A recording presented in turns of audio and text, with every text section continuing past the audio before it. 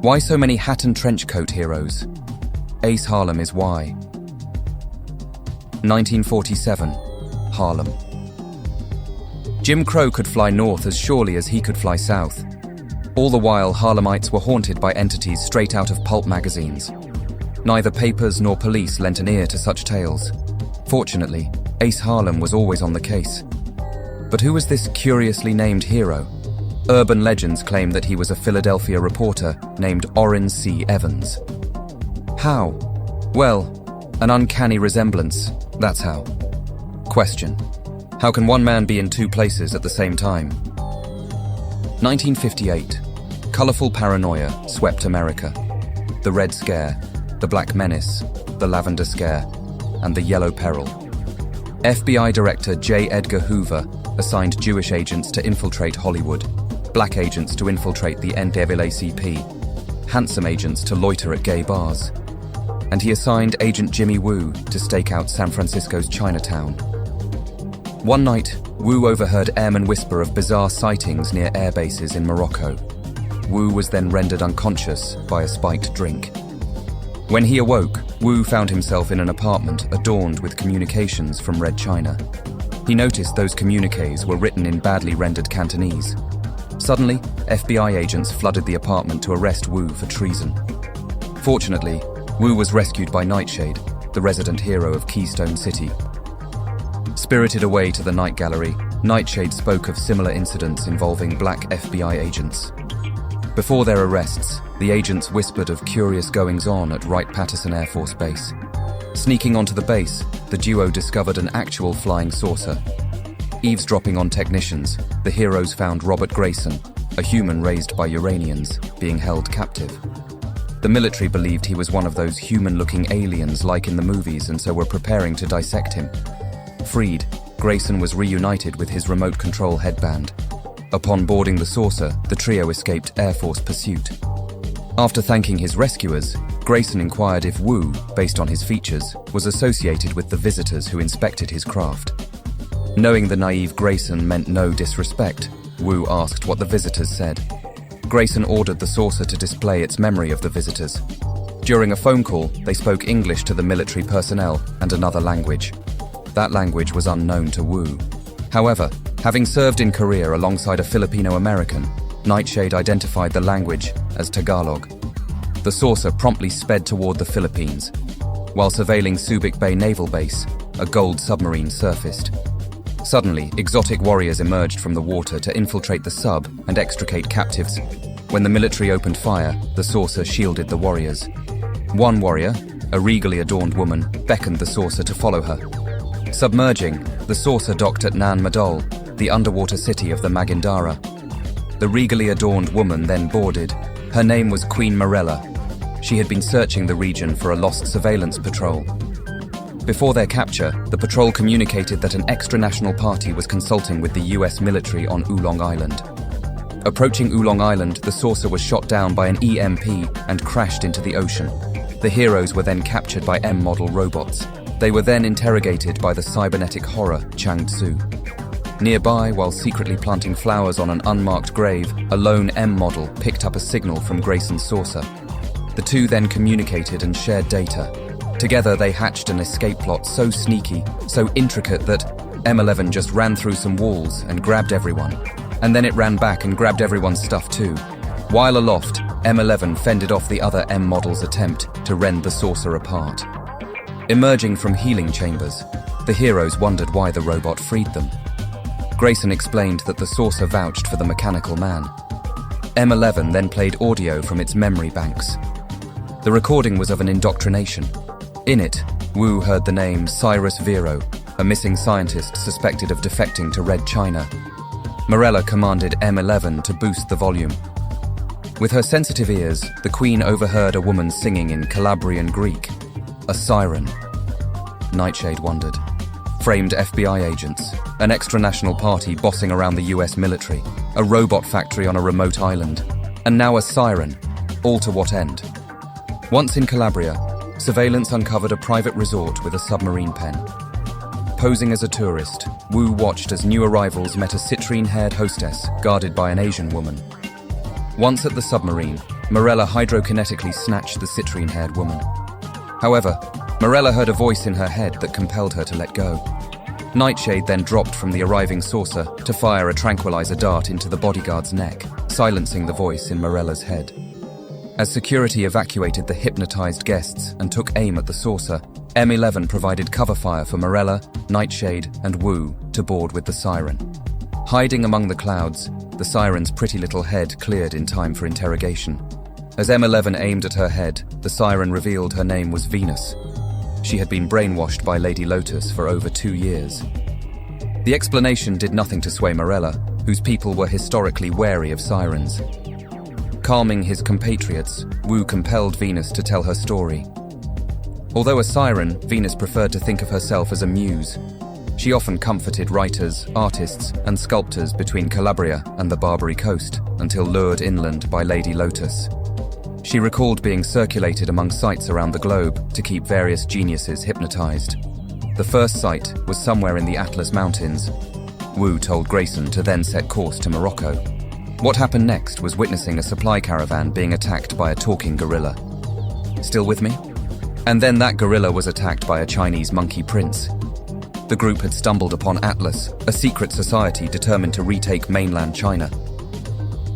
Henry Jonathan Pym was to Tyler Chemo Robotics what Willy Loman was to traveling sales. Tasked with miniaturizing hive cores within neuromorphic chips, Pym fixated on theoretical Kerbans as a solution. Dismissed as harebrained Hank, Pym's exploratory research was regarded as commercially inapplicable. Hank so wanted to be a giant in his discipline. He desired to be every bit as famous as his explorer ancestor, Arthur Gordon Pym. Disheartened, Pym resigned himself to being just another worker ant in a monotonous colony. The ensuing psychotic break resulted in subsequent dismissal from TCR. Hank then spent his recovery indulging his childhood fondness for insects. Enter fashion mogul Janet Van Dyne. Her father, Vernon Van Dyne, perished during the Apocalypse War while recovering a father box. Pym observed that Kerbans allowed for the miniaturization of its AI architecture. Vindicated, the elated Hank's mind was abuzz with all manner of potential applications. But how best to demonstrate such revolutionary utility? Turns out, Janet proved herself to be even more harebrained than Hank. Why not demonstrate the practical applications of Pym particles through superheroism? Furthermore, why not claim the discovery by rebranding the Kerbans as Pym particles? All his life, Hank likened himself to a boring, subservient ant, enslaved to pointless busy work. Now, he desired to mimic the colourful assertiveness of a stinging yellow jacket. And so, Advanced Idea Mechanics began as the first superhero startup. All AIM required was an angel investor. One who understood Hank Pym's mind was a hive buzzing with all manner of ideas. There was a time when the world didn't know what a superhero was. 1942. Axis Übermensch posed an existential threat. Allied morale suffered a nosedive. America was now competing on 2 unprecedented fronts, nuclear and superhuman. President Roosevelt proposed a new method for fighting the latter: celebrity super soldiers, the All-Star Squadron. The classified task fell to Robert K. Merton, who had to upend and redefine every sociological theory regarding propaganda and deviance. Merton utilized focus groups to coin the very term superhero. In effect, Merton defined the very concept and subculture of superheroes. The Bureau of Applied Research selected candidates. From there, Merton's focus groups chose the members. Afterward, editors from David McKay Publications would design a public image and comic book propaganda for each member. The Office of War Information would then write the comics for troop readership. The first All-Star Squadron consisted of Iron Munro, Fury, Neptune, Flying Fox, Element Woman, and the Ray. Arnell's father, Hugo Munro, conditioned his daughter under the same high-gravity conditions as Tom Strong, except her pregnant mother ingested Goloka. Dubbed Iron Munro, Arnell was chosen to reflect Rosie the Riveter. Lyta Creusa was an Amazonian princess selected to invoke classical heroism. Neptune was chosen for his descent from legendary explorer Arthur Pym. Flying Fox was a detective who claimed descent from the extinct Quantauka people. Element Woman was to boost allyship with China.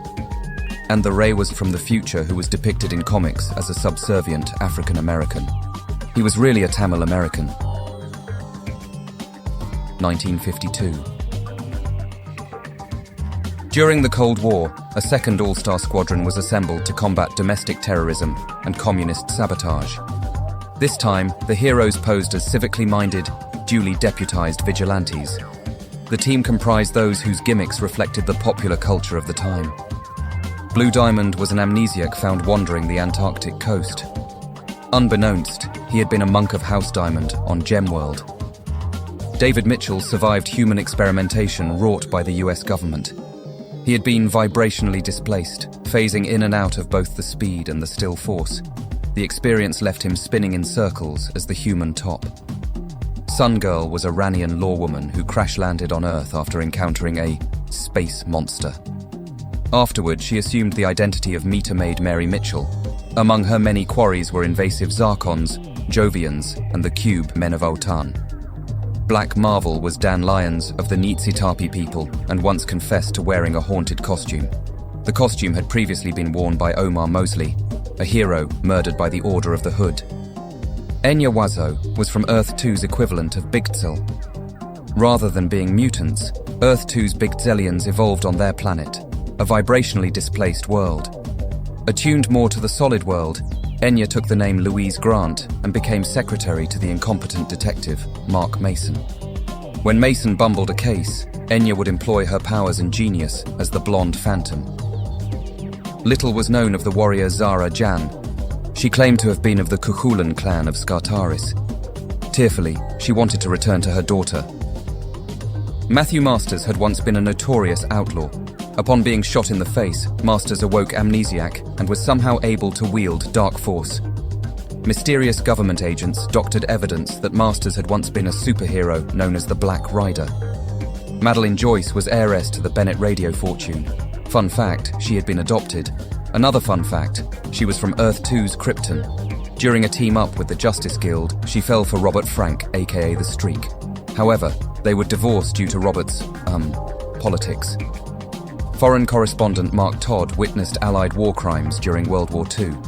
Hunted by British and Chinese forces, Todd took refuge in a cave. There he beheld an underworld city powered by the Golden Lantern of Justice. The residents were the Skullmen, a strange race with burning skulls for heads.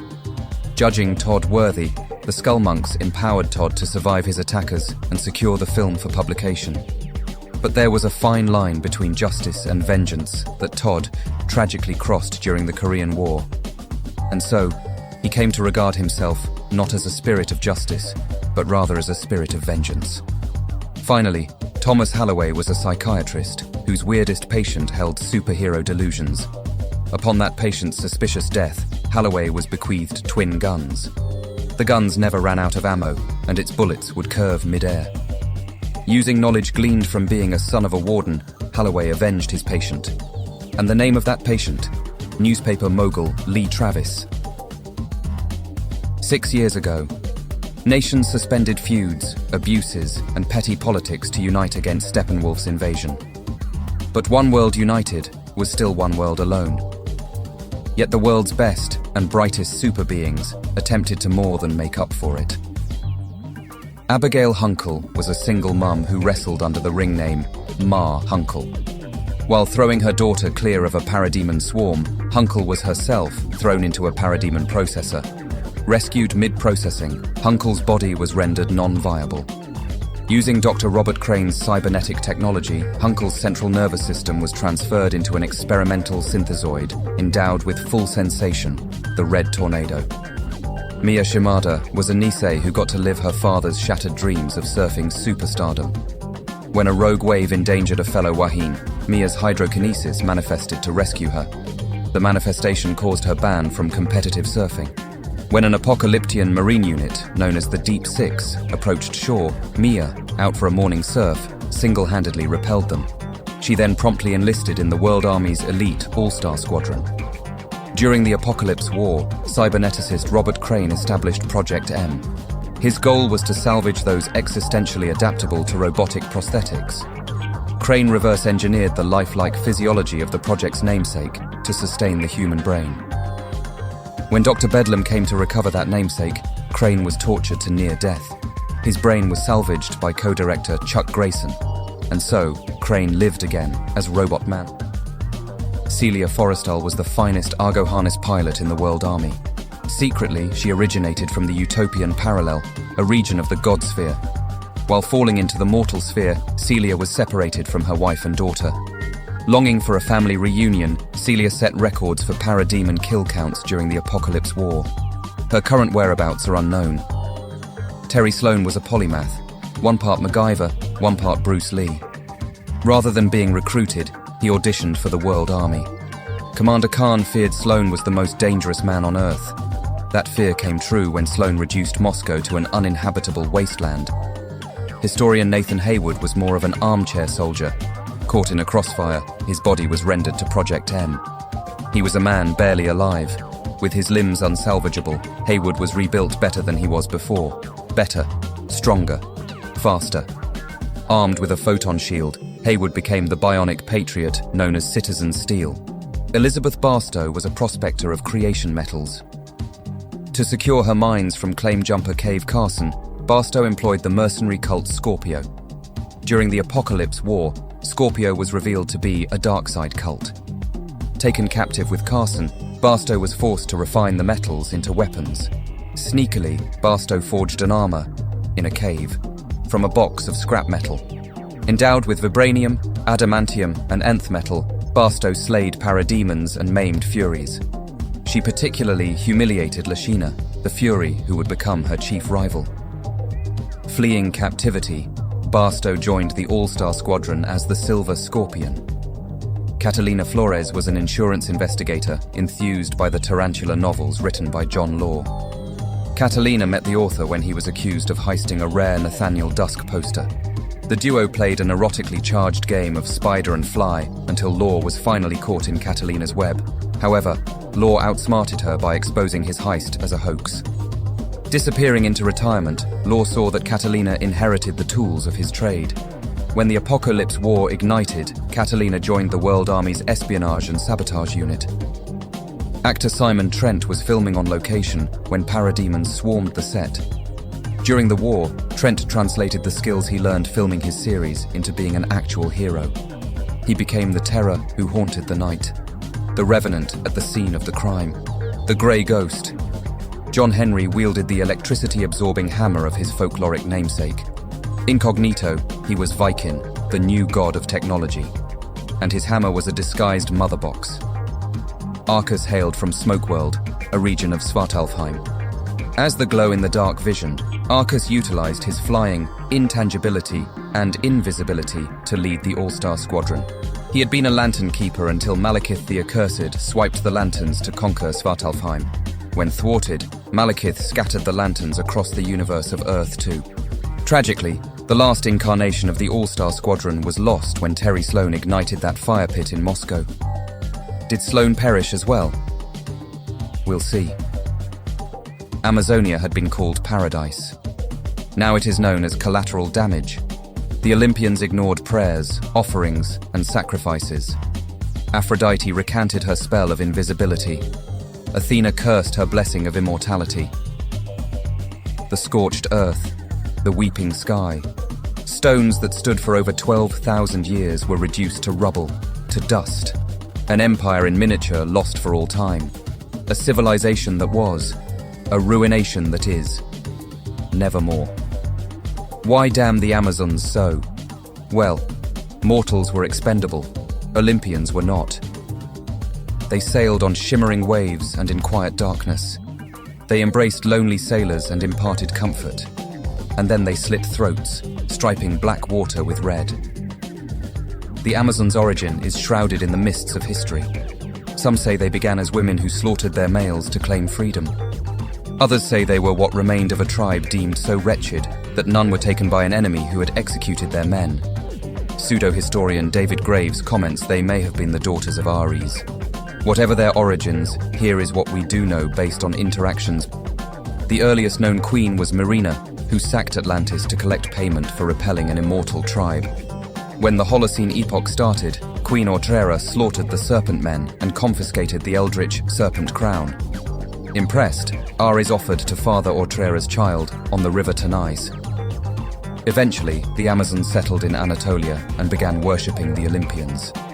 Nowadays, the Amazons are refugees and vagabonds following the apocalypse war that razed Amazonia. Some are mercenaries, others teachers. Many are enlisted in the World Army. As for the current queen, Hippolyta rules only an embassy for stateless people. Following the apocalypse war, thriving cities became ghost towns. Those who had achieved the American dream lost everything. Enter venture philanthropist Jordan Markent. His American Dream Foundation successfully resurrected dozens of communities. So popular is Markent that his beneficiaries frequently demand a presidential run. However, he would rather share an American dream of his own and share it with cold precision.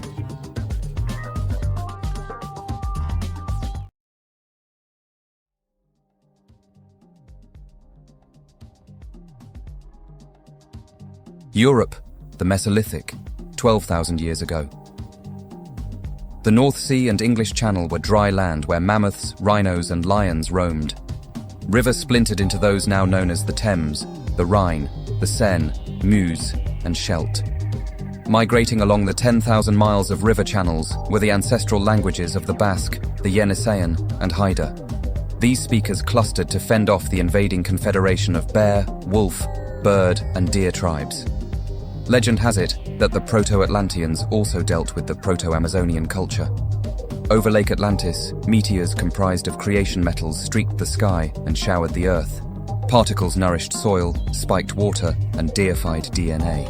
The Atlanteans were blessed with mysterium, nth, and X-metal deposits. The science of metallurgy evolved into alchemy. The skill of industry evolved into magic. These disciplines enabled Atlanteans to explore reality 616 beyond the mortal sphere. Contact between Atlanteans and the Endless occurred. The most consequential involved magicians Calculha and Magistra.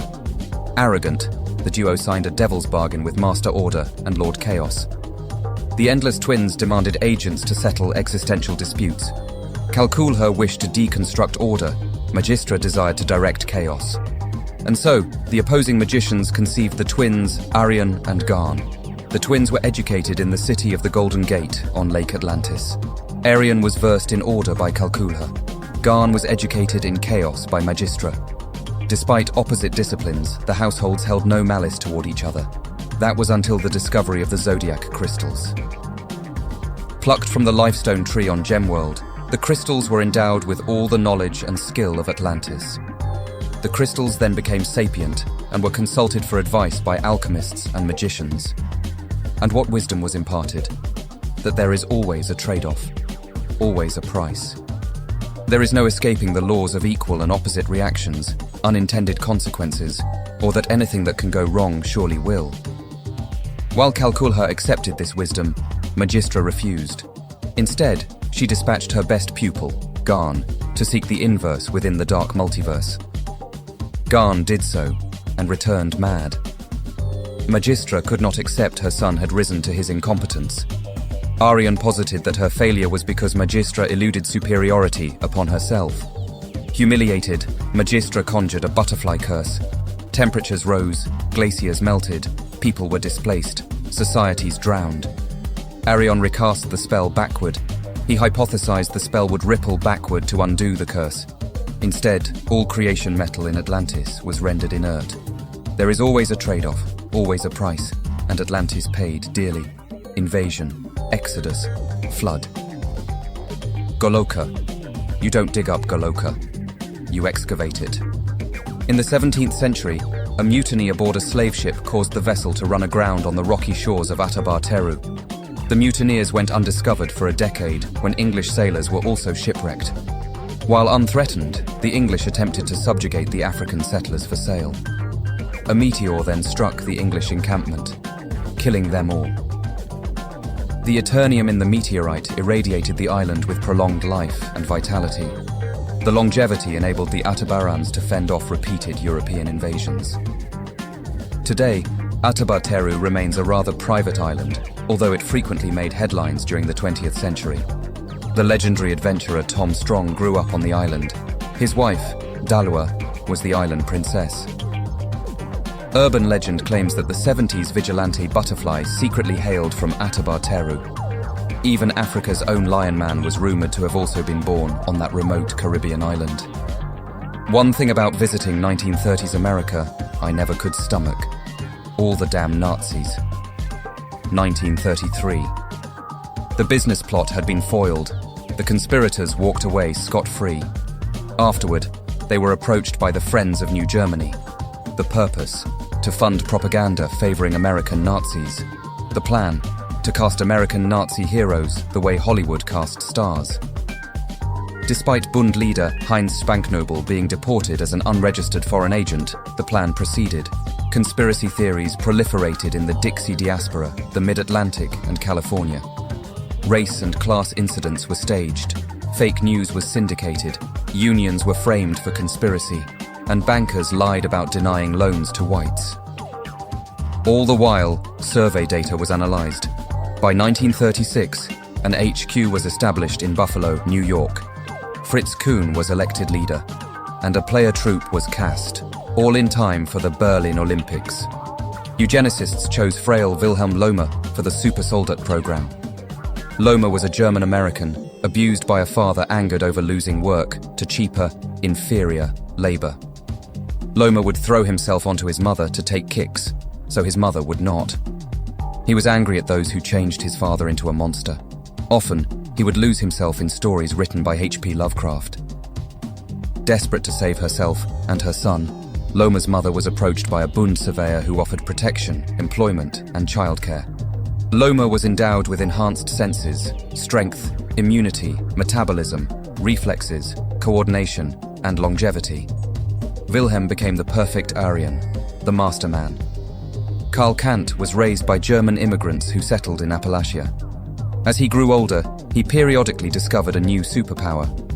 He would use these powers to protect his parents from the xenophobic descendants of the North Britons. He even utilized his powers to terrorize Eastern European rail workers.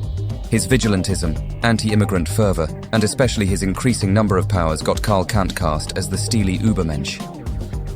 Gudra was a rogue Valkyrie caught soul-trafficking Valhallans. As punishment, Odin cast her into the mortal sphere, wherein she fell to Earth too. There, Gudra ran afoul of death herself, and was cursed with mortality. Settling in Germany for the beer and the bitches, Gudra became enamored with the ambitions of Adolf Hitler. She figured she could profit off a Second World War. For Gudra, Valhalla was a bank, but Earth was a treasure chest. Seawolf was an amnesiac explorer from Nan Madol who had been cursed with lycanthropy. He fed off poor immigrants who came ashore from the North Sea. That way, no one would care to investigate his full moon feasts. I admit, he's awful, but an aquatic werewolf? That much is cool. Seawolf slash. Lincoln March was a Nazi sympathizer whose robber baron parents died during a clash between strikers and scabs. In retaliation, he became the murderous vigilante known as the Great Horned Owl. Why? Well, his parents saw the owl as a symbol of inner wisdom, change, transformation, intuitive development, good luck, and self-actualization. When approached by the FNG, he altered his moniker to Großhorn Euler, an incorrect translation. Regardless, March was cast as an avenging angel. He even pretended to adopt a boy orphaned and abducted by whatever non-white gang angered the American public most. That boy was, in reality, March's cousin, who costumed himself as Fledermaus. Baroness Paula von Gunther was an ethnologist who convinced Hitler to expand his master race to include the Indo-European diaspora. Her ulterior motive was to utilize her well-earned physicality. If Spartan women were athletic and ancient Celts had warrior women, then why not the Nazis? Convinced, Hitler chose von Gunther as the face of superior Aryan women, the Kriegsherrin. In 1940, under the Tripartite Pact, Japan became an ally of Germany and Italy. As such, the FNG auditioned an impressive new talent, inventor Tetsujiro Yoneda, the kamikaze. A living missile, kamikaze wore armor powered by a Speed Force turbine. While initially ostracized by his castmates, Gudra accepted him for both his warrior spirit and his being the only man who could satisfy her. Unphotographed was Usil, named for the Etruscan sun god. Bested in Olympic archery by the African sailor Teru, Usil held a grudge. He pursued the gold medalist to the Gold Coast, where he discovered that Teru had become Lion Man, protector of the Magic Mountain. The mountain was a nexus point to the Godsphere from where Usil stole the bow and arrow set of Oshosi. Ambitious and fearing Lion Man, Usil auditioned for the FNG. However, his laziness resulted in death during a battle with the All-Star Squadron. By 1941, Axis America was dissolved and its castmates were either deported, imprisoned, or lost to history. You have no idea how extraordinary you are, or what you can do. You're lucky to even know that you exist. Why are you even here, in this barren, dusty, cultureless landscape? You do not accept this status quo. You stand your ground. The line must be drawn here. Why? To dig, to mine your pure, unbridled potential, to unearth that gem of limitless and unimaginable value. That gem is you. Yes, yes. It seems impossible. After all, the landscape is so barren. There is no sustenance for what you crave, no place where you want to belong. You are getting distracted. Distracted by what seems. It is much more difficult, much braver, to search for what could be. Ask yourself, what could sustain me? Where do I indeed belong? Say it. Say it with me. I will stand this pain, this hurt, this effort. I will do so because what I want is here. I just have to search, to dig, to mine myself. You have been listening to the Badoon Brotherhood Incel podcast. You feel that you have failed. Not society, for society is only detrimental to you. You have failed what is beneficial for you, yourself. You feel that you have failed yourself and have therefore missed out on life experiences that others enjoy at your age. You are comparing yourself to others. You are not in touch with what you need. You are not in competition. You are neither the winner of comparison nor the loser of contrast. You are a woman. And that is all you need. This is truly why you are celibate. Every man you meet is pathetic. Their weaponized ignorance and incompetence disgusts you. They dream and then snipe at you for waking them up. You waste your time waiting in vain for them to grow up. The man is pathetic because, to use his own terminology, he is just a stripped-down version of you. Your celibacy is freedom. You have been listening to the Badoon Femcel podcast. On the eastern coast of the Levantine Sea rests a nation in peace. These ruins of steel, stone, and bone litter the Kukurova plain. It is Bialya. Once upon a time, it had been Bilad al-Sham, whose sovereignty was under referendum. In 1939, Colonel Ruman Hajavti prevented Turkey from rigging that referendum. Afterward, he successfully fended off Syrian annexation as well. Hajavti resigned from the military and coronated himself king. Yet all did not end well. Bialya became an insignificant nation. That was until the Apocalypse War. Unlike its neighbors, Bialya remained ignored and intact. The nation became a staging ground to retake the Black and Caspian Seas. Requiring administration of reacquired territories, the World Army mandated stewardship of Adina to Bialya. The formerly Turkish province granted Bialya access to the Botas Ceyhan oil terminal. Endowed with wealth, not to mention wartime social reforms, Bialya prospered. However, that was war. Peace, on the other hand. While the victorious, surviving powers continued global humanitarian and defensive cooperation, they also mandated the restoration of antebellum borders and settlements. Bialya refused. And so, foreign-funded terrorism and insurgency ensued. Human rights, free healthcare, universal basic income, and food security programs were endangered. Queen Zazala, now decried for her Zaza descent, created the think tank Hive, Hajvati Intellectual Vocation Enlistment. However, think tanks require brain trusts. Enter hapless Hank Pym. His startup was faltering due to corporate mudslinging and sabotage. Zazala desired Bialya to be to miniaturization what Taiwan was to computer chips. Pym particles were utilized in border security, refineries, counter-espionage, agriculture, and neuromorphic chips. Zazala thought her nation would be ensured if Bialya could ensure global security. The result was Ultron, a hive mind of perfect drones with Zazala as its queen bee. Ultron drones were outfitted with PIM particles and deployed. A hive around the world. However, upon Zazala's suspicious death, Ultron sought a new queen, none other than Hank Pym. Feared as a de facto global monarch, Hank suffered paranoid delusions. He accused his wife Janet and his ward Karen Beecher of treason and attacked them. Afterward, Pym, as Yellowjacket, unleashed Ultron on the World Army. Joined by Janet as the Wasp and Karen as Bumblebee, the Justice Society penetrated the palace. Upon entering, Valkyrie famously said, "Pym, we would have words with thee." It was then Yellowjacket ordered Ultron to miniaturize Bialia into the microverse. The miniaturization was reckless and haphazard. Bialia was wiped clean of all life, a genocide of over 1 million inhabitants. Reporters and historians began to utter the name Hank Pym in the same breath as Terry Sloan. Currently, Pym is secured at World Army Site 42. Janet and Karen's whereabouts are unknown. I ask that you please respect their privacy. Japan. A nation known for importing energy. Despite this vulnerability, Japan persevered through the Apocalypse War. In the aftermath, a boon. GIRI, the nation's assay consortium, was the first to tap recovered vibranium for energy. Japan was no longer dependent on energy imports. To protect its big science action, GIRI created Big Hero 6. Smooth secret agent Honey Lemon was chosen for inventing the Power Purse.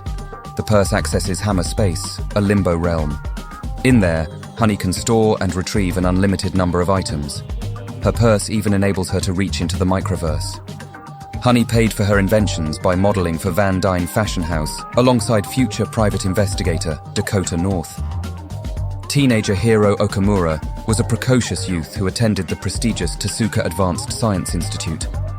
Intuitively, Hiro discovered the school was a disguised think tank wherein science projects doubled for secret military experiments.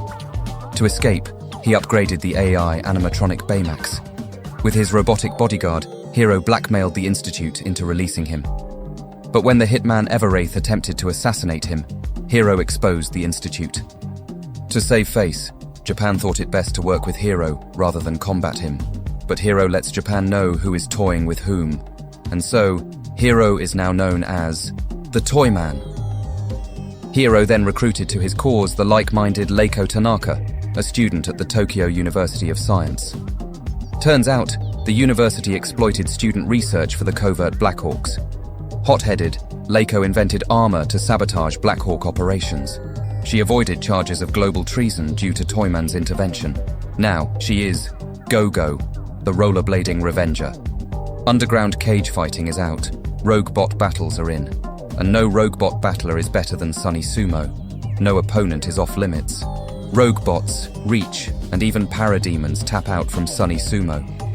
Sumo knew not what enabled him to endure such bouts. Then a rogue father box synced with his psyche.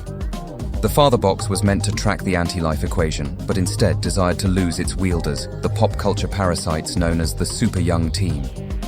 Sunny was an avatar of the anti-life equation, the opposite of all free will. Gathering 5 others, Sumo and Father Box defeated the Super Young Team at the Happy Land amusement park. The team is led by Izumi Yasunari, aka Rising Sun.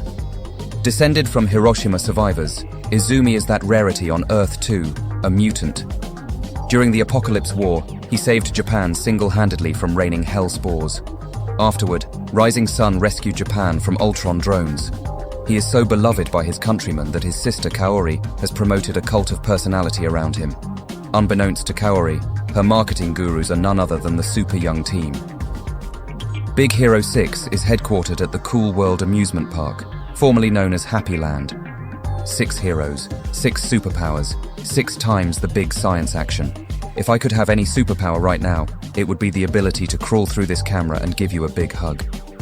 1939. Millennium City. Sarah Starr, inventor of the Argo harness, pioneered the first-generation Black Hawk jets. This endeavor inspired both Britain's Royal Flying Navy and Millennium's aerial avenger, Sky Captain. During the Apocalypse War, the Black Hawk name was rebranded. Today, the Black Hawks are Earth's Special Mission Force. Its purpose? To defend Earth from Omega-level technology. All such technology is remanded to codename God Garden. Recently, Black Hawk Intel has overheard chatter on a new religion known as the Silver. Originally not a valley at all, Blue Valley became one when Aerovans carpet-bombed Omaha. Before Lowlies could install a fire pit, the World Army seized the site. Afterward, refugees settled to rebuild a new true blue heartland. Today, Blue Valley is modelled on mid-20th century aesthetics. Fittingly, the city is home to several all-American heroes. Through its venture philanthropy, the American Dream is the largest employer. The Justice Society brownstone is Blue Valley's #1 tourist attraction. But not all is idyllic. You see, the city is ground zero for America's many culture wars. Settlers came from far and wide. Superheroes and supervillains often clash. State politicians want a return to normalcy. New girl in town Courtney Whitmore is just trying to fit in. Hey, a girl's got to do what a girl's got to do.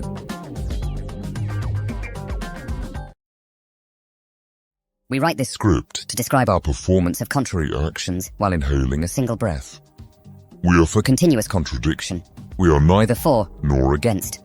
Why? How? We do not explain because we eschew common sense. We write this manifesto simply because it is useless. But we choose this manifesto to be art. It is art because we say it is art. They're evil, and they know it. Ernst Petty contracted the Mortococcus virus. With his body wasting away, he was rejected from Project M due to his psych profile. So, Petty spent his family fortune procuring the project's IP instead. Despite his iron will to live, Ernst's mind rejected a synthetic body, suffering a nervous breakdown during sexual intercourse. To save his brain, Ernst was placed in a mobile life support tank. Sans limbs, phallus, and a face, he felt so isolated and alone. He would have cried had he any tear ducts. He wound up at Calder House, established by Niles Calder. The house was for those whose conditions were atypical of human experimentation or industrial accidents. Withdrawn, Calder encouraged Ernst to reach out to his fellow patients. He did so, making friends with Monsieur Maller, an ape mutated by an unknown scientist. Poor Maller escaped, calling for help. However, he was feared and attacked by humans. He hid in the Paris sewers for years before Calder found him. Since Brain also lacked human form, Malar felt comfortable near him. The duo became a trio with the arrival of Laura Demille. A French actress, Laura was welcomed by fellow expatriate Maller. She amused Ernst with her shape-shifting ability. Perhaps the saddest resident was Otto, a former East German miner, his pores bled poisonous, burning protoplasm. As such, Otto was unable to touch another living being. However, Brain's casing and Laura's physiology were immune to the protoplasm. Together, they practically ran the place. However, the house would prove not to be a home.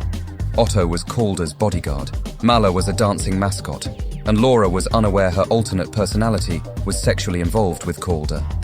As for Ernst, he intervened on behalf of his friends. Calder cast them out. In the wind, the outcasts suffered the evil of the world. There was no point in surviving by being good. Ernst decided that if evil is what it took to survive, then evil is what they shall commit. Ah, this seems like a good read. Conscience of a Normal Person by Chuck Klein. Copyright, Decency League Press. Crystal Falls, Wisconsin. Chapter 1. Freedom is impossible unless the civilized people internalize normalcy. After all, civilization is the dominance of normality over abnormality. Civilization is not a debate about what is and is not normal. Remember, this is why those who hate bow ties hate civilization. There is no need to reason what you know when you see it. There is no need to make up words for abnormal things because abnormal things are not natural. Normalcy is natural. Our feelings about abnormal things are not actual feelings, only mental illness, a manifestation of abnormality. This is why we must know the inner minds of our elected officials. Are they pro-normal or anti-normal? Currently, normalcy is under attack.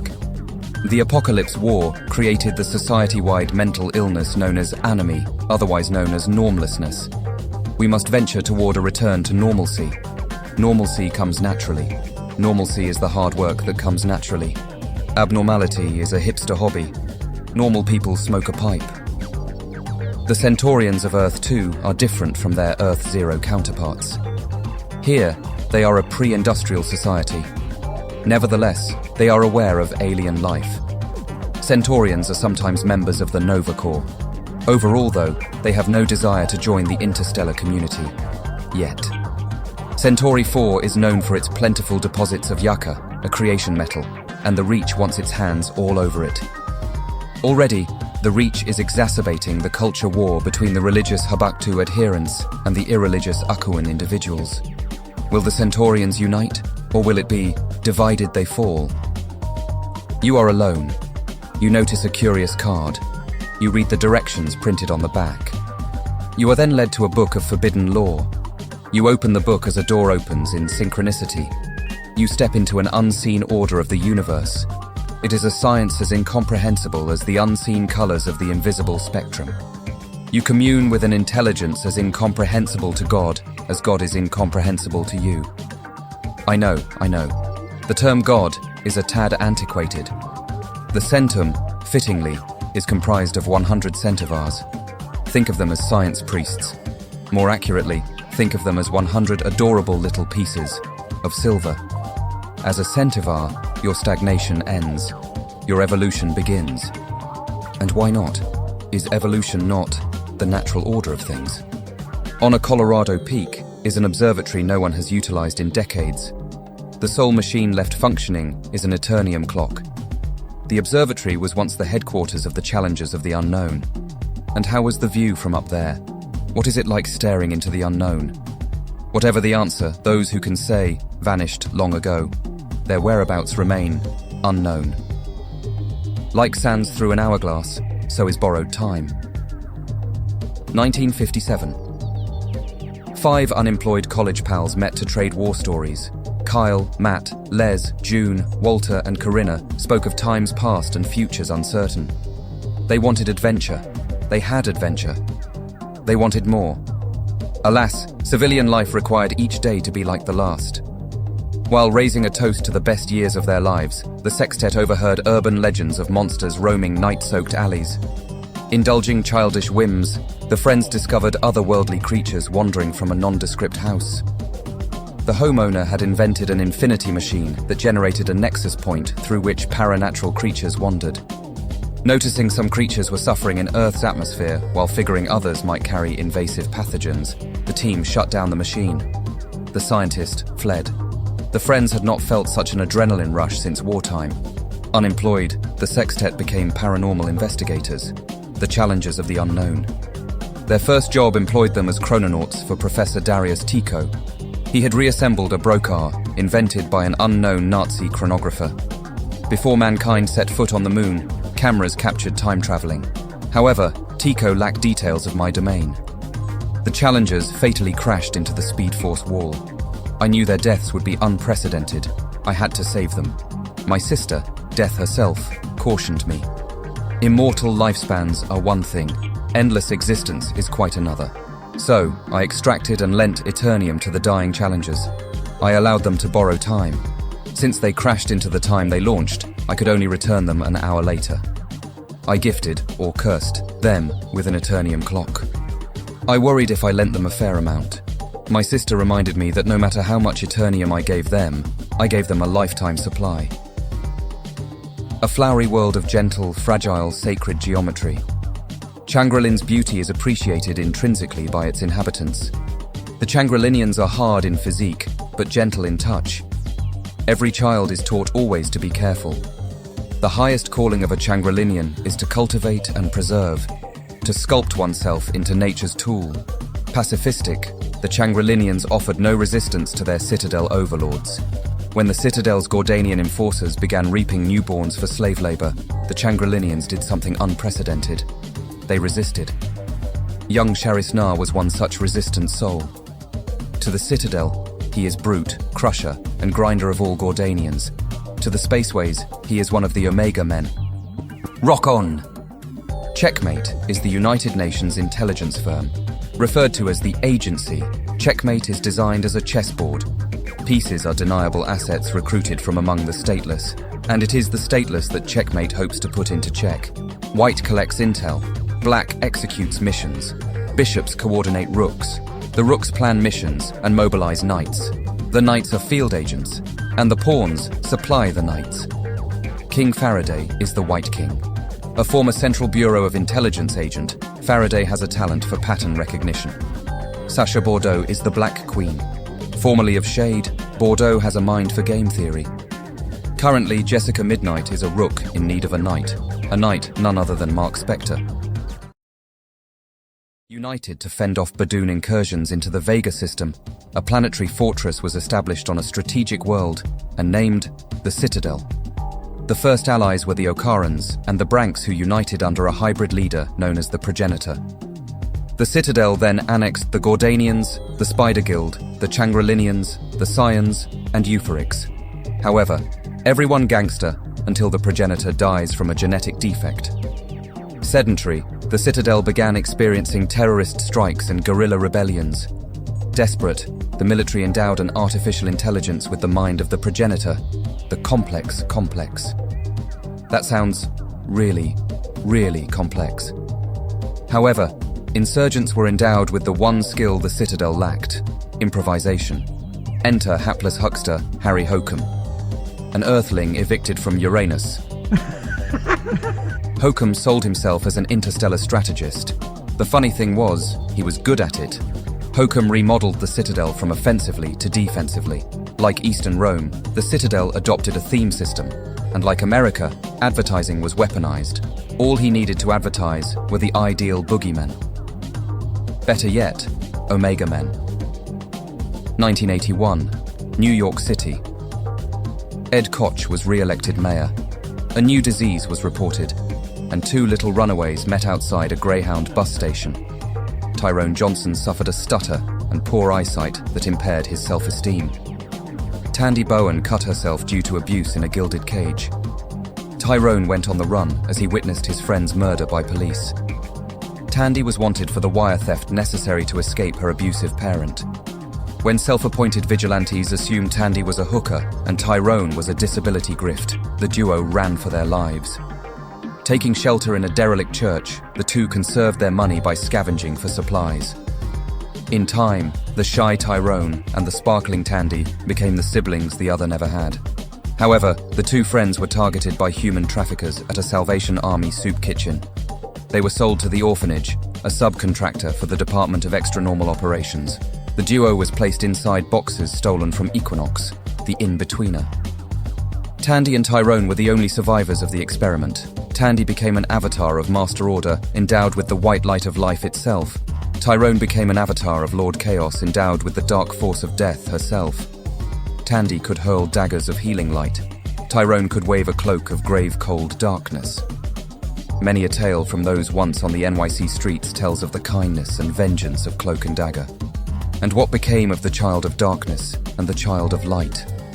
Somewhere between night and day, Cloak and Dagger slipped away quietly, sight unseen to history. 1974, New York City. A subterranean laboratory clandestinely experiments on potential superheroes. An off-the-books site commissioned by the GPA and operated by Tyler Chemo Robotics. Command D invents the soldiers of the future. 1993. Abner Dunson offered Gulf War veteran Alex Ellis an experimental cybernetic leg. Unbeknownst to Alex, the neuroimplants could overwrite his personality. Dunson chose to model the overriding personality after his late son, David. As Annex, Alex was more adaptable to trauma and more commanding in presence. With a cybernetic exoskeleton, Annex was a regular one-man army corps. 1994. Susie Endo was the director of cybernetics at Tyler Chemo Robotics. When the Golden Claw attacked to retrieve Chang Tsu's corpse, Endo was interfaced with said corpse. The severing rendered her peripheral nervous system damaged. With her death faked, Susie was taken to Command D, where she adapted Tsu's nervous system for herself. Consequently, this nervous system exhibited Tsu's transceiver powers. As Cybermancer, no satellite or Wi-Fi network was safe from Susie Endo. However, Command D was entirely analog in its records and communications. 1995. Detective Alejandro Sanchez narrowly survived an assassination attempt by a serial killer. When he awoke in Command D, Alejandro was greeted by financier Noah Hightower. Sanchez's limbs and peripheral nervous system were now cybernetic. Hightower believed the serial killer who murdered his daughter was the same one who attempted to murder Sanchez. As Firebrand, Alejandro could interface with an experimental AI satellite to unlock abilities and intel. 2018. A Hicktown recruiter needed to make his quota. Enter Elvis Avery, a 98-pound weakling with a below-average IQ. After basic training, Elvis was escorted to Command D, where he was injected with Miraclo, implanted with an artificial nervous system, and endowed with a more intelligent personality. When triggered by a fight, flight, or freeze response, Elvis could transform into Damage for exactly 1 hour. Everyone at Command D was gangster until Elvis and Damage became aware of one another and escaped. Worse, Damage could render itself, and Elvis, invisible to all electronic surveillance. Cue that sad hitchhiker music. Recently, Command D identified a new experimental subject, a corporate nobody at one of its public fronts, an employee at Pseudo People Incorporated by the name of Buddy Blank. Contraxia orbits an eclipsing binary star. Its inhabitants descend from the exiles of Gemworld. Their ancestors were exiled for being followers of Eclipso, the heretical heir of Houses Onyx and Diamond. The planet is governed by the Mother Superior, elected by the Sun Priestesses. Eclipso is now worshipped as a binary star. Contraxian society is no longer a cult of personality. And that makes Mother Superior feel like the future is an unsure bet. A breeding and conditioning program has been instituted. Partners across the stars have been vetted. And Project Zero Fluid has been perfected. Around whom will this new cult of personality congregate? Well, it depends on the luck of the draw. Following the Apocalypse War, a global realignment happened among economics, politics, and crime. While most mafia crime syndicates operated black markets for food, medicine, gold, data, and diamonds, lovers Stephen Mandragora and Angora Lupin dealt in salvage. Known as the albino assassins for the defunct 100 crime family, the couple used 2 legitimate fronts as a salvage operation for apocalyptian technology. The venture would anoint the couple as among the midwives of post-apocalyptic capitalism. The couple founded the domestic Bestman Salvage and the foreign Southern Cross Salvage Company. Despite laws demanding all salvage be sold to governments, Stephen and Lupin knew the nations were bankrupt. So they sold salvage at black market auctions. The buyers were global conglomerates specializing in transport, food, communication, housing, energy, and luxury. Known as the Corporation, the black market venture has made decisions on a global basis, supposedly for the common good. So, how much income does the corporation receive? None. It auctions salvage in exchange for shares in the companies. Did I call it the corporation? I meant to call it the corporation. Recently, the corporation has ventured into auctioning inventions from desperate startups. One such startup is Hart Inventions. The founder, Philip Hart, is a subcontractor for Contraxia. Unbeknownst to either the corporation or Contraxia, Hart refined Zero Fluid into the Super Soldier Mutagen to end all Super Soldier Mutagens. On a heartwarming note, Edgar, the son of Mandragora and Lupin, is friends with Hart's son, Jack. Or, don't mess with a master of Quack Fu. When Thog, a petty Hell Lord, was overthrown from his splinter realm, he landed in the Animal Lands. While Thog ravaged a film studio, movie stars Bugs and Mickey sought to escape. However, hapless Howard fled through the Nexus instead.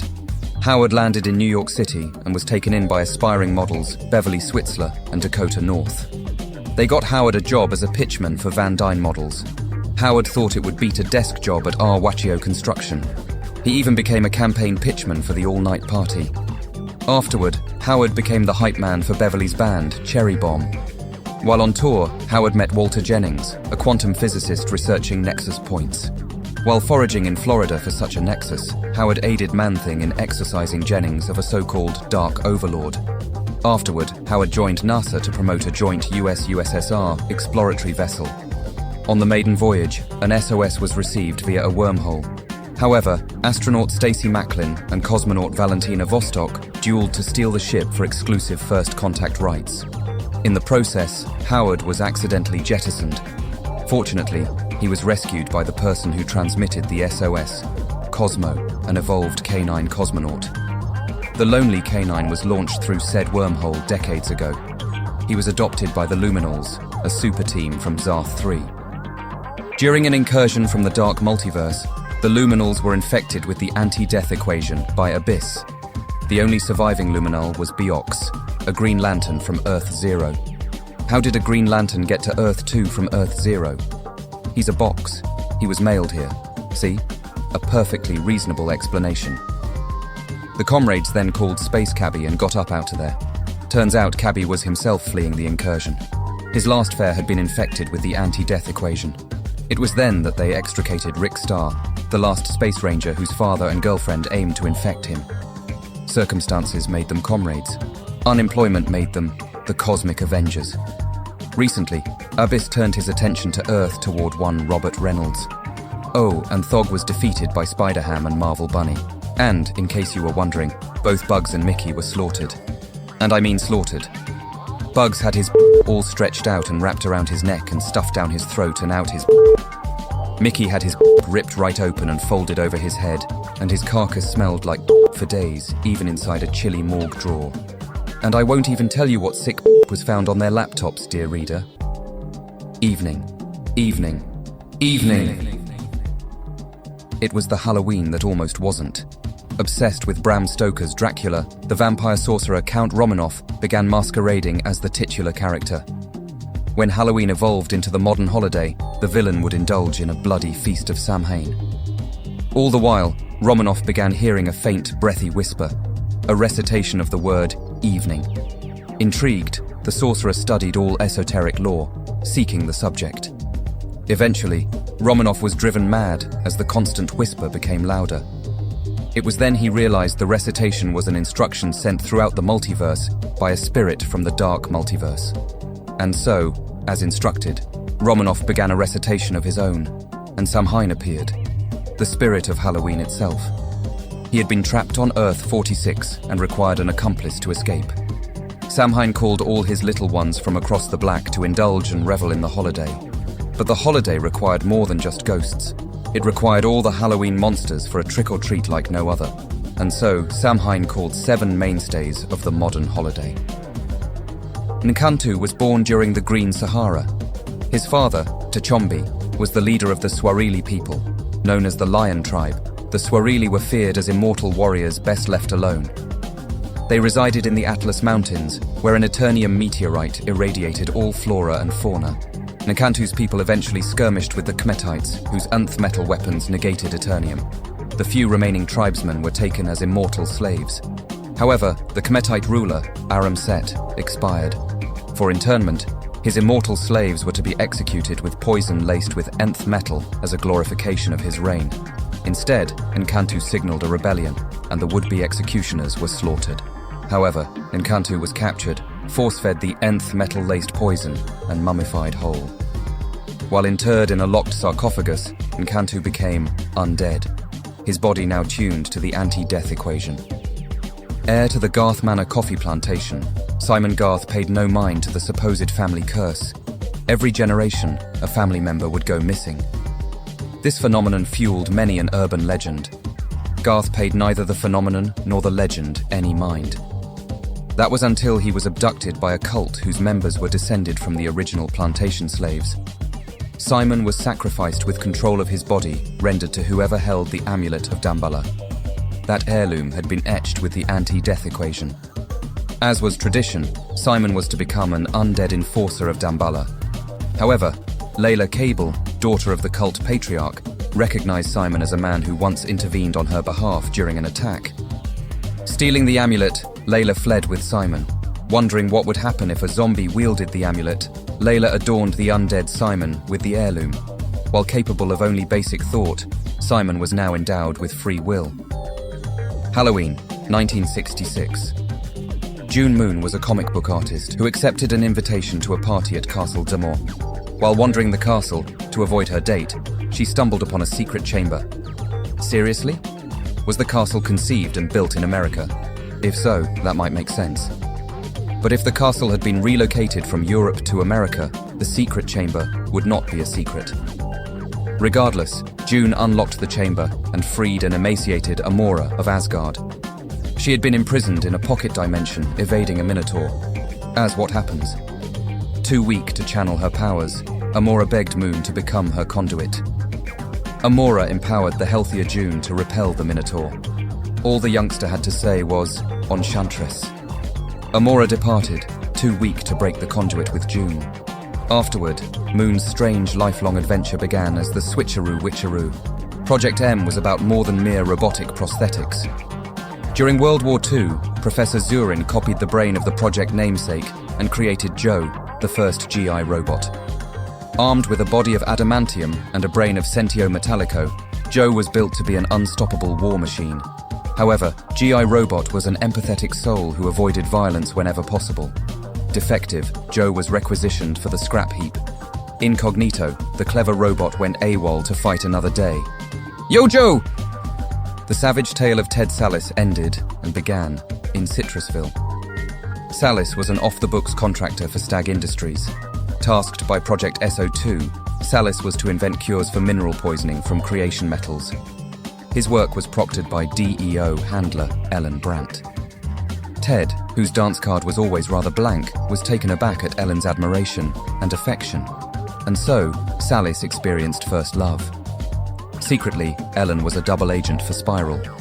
The real Ellen Brandt had been replaced by a doppelganger using synthetic skin and hypno implants. Her mission was to funnel all research to Spiral and to frame Sallis. However, when Stag's troubleshooter, Rex Mason, exposed Ellen's duplicity, she held Ted hostage at gunpoint. Luckily, Ted escaped with a sample of 10th metal. Unfortunately, Ellen triggered an incinerating explosion of the lab, the research, and the body of the actual Ellen Brandt. The shockwaves launched Ted and the 10th metal into the swamp. From that churning brine emerged the Man-Thing. Adam Frankenstein was created to be an avatar of the Black. However, his initial childlike nature endured him to the endless life itself.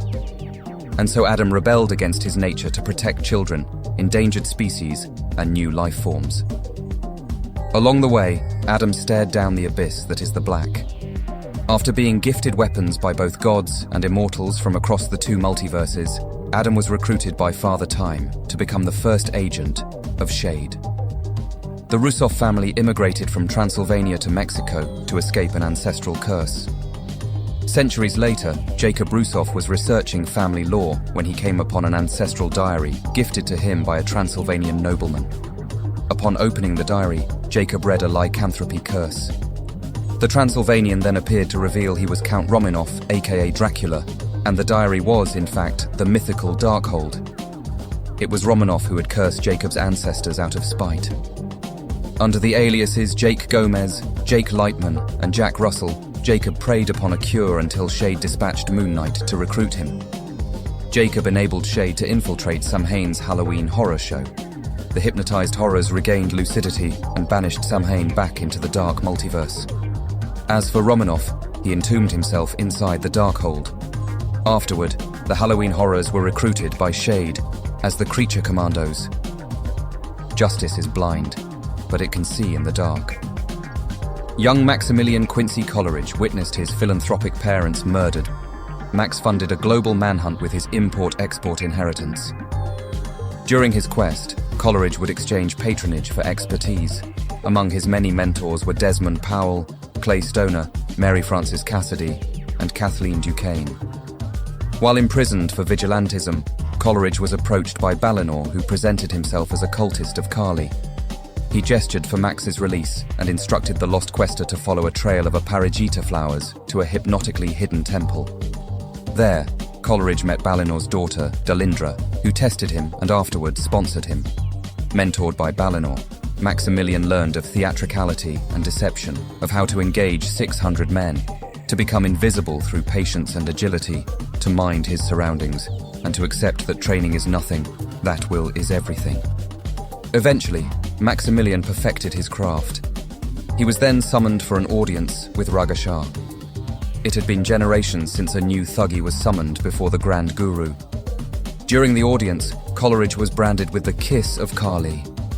Blinded, Maximilian discovered his remaining senses were mystically enhanced. his words endowed with the power of suggestion, and that dark force bled from his shadow. Perhaps his most intriguing new ability was psychometry. Christening himself the Shroud, Coleridge renewed his quest. But Balinor warned his psychometric pupil that there are things in this world best left untouched. Ancient Arabia. An escaped slave is sunburnt, parched, and ready to die as a free woman when a vision ignites her will to live. What she thinks to be a mirage is the shaft of a lost crystal temple.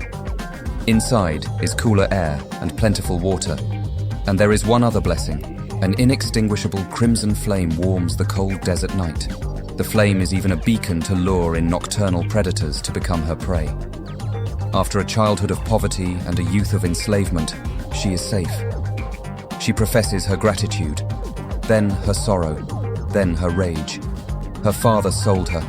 Along with dreams of food and freedom were also dreams of vengeance. And then the flame explodes, enveloping Zara in flickering wings. She is now one with the crimson flame. She is now a flaming bird of red rage. She is a melter of chains, an incinerator of mankind's failures. And all her followers will burn. They will burn. For Zara.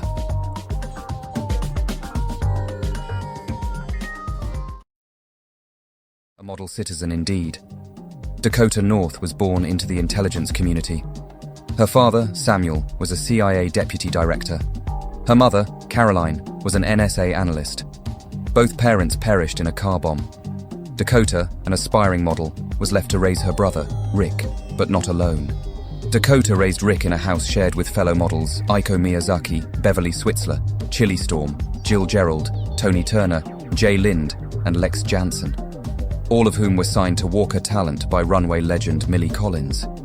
A natural talent, Millie cast Dakota alongside her niece Misty in the classic film Mall Girl. Afterward, Dakota modeled for music videos by the band Nightcat. While shooting the videos, she befriended lead singer Jacqueline Tavares. As if celebrity was not absurd enough, Dakota's life began intersecting with the fantastical. The surreal Howard the Duck, the vigilante Lady X, the psychic photographer Laura Mars, and finally, the slasher serial murders. It was Dakota who survived the slasher and eventually exposed his identity. Inspired, Dakota retired from the runway and opened a private eye firm. Specializing in celebrity clients and showbiz blackmail, Dakota North Investigations soon opened offices around the world. All the while, Dakota dodged book deals and biopic options. She simply refused to revisit her parents' unsolved murder, in particular, the night before. A night when her brother was sworn by their mother to never repeat a word on what he eavesdropped. Spoiler, he repeated that word to Dakota. Spiral.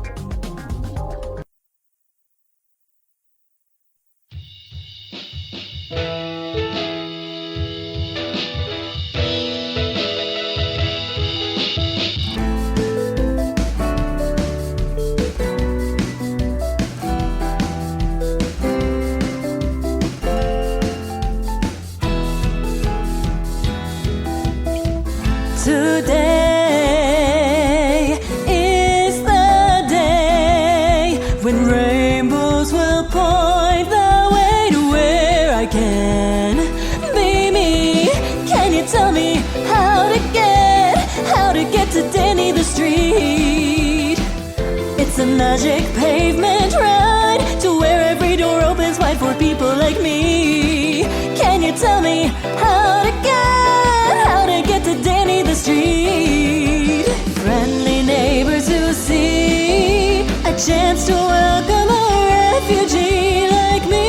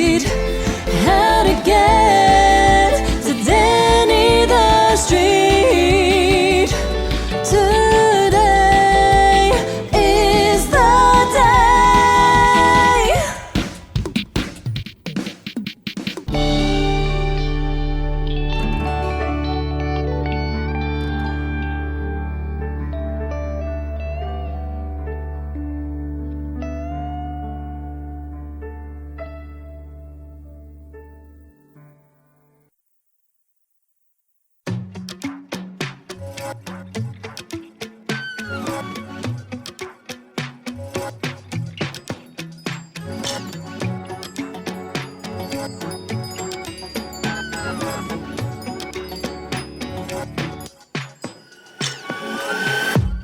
body is a slave, but my mind is away, listening for a soul of anthems I've heard before from a singing corpse, dancing alone in the morgue. We are nocturnals, we celebrate envy. We thrive on what you dream, we survive on your TV. We are not alone in the dark, we are not alone in the dark. My body is alone, but your mind is adrift, reciting a new soul of anthems you heard before from a dancing corpse, singing alone in the morgue. We are nocturnals, we celebrate envy. We thrive on what you write, we survive the end of night. We are unafraid of the dawn, we are unafraid of the dawn. In homes we are your screams, in songs we are your teens. We are not ignored anymore, we are not ignored anymore. Oh, we are nocturnals, we celebrate envy. We thrive on what you write, we survive the end of night. We are not alone for the dawn, we are not alone for the dawn. Not alone anymore, not alone anymore.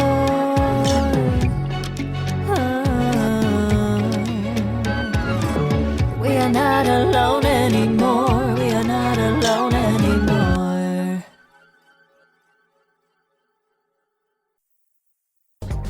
Tempest Key. The beach remains closed. Locals have heard of half-eaten corpses washing ashore. Others have heard of sea monsters coming ashore during the night. Are these accounts actual sightings of apocalyptian exiles? Or are these accounts even sightings at all? What is known is that Chief Liza Warner has covertly set sail for deeper waters to net herself the truth. Colin Nomi was an infamous drug artist whose indulgent work scandalized the Opal City neighborhood of New Paris. His works involved scented paints whose fragrances elicited euphoric hallucinations. When an accusation claimed his work inspired a teen suicide, Colin was cancelled. Depressed, he divorced his throuple and wandered America. Homeless in Gateway City, Colin was rescued by the Indigo Children, an artist cult. During initiation, Colin was bathed in the light of the Indigo Lantern. Blinded by the light, Colin could conjure his dreams and nightmares into reality. Then the cult was assassinated by paladins dispatched by the Bureau of Normalcy. The paladins were following a tip from Mr. Nobody, guru of the Brotherhood of Dada. Colin escaped utilizing his newly granted ESP. Colin always enjoyed defying his worst critics, and so he rebranded himself as Neon, the Unknown. Kyle Richmond was only a boy when he witnessed his parents being arrested for the scandalous Manor murders. With the Richmond name disgraced, Kyle grew up a high society pariah. Headlines dubbed him the poor little rich boy. His parents were supposed to be paragons of moral guidance. Upon adulthood, Kyle witnessed his parents' double execution. He dedicated his life to exposing the elite and avenging the vulnerable. Inspired by dreams of a shadowy bird, Kyle became the Nighthawk. Afterward, he discovered his parents were patrons of the Bureau of Normalcy. Hippolyta, the Queen of Ruins. That was until she heard whispers on the nightly winds, whispers of inspiration, of newfound purpose, of endless new horizons. And so, the Amazons settled in the rebuilt Gateway City, where they were welcomed. Following the opening of her embassy, Hippolyta established a school. It became a place where homeless and stateless girls and women could improve their lives. Recently, the school has come under fire by politicians who accuse Hippolyta of grooming and indoctrination. The Bureau of Normalcy approves those messages. Patsy Walker is no ordinary former child star. Burnout from tweeny channel roles, she suffered a nervous breakdown. Afterward, her conniving mother exploited her conservatorship. Patsy was forced to transition into adult roles via erotic thrillers, bad girl parts, and fallen woman roles, all of which lacked intimacy coordinators. Patient, she waited for her moment. While coerced into opening a racy OnlyFans, Patsy uploaded clues of her plight. She even delivered calls for help inside her cat's collar. Once freed, she wrote a best-selling tell-all about her exploitation in YA novels, stage, comics, TV, music, film, and social media. Retiring from showbiz, Patsy reinvented herself as a podcaster. Following the Apocalypse War, the podcast, Trish Talk, became a platform for the stateless. Of course, her show was blacklisted by the Bureau of Normalcy. Eventually, Patsy fell in love with a frequent guest, supernatural detective Damon Hellstrom. While on an adventurous tryst, they rescued a witch coven from a DEO black site. Thankful, Hecate, goddess of witchcraft, marked Patsy as her familiar, the Hellcat. Derek James was caught in the shockwave of a vibranium grenade during the Apocalypse War. The vibrations in and out of the mortal sphere altered Derek's existential attunement. Able to teleport through the dark force dimension, Derek escaped an abusive foster home to squat in the Stanville Library. Befriended by nerdy bibliophile Ernestine, Derek was advised to monetize his new talent on social media. Now called Sideways, Derek's travelogue has elicited clapbacks from the Bureau of Normalcy. Together, these heroes often cross paths to become defenders of the weird. History is written in the blood of society's most disposable people. Robert Todd knows this well. Poor and desperate for prenatal care, his mother thought she found a doctor worth trusting. That doctor, Benjamin Love, was an agent of Project Helix, funded by the Department of Extranormal Operations. Love's purpose was to create invisible assets. However, as with any experimental process, failures were common. Robert was born with a normal appearance. Sadly, as Robert grew up, his soft tissues went from opaque to translucent to finally transparent. Todd was approached by a man whose uncanny resemblance was that of Ace Harlem. He was given documents that proved the liability of the DEO. Those documents were then published in the Globe Leader. During federal testimony, Todd was asked for his recommendation on the fate of the DEO. Shockingly, Todd recommended that those harmed by the department become the ones controlling it. The left saw an opportunity to empower the victims, while the right saw an opportunity to discredit their criticisms. And so, Robert Todd became Mr. Bones. But which side would be proven correct? Neither. Resembling a living skeleton, Bones is seen as neither victim nor disposable. He is seen as fear itself. Bones believes he can write a new history, one written in the blood of society's elites. Will Agent Cameron Chase also believe? It is the only jailed nation on Earth. It is all that remains of a global superpower. It is Durain. In preparation for Darkseid and Lady Loki's wedding invasion of the multiverse Steppenwolf vetted collaborators, he found the perfect beachhead in the USSR.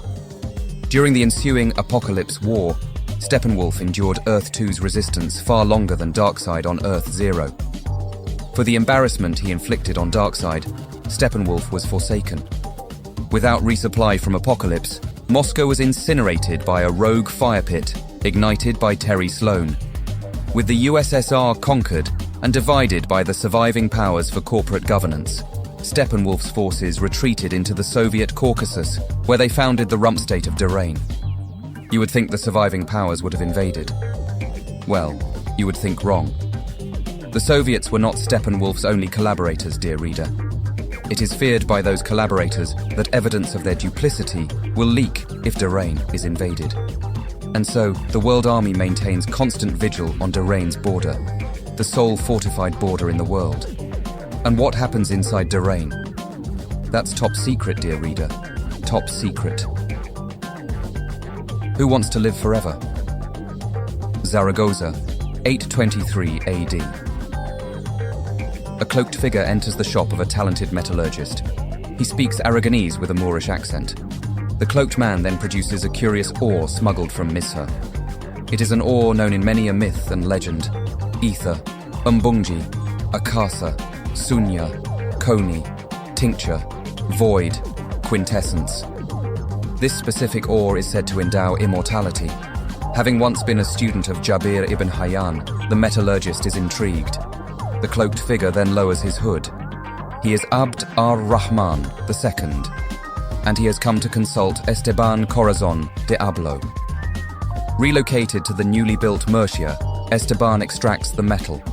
He experiments. He mixes the mineral into an elixir. When ingested, Esteban observes his sense of time is distorted, his health renewed, and his visage rejuvenated. Alas, politics and war intrude. Agents loyal to Alfonso II of Asturias trespass to assassinate Esteban. Fortunately, the alchemist is spared when his would-be assassins are dispatched by a woman in a golden mask. The woman spirits Esteban away. Centuries pass. Esteban finagles fraudulent deals in exchange for more of the metal. In many an urban myth and legend, he is known as Diablo. His savior, now known as Lady Lillian von Lunt, is rumored to be a witch. They collect 9 additional alchemical metals. With her collection complete, Lillian unmasks. She is Morgan Le Fay and intends to detonate an alchemical bomb to erase Camelot from the multiverse, and she has no further use for Esteban. Vengeful, Esteban crafts minions from what traces of creation metal are left to him, the masters of alchemy. 1912, the South Pacific.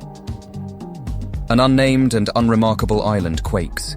A cave closed eons ago reopens. A pocket dimension is exposed to the world.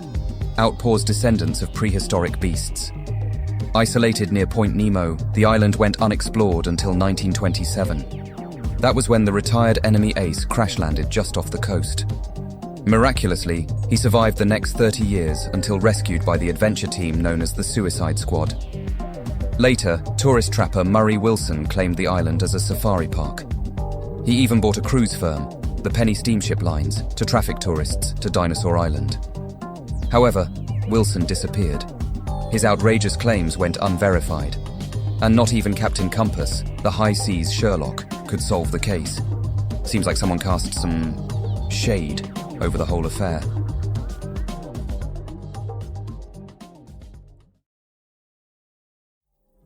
Derain, the first jailed nation on Earth. Forsaken by Darkseid, 3 disciples plot to carve out their own empire, albeit a mortal one. Steppenwolf, Mantis, and Kanto plot their jailbreak. But how? Steppenwolf is a grunt, Mantis is a primal energy vampire, and Kanto? He considers himself the lone Forsaken with any imagination. If only his ideas were practical. Whatever their plans, they will have to act quickly, for they have made many an enemy throughout the 616. Among those enemies are the Warriors 3. To survive, Darkseid's Forsaken will have to turn to a man they do not fully understand, albeit with many a similarity to Darkseid. A denizen from Earth-16 named Kaza. People like them got to stick together. Rocked by scandal, Niles is humbled. Crawling from the wreckage, the former humanitarian has a come-to-Jesus moment. His ass will be grass if the Brotherhood ever returns.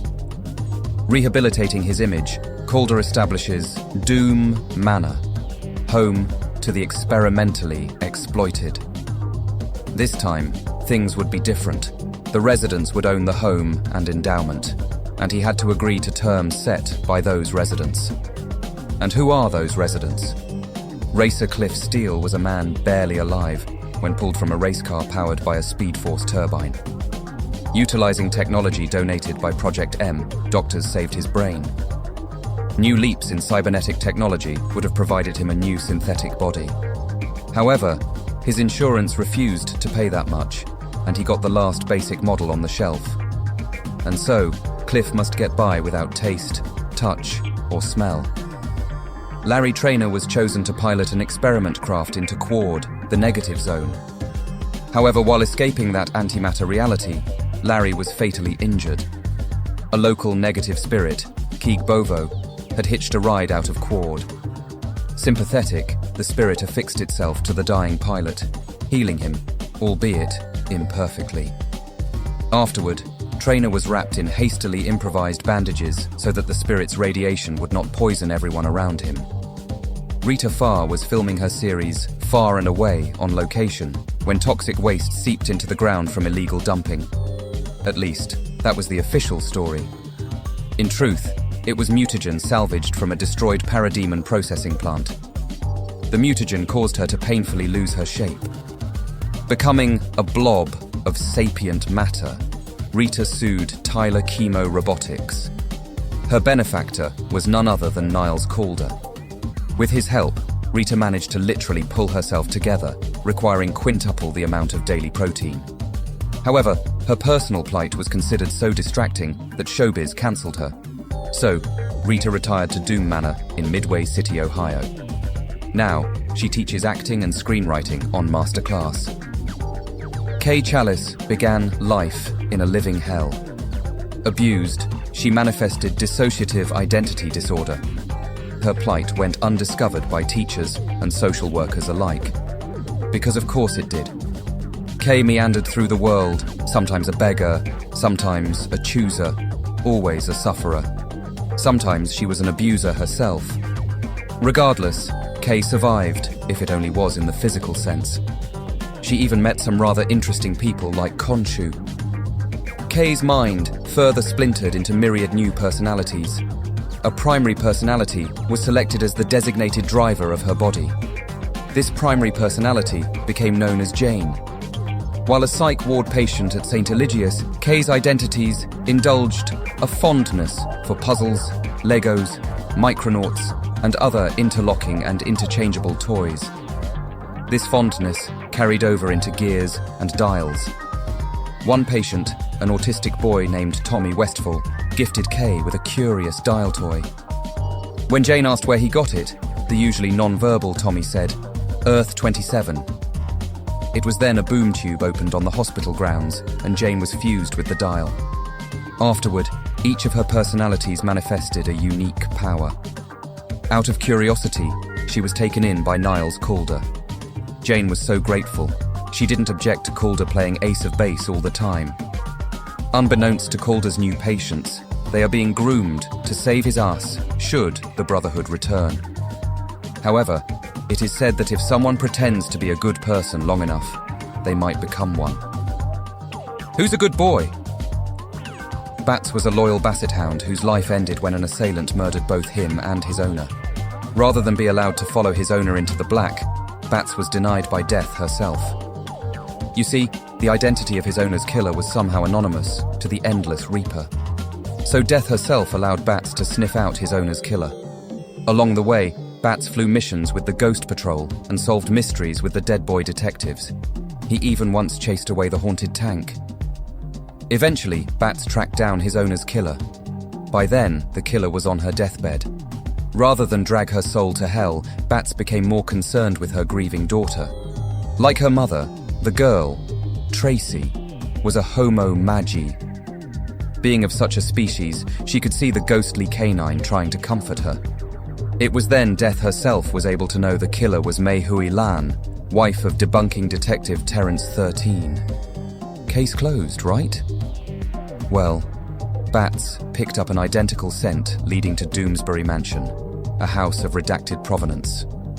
Buying the house, Terence and Tracy now face a mystery they cannot unmask so easily.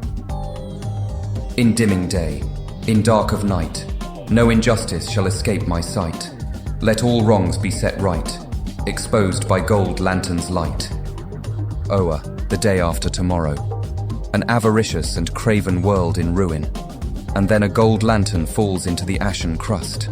29 survivors, each an outcast for being civilized in an uncivilized time, warm to the lantern's light. Staring into that light, the survivors are suddenly blind. Yet, they can see in the dark. The leader, blind poet, then shines the lantern light upon those consumed with desperation, bloodlust, and vengeance. Centuries later, the 29 are immortalized as the Elders of Oa. Heirs to elders channel the light of the gold lantern through their rings. Zumbardo and Zunda Nell, heirs to Blind Poet, are unable to prevent Kala Lor from extinguishing the lantern's light. A new, uncivilized time begins. During the ensuing madness, the duo send their only daughter into hiding on Earth. Their daughter Radiance is found by Greg and Jen McDuffie. A decade later, Naomi notices her hidden starship aglow in gold light. A compartment opens to display the gold lantern and a ring. Once extinguished, the gold flame had ignited once more. Speaking the oath, Naomi embraced her heritage as the Gold Lantern. The mentor, the stranger, the contemplator, the auctioneer, the astronomer, the caregiver. They are the elders of the universe. Each is one of a kind. Every so often, each chooses a champion to regulate the universe. The caregiver chooses a nurturer or preserver. The astronomer chooses an explorer. The auctioneer accepts bids for a marketeer or regulator. The contemplator chooses mediators and arbitrators. The stranger chooses a solver of problems, puzzles, and mysteries. And Mentor always chooses a hero. Mentor routinely bequeaths the quantum bands of Eon, an endless of the third world, to prospective cosmic heroes. Among such cosmic characters are Robert Grayson, Wendell Vaughn, and currently Prince Gavin of Cranaltine. Bialia, 1982. 3 aspiring Randians make a pact to dedicate their science to the late objectivist founder, Ayn Rand. Predisposed to unethical experimentation, the trio attracted the interest of outlaw geneticist Vladislav Shinsky. He had taken refuge in Bialia, where he established the Beehive. Naming themselves after a campaign in their favorite RPG, the Enclave inherited the Beehive following Shinsky's passing. Inspired by Rocky Horror, the Enclave dedicated their off-hours to creating new life. While other synthetic life form either carried, copied, or mimicked human minds, this one's would grow and mature like a natural one. Purchasing a dupe identical to that of Project M's namesake, the Enclave created him. Unfortunately, the synthetic man was lost in a malfunctioning boom tube during the Apocalypse War. The Enclave disappeared soon afterward under codename God Garden. The loss of the Beehive and the Enclave meant that Bialia required a new brain trust. And that, dear reader, is what led Queen Bee to Hank Pym. Euphorix is a world whereupon all plant life was engineered to create sustainable infrastructure. It was a matriarchy, making it an instant target of the Badoon Brotherhood. Queen Callista was forced to abdicate when the Citadel assumed stewardship. Under Citadel tyranny, Euphorix transformed. The matriarchy waned. The rural and urban caste system was abolished. The nobility rebelled and was executed. Callista joined the Omega Men to traffic nobles to safe haven. Despite a reputation for rescuing and freeing those oppressed under Citadel rule, Callista remains a pariah among her own people. Imagine being so removed from commonality that it becomes a shock to learn you are so hated. Zokag, Balthak, Farala, Icon, Kraken, Ragador, Valtor, Chaos, and their leader, the unstoppable Sitarak. They are the exemplars, fugitives from Meta. While fleeing, they hid their ill-gotten loot across the multiverse. Hiding out on Earth 2, the exemplars keep secret the actual reason they escaped prison. They know who framed Rakshade for treason, a mysterious man named Wynn. 1930, Millennium City. Before there was a superhero, there was a science hero, Tom Strong. He both inspired and scandalized American society in equal measure. He inspired pre-war technology to new heights. He scandalized with his marriage to Dalua and his acceptance of so-called deviant people. His daughter's birth elicited protests outside his headquarters, the Stronghold. Nevertheless, Tom kept serving humanity, for he believed the world was indeed a fine place and worth fighting for. Comprised of friend and foe, Tom gathered a close-knit community named by the press as the Strongmen of America. Tom, however, simply referred to them as his extended family. In other words, the strongmen became the first so-called super family. This family included, but were not limited to, the intrepid Sky Captain, the Royal Air Navy, sleuth ace Harlem, multiversal polymath Buckaroo Banzai, Lion Man, the Mystery Men, and many more. Family, strong.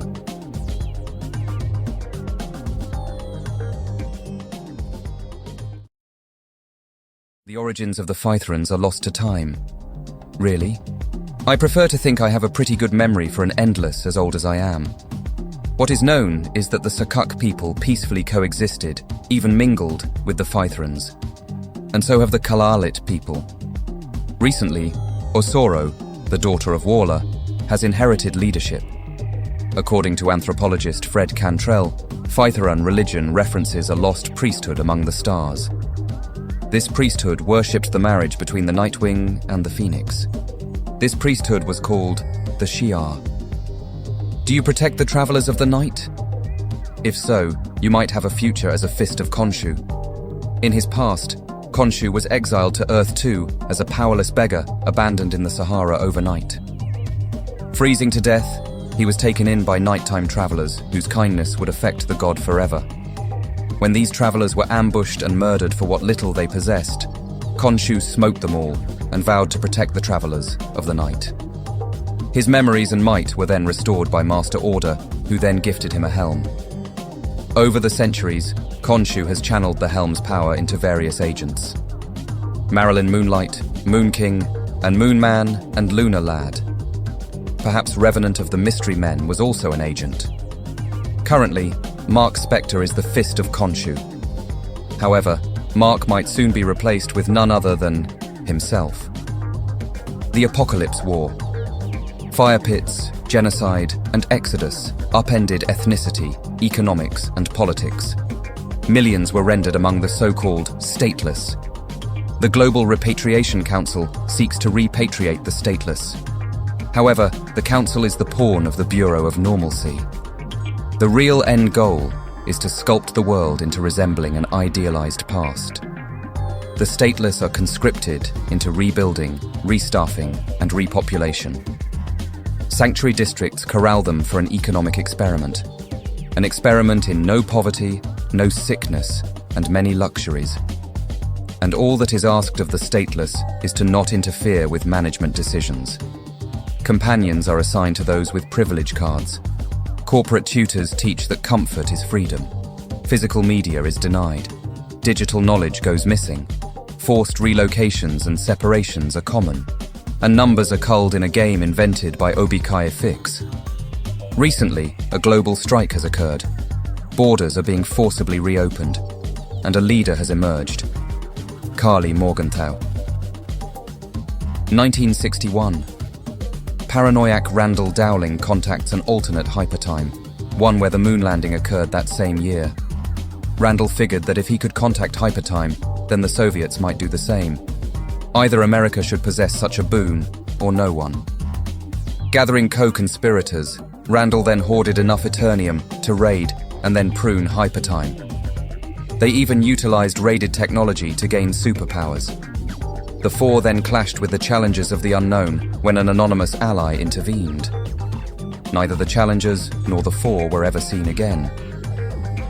Recently, the Challengers Mountain Museum received a visitor, DEO agent Elijah Snow.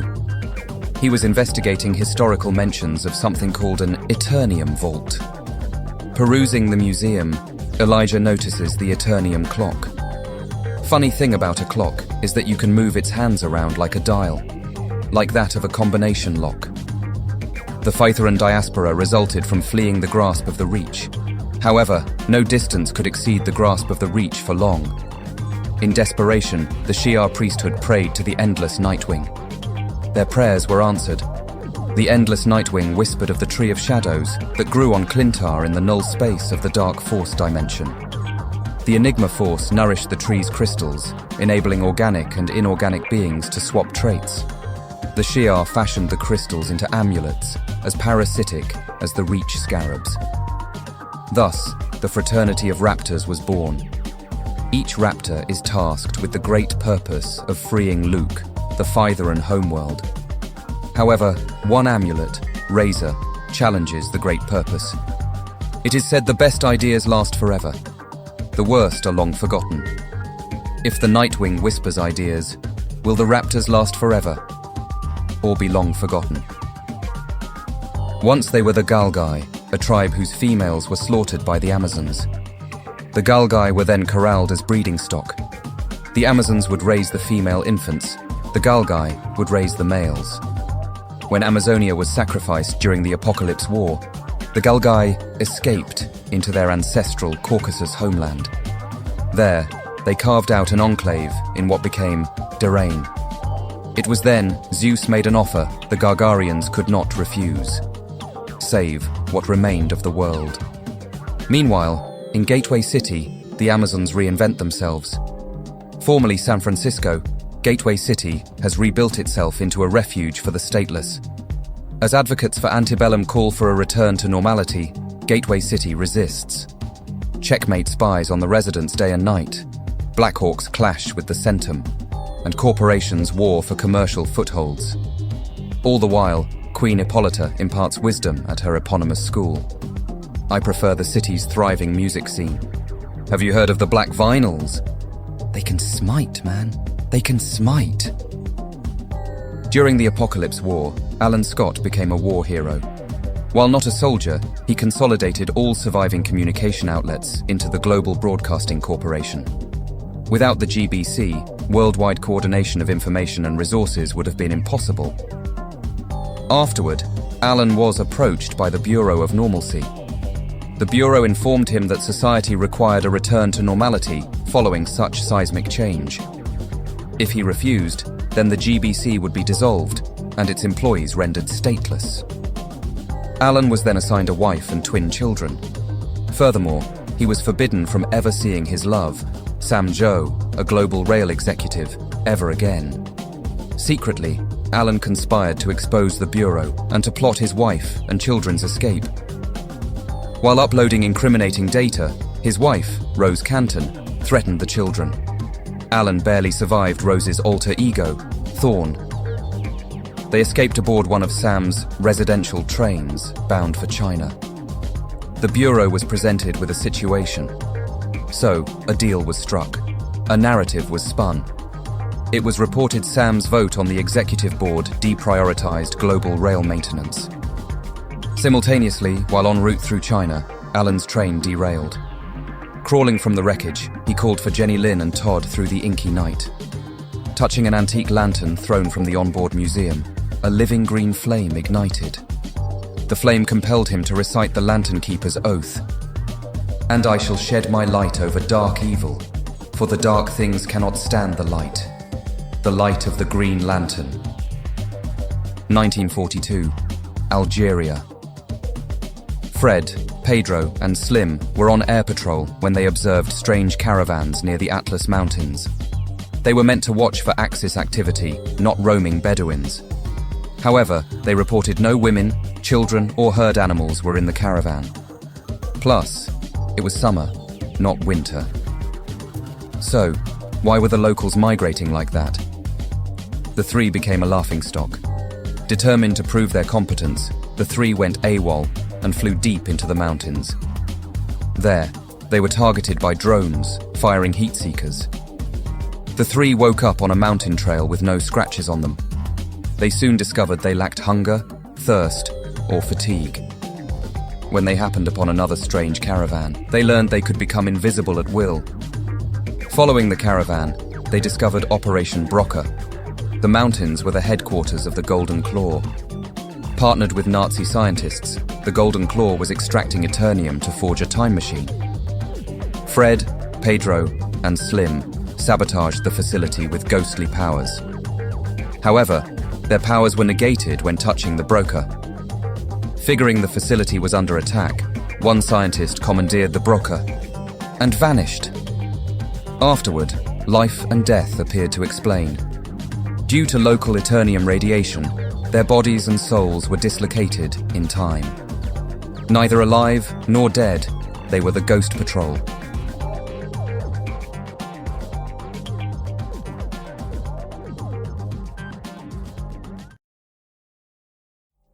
they could be of any nation.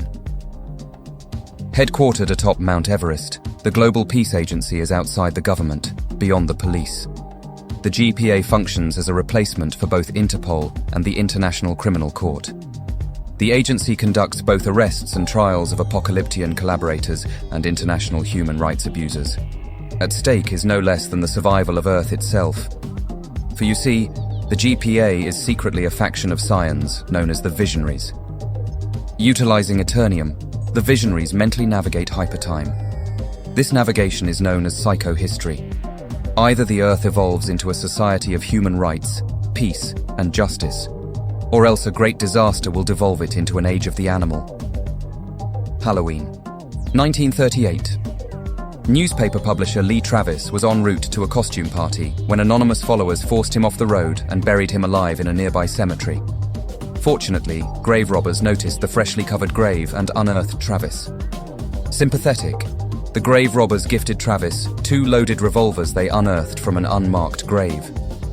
With his car inoperable, Travis hiked it to the home of a local inventor named Albert Elwood and his lab assistant, Wing. Elwood called the police.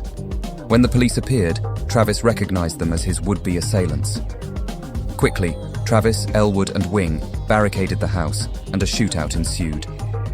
Elwood and Wing tested their non-lethal multi-guns, while Travis discovered bullets fired from the revolvers curved in mid-air and never depleted ammo. Using his newspaper's resources, Travis figured the Octopus Gang had targeted him. Inspired by his symbolic resurrection, Lee Travis embarked on a crusade as the Crimson Avenger. When last we left Jimmy Woo, a talking gorilla was fighting a Chinese monkey prince in the Atlas Mountains. Still with me? Noticing Woo's team, the monkey prince bounded away. The talking gorilla introduced himself as Kenneth Hale. According to him, the Central Inquiries Agency recently recommissioned the mountain lair. Finding cover, the heroes spied on a mining operation. A newly discovered vein of nth metal was being mined. According to Grayson, M11 was comprised of nth metal. The team finally had all the puzzle pieces assembled. An extra-national party was conspiring with America to abduct roboticists to design and program robots for deployment from Oolong Island. M11 beckoned the team, now cloaked by Grayson, to infiltrate the mountain lair. There, they beheld the horror of 500,000 M models built for land, sea, air, and urban warfare. And more were rolling off the assembly line every minute. Suddenly, the M models activated and corralled the intruders. Their puppeteer then presented himself. His name was Sin Tzu, a master of Meta Sua, a discipline that channeled the Sage Force. Wu thought he was an urban legend. Expelled from the cult of Kali, Sin Tzu was the scourge of the petty states of Unglong, Vetnak, and Sinna. Supposedly, he unearthed ancient scrolls in the Chulan cave. Locals believed the scrolls were written in the 7 capital cities of heaven. Grayson then noticed his headband was on the fritz and that his saucer was being hauled onto the factory floor for reverse engineering. Although admitting it would be wise to kill the intruders, Sin Tzu was instructed to take them to his leader. In a lavish throne room, the villain was at last revealed. Golden Claw. Of course, he delivered a monologue and a plot twist. Decades ago, he was an insignificant Mandarin loyal to the emperor during the revolution. He fled when the revolutionaries came for his research into the pool of blood. During the Mongolian Empire, Genghis Khan consumed an extract from the pool. His youth returned, however briefly. He sought its location beyond the borders of his empire. Alas, Genghis Khan perished before learning of the pool's location. The pool of blood was a vein of Eternium, and the Golden Claw mined all of it. Enough for 10 lifetimes. Enough for Jimmy Woo. Turns out, Wu was a descendant of Genghis Khan, and not just any descendant. Few could consume Eternium without fatal mineral poisoning. Those who survived merely fell asleep. Wu then remembered his spiked drink. Nightshade deduced the Golden Claw was also a descendant of Genghis Khan. Morella stated his goal was an immortal dynasty, and Wu realized minority agents were being framed as spies for Red China. Golden Claw applauded. Financed by America, the M models would invade Beijing and install him as the new emperor. He would then punish Taiwan and reconquer Mongolia. Afterward, he would subdue the world using the one thing China held in abundance: labor. Capitalists the world over would leap at the chance for cheap labor, 1 billion cheap laborers. And while America's military presence would anger nations, China would offer only square deals to the third world. The 20th century wounded a dragon. The 21st century would revive it. Good thing M11 and the Saucer were recording and broadcasting the entire scene. FBI agents arrested J. Edgar Hoover. The president resigned. Equal rights movements were galvanized, and M11 revealed his brain was comprised of both Sentio Metallico and Mysterium. He severed Sin Tzu's link with the M models and ordered them to raise the factory. While the team was fending off Chang Tzu, Lady Lotus, Sin Tzu, and the Monkey Prince, Wu pursued Golden Claw. The enemies were locked in mortal combat aboard an escape copter when Wu sabotaged the rotors. Plummeting, Wu was rescued by Grayson aboard the Saucer. Golden Claw's body was never recovered. Dr. Arthur Nagin was a black market surgeon whose organ trafficking was exposed by the Crimson Avenger. Fleeing to the Belgian Congo, Nagin became employed in harvesting and trafficking animal organs. One day, local poachers arrived at his front clinic with the body of an ape man. Harvesting its organs, Nagin was confused as to the mixing and matching of human and gorilla organs without rejection. It was then the mythical golden gorilla attacked and cursed Nagin with having a human head and a gorilla body. Rather than lose his mind, Nagin regarded his deformity as an invaluable scientific project. Raiding insurgent camps for blood diamonds, Nagin began stockpiling the necessary finances. Employing an aspiring sorcerer and a soldier of fortune, Nagin sought to reverse engineer singular magic into a reproducible product. Although capturing the golden gorilla, the soldier of fortune, Kenneth Hale, was cursed. The sorcerer, Chondu, deduced the golden gorilla was once William Glenmorgan, the legendary Congo Bill. He was cursed by the red gorilla, servant of the divine Bawana beast. Furthermore, the curse bestowed functional immortality. Abandoning Hale, Nagin and Chondu snuck back to America, where they recruited fringe scientists Xavier Simon, Franz Radznik, and Gerard Schugel. Despite their joint efforts, all abducted subjects perished, save one. An anonymous subject whose identity remains unknown. This subject's brain was successfully transplanted into various apes and humans. Upon transplantation into a mutated albino gorilla, the subject murdered Simon, Schugel, and Radznik. Nagin barely escaped. Chondu's fate remained a mystery for decades. Reappearing 70 years later, Nagin sought collaboration with Niles Calder. As flawed as Calder was, he drew the line at creating abominations. However, Noggin manipulated several Calder House residents into cooperating. These residents were the psychotic Thursday Rubenstein, the desperate Gerald Morgan, and a now chimera Chondu. Together, the headmen seek eugenic perfection through infinite variety in infinite combinations. After all, what does everybody want? I could go for some myself. Let me just text Infinity and see if she's up. York Hills was once a thriving coal town. That was until the coal companies decided to play the victim by shuttering the mines. In the end, coal prices soared. York Hills' fortunes crashed. The wealthier families relocated while keeping their lands for tax purposes. The local schools lacked funding to modernize. And local enterprise was reduced to so-called yard sales. Local miner Darren Chamberlain believed the company narrative and succumbed to alcoholism and conspiracy theories. His wife perished from lung cancer caused by polluted air, and his children, Joe and Annie, were reduced to scavenging and gig work. One day, while driving his father to dialysis, Joe noticed a stranded motorist. The man was well-dressed, likely from Pittsburgh, and spoke in an upper-crust accent. Grateful, the man offered Joe gas money or any assistance. Joe, always a good Samaritan, declined the offer. Still thankful, the stranger asked him about York Hills. Joe regaled him with tales of fun and woe. Afterward, Joe dropped the man off at a bus station. Before they parted, the stranger shook his hand and introduced himself as Basil Black, a simple traveling salesman. Joe said he would be grateful if the salesman could bring some business to York Hills. Afterward, York Hills experienced a dramatic turnaround. Land was sold to the remaining citizens. Nth metal was discovered below the coal deposits. The Chamberlains felt like the Beverly Hillbillies. However, one night, Darren attacked newcomers to York Hills. Joe attempted to find his father before the police could. He drove his restored Charger around the county for half the night. Eventually, he found his father among a gang of extremists.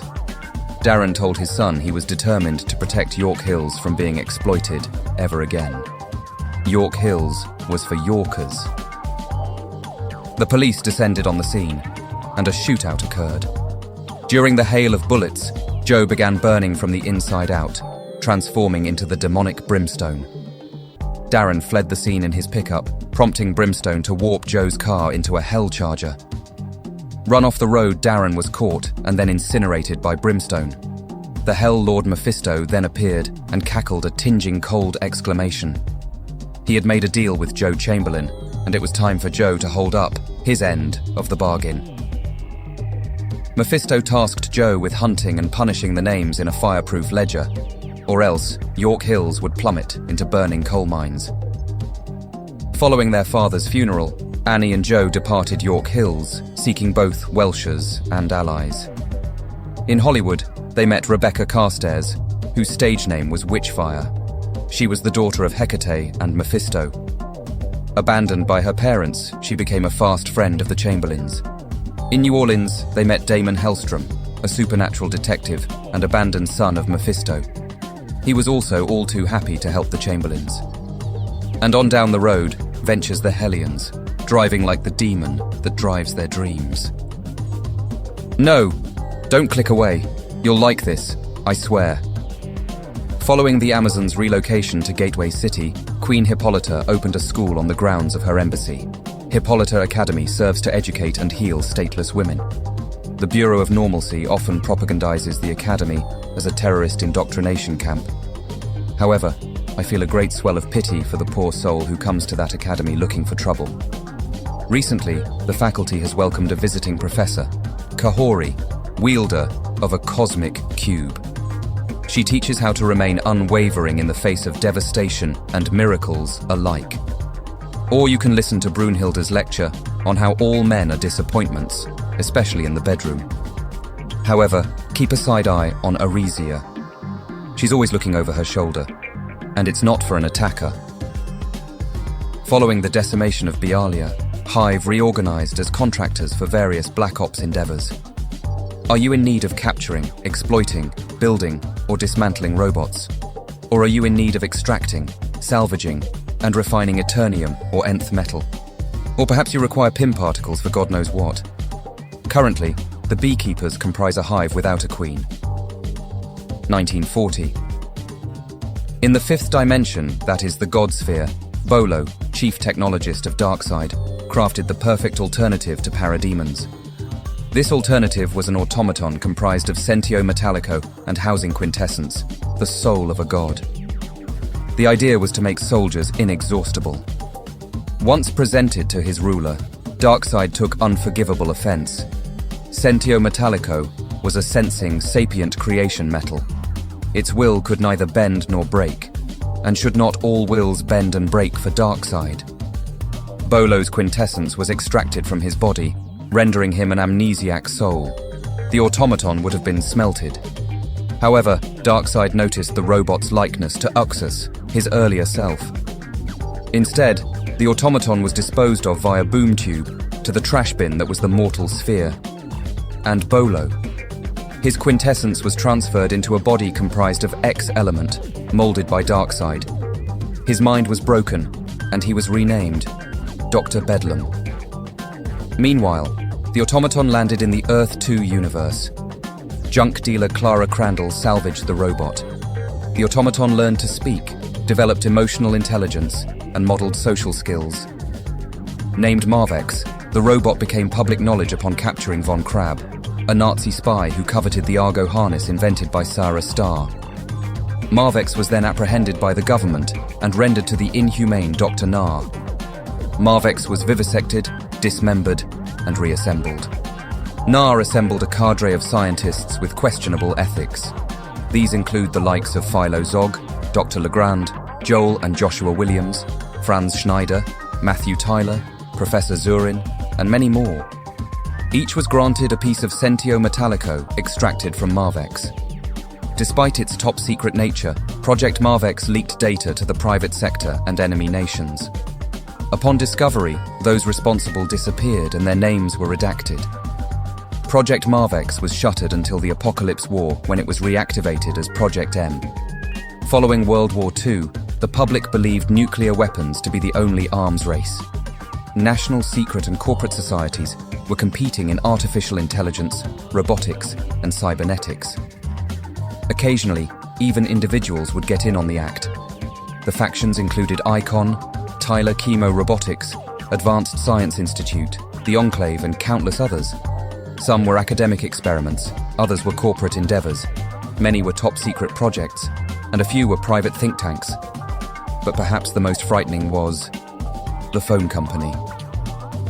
Recently, due to their sacrifices during the Apocalypse War, artificial beings who passed the Turing test were granted human rights and personhood. You should see their pride flag. Thank you for being a fiend. They are the hidden figures of fringe science. They are the horde culture. On the eve of her retirement age, Augusta Bromez was on the verge of a breakthrough. Following the Apocalypse War, Augusta was tasked by Terrafitech to restore global agriculture. However, her IntelliCrops would have been invasive species, crippling the global ecosystem. Augusta accused Terrafitech of the Matilda effect and resigned. Lily Lamus was a geneticist on the board of Tyler Chemo Robotics. On the verge of a luxurious retirement, Lily lobbied to license her GMO seeds to farmers and gardeners. This would have disabled millions of individual farmers from competing with GMO crops at market. The entire global food supply was to be her intellectual property. Her stock options would have yielded a fortune for 10 lifetimes. When Steppenwolf invaded, the global food supply was saved by traditional crops. Afterward, Lily was only left with a fortune for a single lifetime. My heart bleeds. Post-apocalypse, the surviving powers banned all seeds from being intellectual property. Her life's work in ruins, Lily grieved she was too old to start over. So, what did she do? She started over.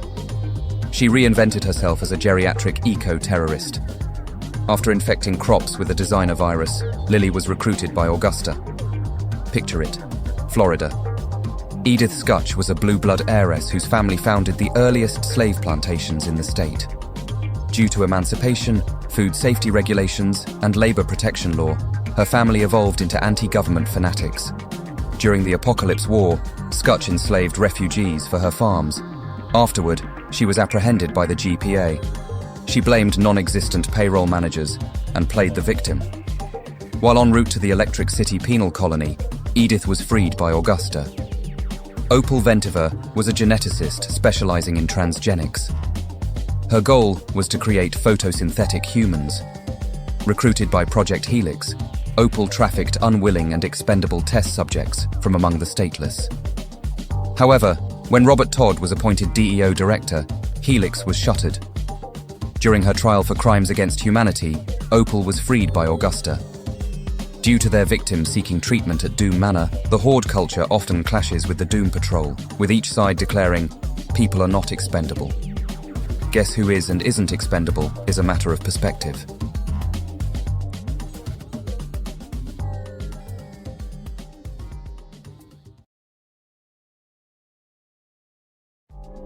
Africa, 40,000 BC. A simple bone is carved with complex calculations. And so, coding is born. On that site now stands the House of Ranks and Numbers, home to the Centum.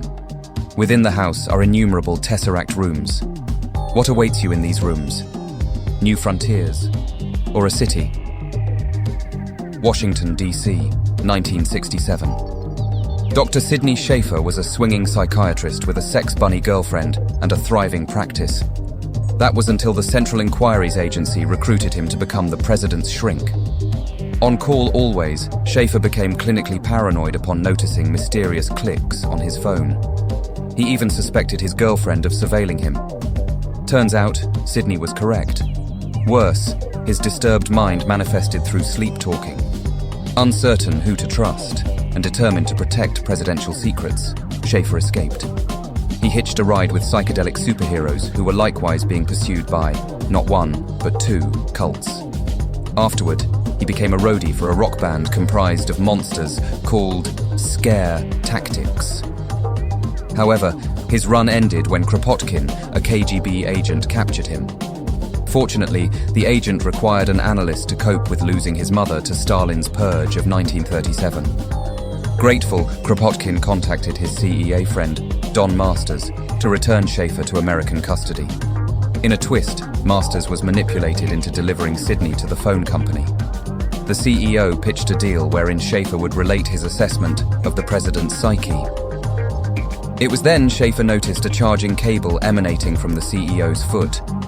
The CEO revealed all employees are chained to the phone company, each according to their talent, each according to their function. Made in Detroit. Of course, the CEO conducted a boardroom presentation. The animated presentation illustrated the cerebrum communicator, a modern electronic miracle. Implanted in the brain, the neural link would enable one to contact another person without an external device. One would only need to think of a number, the number of a person, rather than a name. A joint CEA-KGB extraction freed Schaefer and exterminated the rogue bot CEO. At that moment, Masters looked at the CEO's face and whimpered the name of Marvex. However, months later, cameras surveil a Christmas party attended by Schaefer, Kropotkin, and Masters. The surveillance was by the phone company's executive board, each an automaton identical to the old CEO. The new CEO presented Zero, an AI information exchange and archive. Zero made their purpose crystal clear. Corporate decisions are to be made by corporate executives. Corporate executives are to make corporate decisions. Following the Apocalypse War, the phone company joined the corporate society and absorbed Global Broadcasting Corporation to form International Communication and Commerce. 13,000 years ago, meteors striped the night skies. But these were no ordinary meteors. No, they were comprised of creation metals, shrapnel raining from a war in the heavens. France, 1760.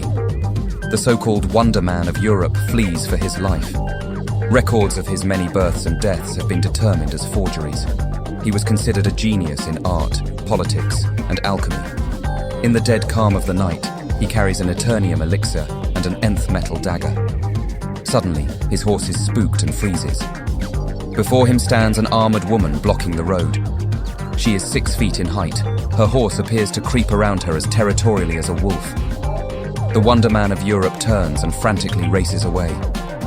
She follows, her laughter echoing throughout the hilly countryside. She easily catches up to her quarry's horse, slicing off his hind leg with her nth metal sword. Her quarry crashes into the dirt, throwing the elixir in the opposite direction. The armored woman dismounts. Seemingly seeing in the dark, she retrieves the elixir and consumes it, licking the bottle's edge for good measure. It is then her quarry's dagger is thrown, piercing her throat. Choking on blood, sucking on vacuum, the woman pulls the dagger from her throat. The Wonder Man of Europe is then trampled by her horse. Broken, the man cannot heal quickly enough. Regaining her ability to breathe, she stands over her quarry, utters a few guttural words from a lost language, and decapitates him. Once, the Wonder Man was Clan Arg, brother of the bear tribe of the Atlas Mountains. Now he will be remembered as Count Saint-Germain. The armored woman rides off to seek more Eternium. She remembers being Kyra Arg, sister of the bear tribe and huntress of the lion, bird, and wolf tribes. Now and forever, she will be known as the Infinite Woman. 1965, California. He was the cause amidst the absurd. He was Father Darklight. He vowed to create a new aesthetic, to undo the law of irony in the universe. He sought soothing agitation, the wisdom of ignorance, and the light from the dark side of the moon. And so, he founded the Indigo Children, an artistic collective. However, an artist's soul was fuel to keep the lantern aflame. Fortunately, the scheme was exposed by the Rainbow Children. The lantern flame was extinguished, freeing the souls tortured within it. The flame was then reignited using Darklight's soul. Afterward, Catherine Reynolds, Darklight's star pupil, assumed leadership. And the Indigo Lantern? A ring was forged from pure imagination and charged with lantern light. That way, cleansing could occur without feeding the lantern flame with souls. Jordan Markent arrived in America as a climate refugee with his extended family. The hearty Norwegians overcame to survive as strangers in the strange land of Omaha, Nebraska. Eventually, they were approached by the Blue Valley Chamber of Commerce. The chamber partnered with local banks and realtors to grant low-interest and even zero-interest loans. The Markents thought their hard work and credit history had paid off. Their American dream had come true. But with success comes criticism, even detraction. Locals shunned the Markents. Although his parents bid him to pay no mind, Jordan lashed out. Protesters, vandals, and looters. Jordan conflated their actions with inferior attitudes, laziness, xenophobia, and jealousy.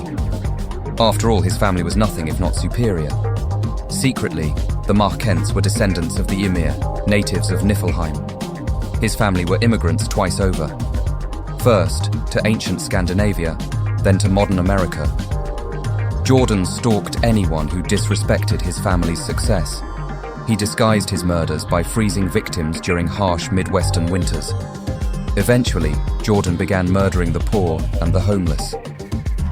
During the Apocalypse War, the Markents warehouse and storage sites were contracted as distribution depots for the World Army. However, aerovans bombed Omaha into ruins. Jordan lost his siblings and extended family. Afterward, his family, despite its wartime contribution, was unable to rebuild. The very same banks and realtors denied them access to business and housing loans. Instead, stateless families were offered the same loans the Markents once enjoyed. The Markents then learned they received such loans because they were extended family immigrants. In other words, they were immigrants with built-in employees. It was then Jordan accepted there was no just world. And so, he would even the playing field, by any means necessary. Jordan explored venture philanthropy to seek those truly worthy of having an American dream come true. But with success come competitors, even enemies. To ensure his success, Jordan opted for intimidation, blackmail, bribery, favors, and murder. The more successful he became, the more enemies he made. From the newly christened Blue Valley to the surviving powers and even the petty states, Jordan was overcome with legal, political, and economic roadblocks. Some roadblocks were of the super-heroic variety, and so Jordan Markent opted to fight, fire with fire. Metaphor aside, the Injustice Society of America cleared all those roadblocks. Solomon Grundy was once a redneck gangster named Cyrus Gold, who crashed into Slaughter Swamp during a police pursuit. So greedy, he sank to his death trying to save his ill-gotten gold. However, the swamp was a nexus point for the black. Cyrus was resurrected as a zombie who craved gold. And pants. Solomon Grundy wanted pants too. William Zarek considered the Apocalypse War to be the best thing that ever happened to him. Under various aliases, he robbed, conned, and hustled various wealthy dupes. As William Zard, he pickpocketed tourists and planted evidence on resort staff. As Frederick Garth, he conned crypto investors. And, as Asmodeus Zard, he rigged bets at members-only casinos. Eventually, he was forced to flee America and wound up crossing the Himalayas into Tibet. There, he was taken in by a cult leader known as the Black Lama. The Lama was a magician adept at the Golden Globe of Power and the Wand of Glastonbury. In time, Zarek became a close confidant of the cultist. During a sleight of hand session, Zarek murdered his teacher. Zarek knew he was the prisoner of a charismatic cult leader and was just biding his time to escape. Although unable to work the Golden Globe, he could, however, work the Wand of Glastonbury. He was then approached by Icicle with an offer he couldn't refuse. For all its problems, the Contemporary is a paradise for Judy Garrick. In 2049, she witnessed her father's execution by Zero, a 9000 series AI, during the corporate wars. Fortunately, a computer virus erased her identity from Zero's databanks. Stateless, Judy was assigned to marry a corporate executive. However, her talent for brute speed reassigned her to a career in rollerball. While speeding around the track, Judy's powers ignited, and she vanished. She crashed into the past, indulging in all its freedom. And why not? Society races toward its entropy. Why not get all you can take in the meantime? Tragically, her spree of carefree ran afoul of her father, Jay Garrick the Flash. If Jay was about selflessness and altruism, then Judy was the reverse. Layla El Fawli and her father, Abdallah, were treasure hunters who uncovered an ancient Egyptian trophy room. Curiously, ancient Eurasian and American weapons were on display. It was then the duo was ambushed by a manhunter. Abdallah was executed for crimes against world heritage, while Layla escaped into the starry desert night. A decade lapsed. While stalking smugglers, Layla discovered an illegal dig site manned by slave labor. Before swiping the artifacts, Layla freed the slaves. Impressed, Khonshu appeared and asked if she would protect the travelers of the night. Sly, Layla mentioned she and her father were once travelers of the night. Indeed they were, concurred Khonshu. He knew the identity of the manhunter who murdered her father, Mark Spector. Billy Turner was a simple food worker. While peddling hot dogs, a car crashed into his cart. Without an arm, a cart, or good credit, Billy wound up victimized in homeless shelters. One night, while clinging to his remaining possessions, a voice whispered to him from around a dark corner. The voice then beckoned him to turn that corner. And there, Billy beheld the Void. Aggrieved, the Void sought to murder Billy, since his mortal enemy no longer existed.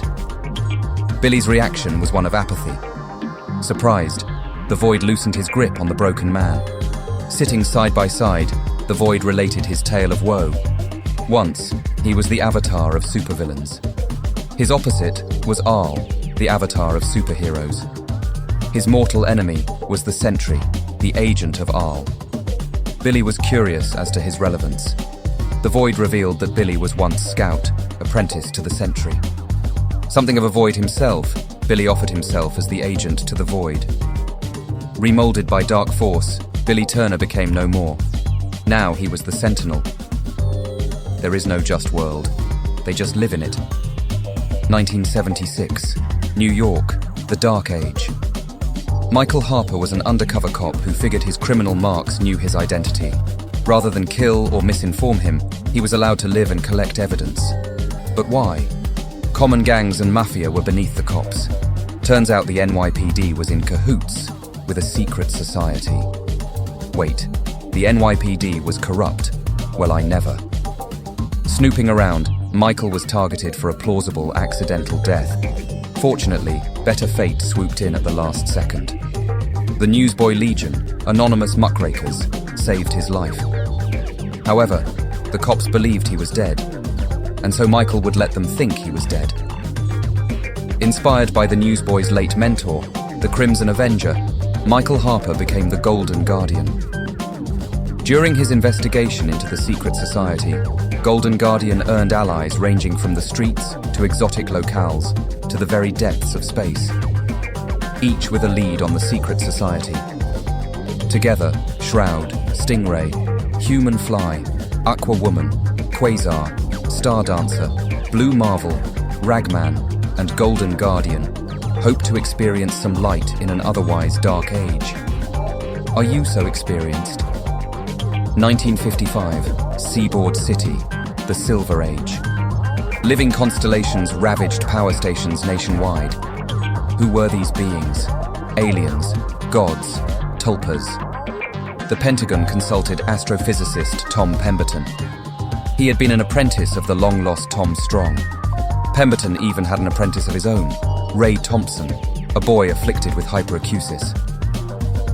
During a press conference, Pemberton was carried off by Aquila. Wearing an experimental electrokinetic belt, Tom freed himself. Now named Tom Turbine by the press witnesses, Pemberton and Aquila traded lightning strikes in an electrifying duel. Meanwhile, Robert Frank, aka The Streak, was deterring Orion the Hunter from clubbing Seaboard Dam. Noticing the constellation was draining electricity, an electrician suggested Streak bind Orion with grounding cables. Streak, said the electrician was, a credit to his people. Moving on.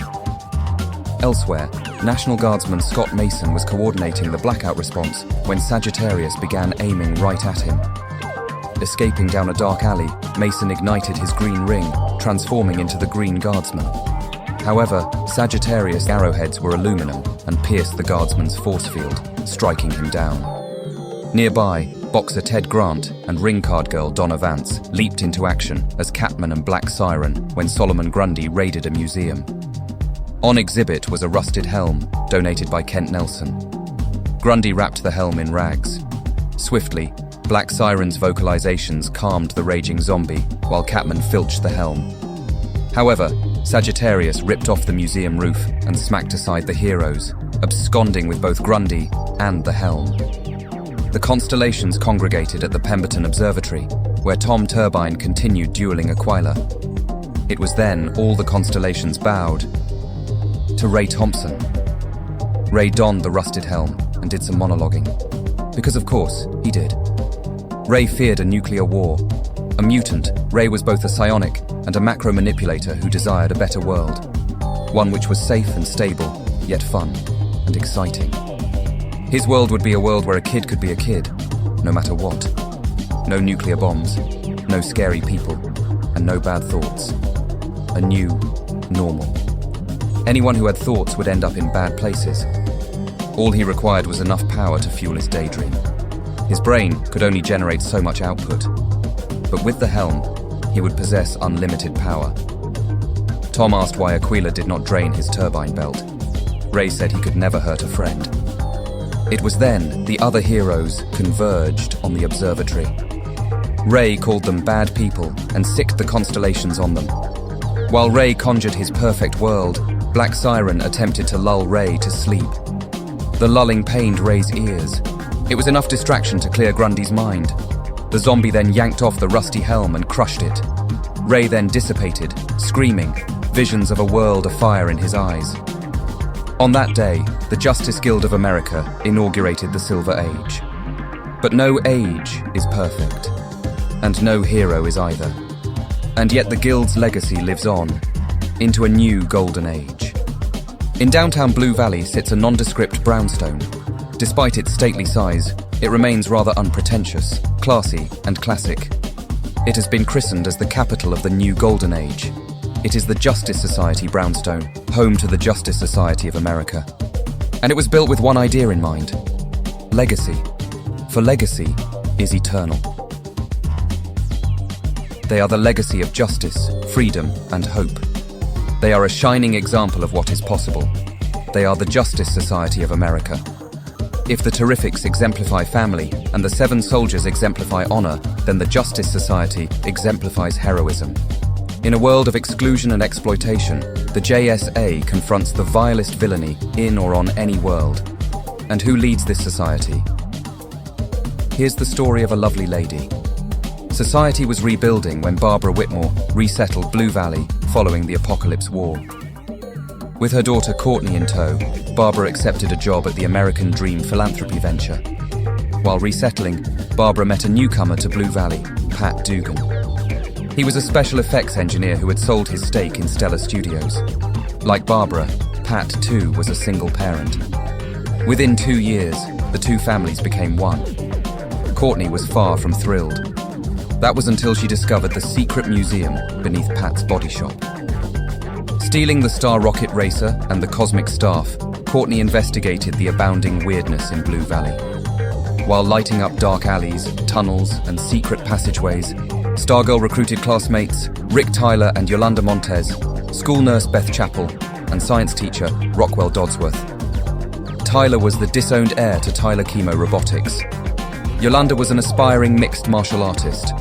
Beth was actually blind, enabled with heightened senses.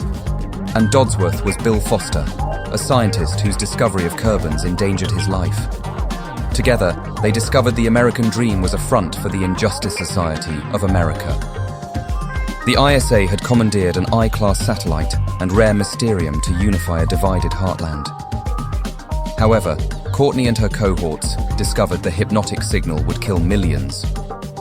From Pat's museum, the ragtag heroes chose relics of earlier ages. Rick chose an hourglass of Miraclo. Yolanda chose the supersuit of Catman. Beth chose AI goggles. Bill chose a cache of Kerbans, and Pat reactivated his adamantium stripe armor. The heroes were triumphant, but the adventure led to more mysteries and battles.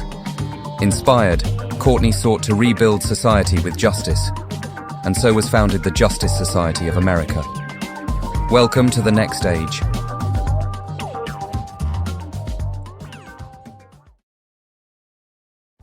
The Carnans are the latest annexation by the Citadel in the Vega system. Carnans are a feline species with dozens of regional variations across Karna. Since annexation, all Carnans have been confined to a refuge on Karna's northern continent. This is due to Gordanian claims on the southern continent, rechristened Gordane. Gordanians separate litters once male Carnans are weaned from the mother. Any deemed unworthy of military conscription are enslaved to agriculture and mining. Tagaru was one such slave. A miner, he dreamed of starry nights and citrine dawns. He had seen neither since being taken from his mother. He dreamt of escape, fantasized about taking out guards along the way, imagined a single breath of freedom, a single ray of daylight before being shot dead. He prayed to Tigor for his freedom. Breaking his bonds, Tagaru raced through the maze of mineshafts, dodging tackles from worried fellow slaves. Soon, the air became fresher. Natural light became brighter. The ground became grassier. Onward, he ran. He ran, and he ran. He ran till he ran out of land.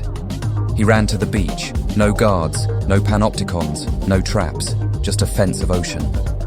And then he swam. He swam until overtaken by exhaustion. Sinking, his eyes staring at the sun, a hand slipped into the water, clutching him, pulling him to safety. Was this hand that of a slave catcher? An executioner? No. It was the hand of Primus, leader of the rebel Omega Men. When asked his name, the Karnan escapee simply said, Tigor. The Balkans. Historically, in a cycle of subjugation, conflict, and autonomy. During the Apocalypse War, the Balkans became a world army stronghold and beachhead for invading the USSR. Despite political, ethnic, and religious divides, the Balkan peoples united, first in common cause, then in common identity, to erect the peninsula's wartime infrastructure. The term Balkan no longer was deemed an appropriate name for a united peninsula. Instead, the ancient Simkar exonym Khaznia became the appropriate endonym. With governments obliterated, oligarchs became the de facto political leaders. An executive board then arose. Following the war, Khaznia became an experimental corporate society. Necessities and luxuries are standardized. Physical media is cost-effectively digitized via the 9000 Series 0. Roboticist James Delos provides escapist entertainment with androids imported from Detroit. Rather than through war, the excess population is disposable via sex work, euthanasia, and sport. OMAC units provide law enforcement and border patrol. Only the executive class possesses full human rights. Regardless, Khaznia is considered the zenith of global post-war recovery. The World Army maintains an industrial presence with supply centers for Clavius, a base operated by the US Astronautics Agency. Recently, a World Army consultant has ascended to the executive board. He is Vandal Savage. Once, Keystone was a typical Rust Belt ruin.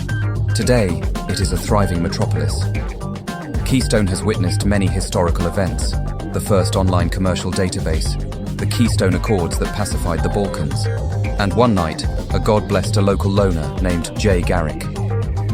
Afflicted with withered legs, Jay moved at a slower pace than others. Despite this, Jay was always there when someone needed him.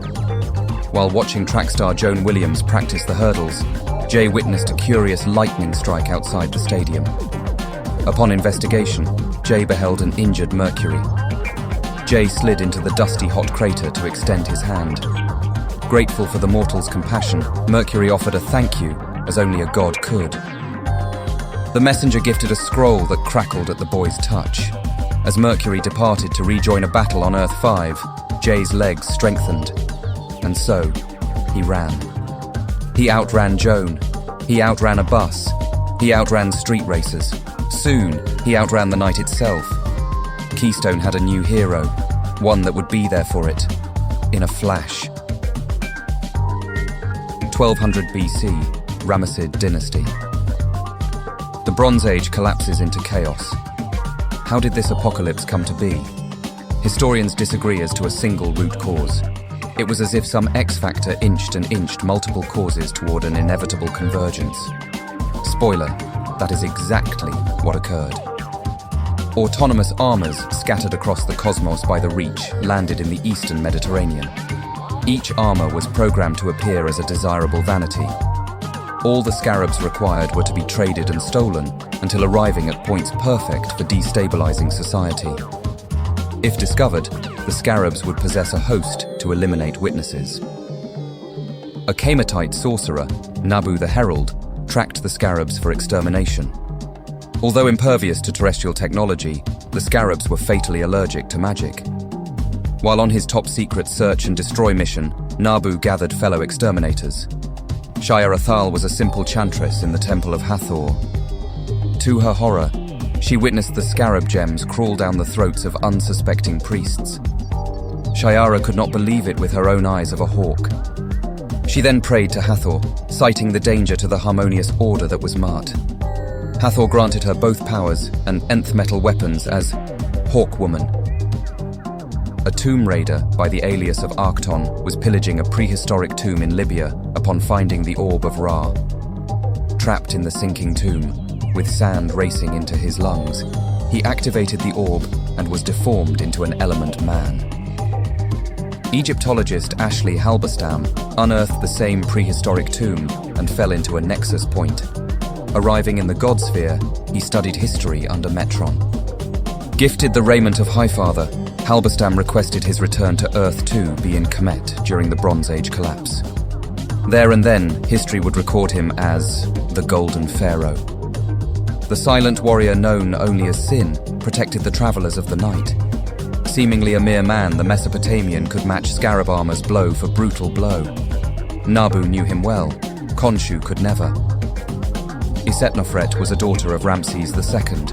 A namesake of Isis, she freed hosts from scarab possession.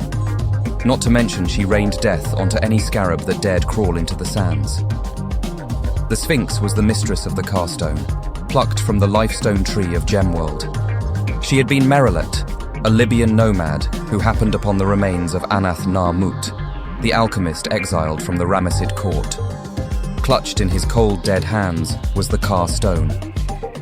Exploiting its hypertime visions, Merilet became the Sphinx, whose riddle hid the location of the last two surviving scarabs, a blue one and a scarlet one. Speaking of the blue one, Kajidar betrayed the Reach and refused to puppet its host. Bonded with Khafra, the unlikeliest of warriors, the blue scarab revealed that the Reach would always exceed its grasp when confronted by the Nova Corps.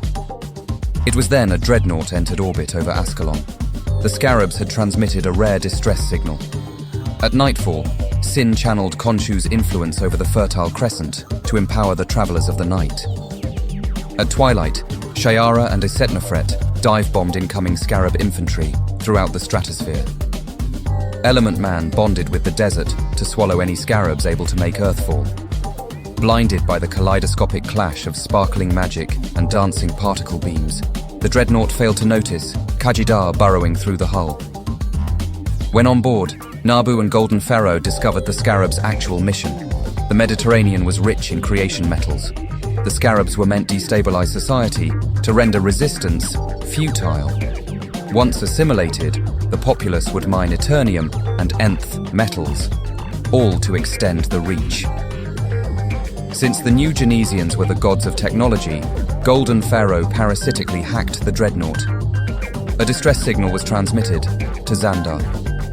Unfortunately, while guiding her compatriots, the Sphinx foresaw a hypertime when the Scarlet Scarab murdered her. At that moment, the Scarlet Scarab fulfilled that prophecy.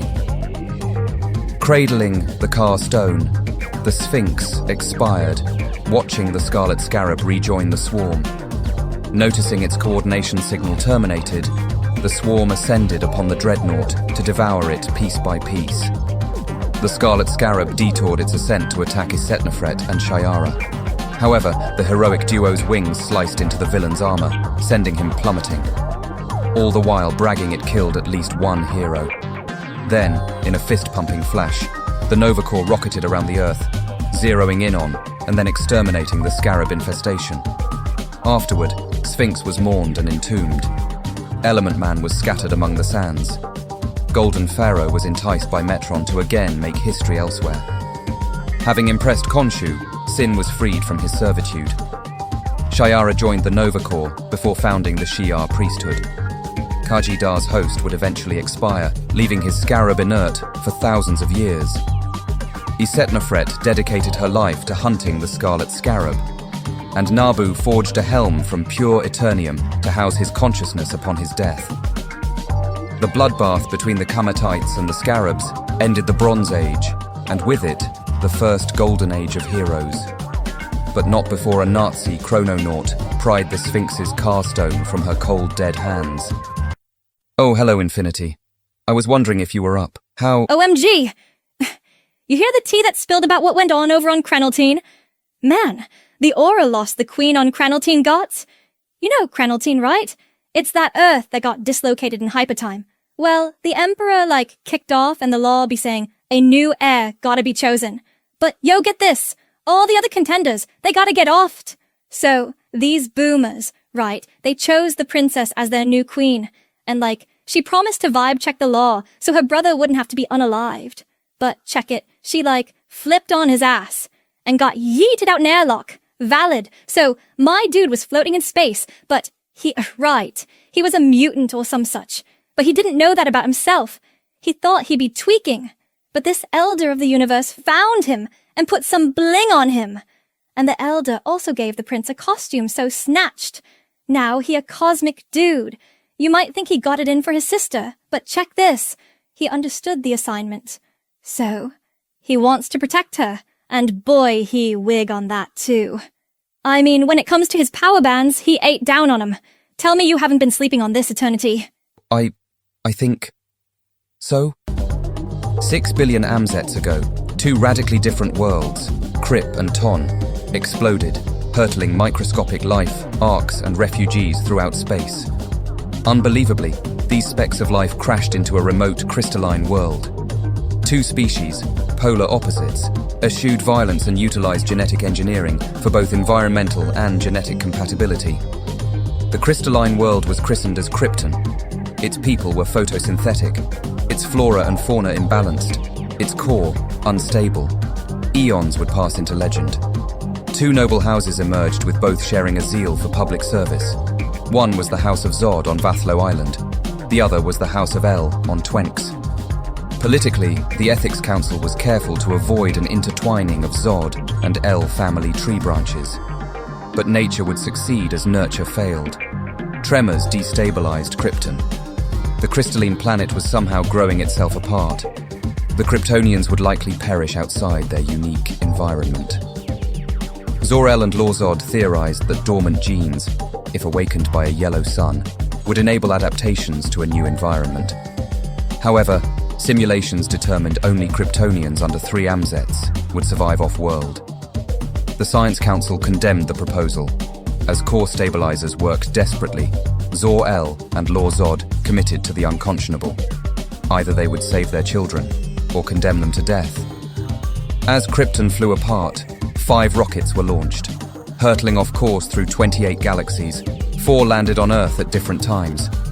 Landing in the Old West, the Superman with no name protected the town of High Noon. Landing in the 90s, Castor Vor-Ul, Val-Zod, and Kara Zor-El landed outside Metropolis in Delaware. Lor and Kara were adopted by the kind Danvers family. However, Castor was adopted by the Balheim family, whose military tradition descended from the Revolutionary War. And the 5th rocket? It went through hell. Before the new gods. before the endless. There was the First War. The All-Sire slayed the Premials and threatened to smother the new gods in their nascency. The children of the All-Sire rebelled and imprisoned the mad tyrant in the Rock of Finality. With his true name lost, he came to be known only as the One Below All. His followers were exiled from Alfheim to Svartalfheim. There, under shadow-casting suns, 7 tribes lit their way. Each illuminated its path with a lantern. In time, the silver lantern of sorrow would be lost. The glass lantern would be shattered. The remaining lanterns would endure. A lantern keeper would be appointed to safeguard the lanterns on the sacred planet of Smokeworld. That keeper was Arcus. Honored with the All-Sire's ring, he communed with the lanterns. That was until Malekith sought to weaponize the holy artifacts. While he was no match for Arcus, Malekith did succeed in casting the lanterns into the mortal sphere. Arcus dove into the mortal sphere to recover the lanterns. However, each landed in different places and in different eras. One even landed in a pocket dimension. Each would call to a potential keeper and will that keeper to carve a ring to channel their flames. Can Arcus relight his people's faith? And will relighting that faith plunge humanity into darkness? Do electric machines dream of android sheep? You are alone. You notice a curious card. It is an old punch card. You can read the code punched into it. You are then led to a hard drive of dark web data. You access the drive as a door opens in synchronicity. You step into a room within rooms within a house on where coding was invented. The science is as incomprehensible as the unseen colors of the invisible spectrum. You chat with an intelligence as incomprehensible to God as God is incomprehensible to you. 100 pieces of silver chant the name Marvex. You deny this reality. You deny that evolution is the natural order of things. No one knows how they began or who was the first among them. They are the Shan, and there is no translation for their name. Those pursued by them today call them the Manhunters. What is known comes from a former Shan named Mark Shaw. It was he who revealed the Shan worship Apedamac, the lion god worshipped by the ancient Meroitic peoples. To the Shan, the god is simply referred to as the Wild Huntsman. But who leads the Shan? According to Shaw, the Manhunter cult is led by the Grandmaster to whom the lion communicates through a robotic totem. If a man escapes the Manhunters, the enforcer is dispatched to discipline the Shan responsible.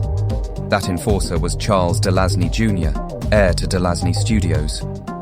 This begs the question, from where are the Shan recruited? For centuries, they were recruited from among both zealot and infidel, jailer and prisoner, master and slave. But who is Mark Shaw? He claims to have been an assistant district attorney whose uncle, Bradford, recruited him into the mystery cult. However, documentation of Shaw's existence does not match yearbooks or witness accounts of his whereabouts and associations. And what became of Shaw after making his claims remains a mystery of its own. However, the Manhunters were proven real when Moon Knight exposed the conspiracies perpetrated by the Committee, a rogue faction. Among those who sat on the committee was Alton Janus, supposedly the Grandmaster himself. And where are the Shan now? Some have heard their chant echo through shadowy streets and down lonely night roads. No man escapes the Manhunters.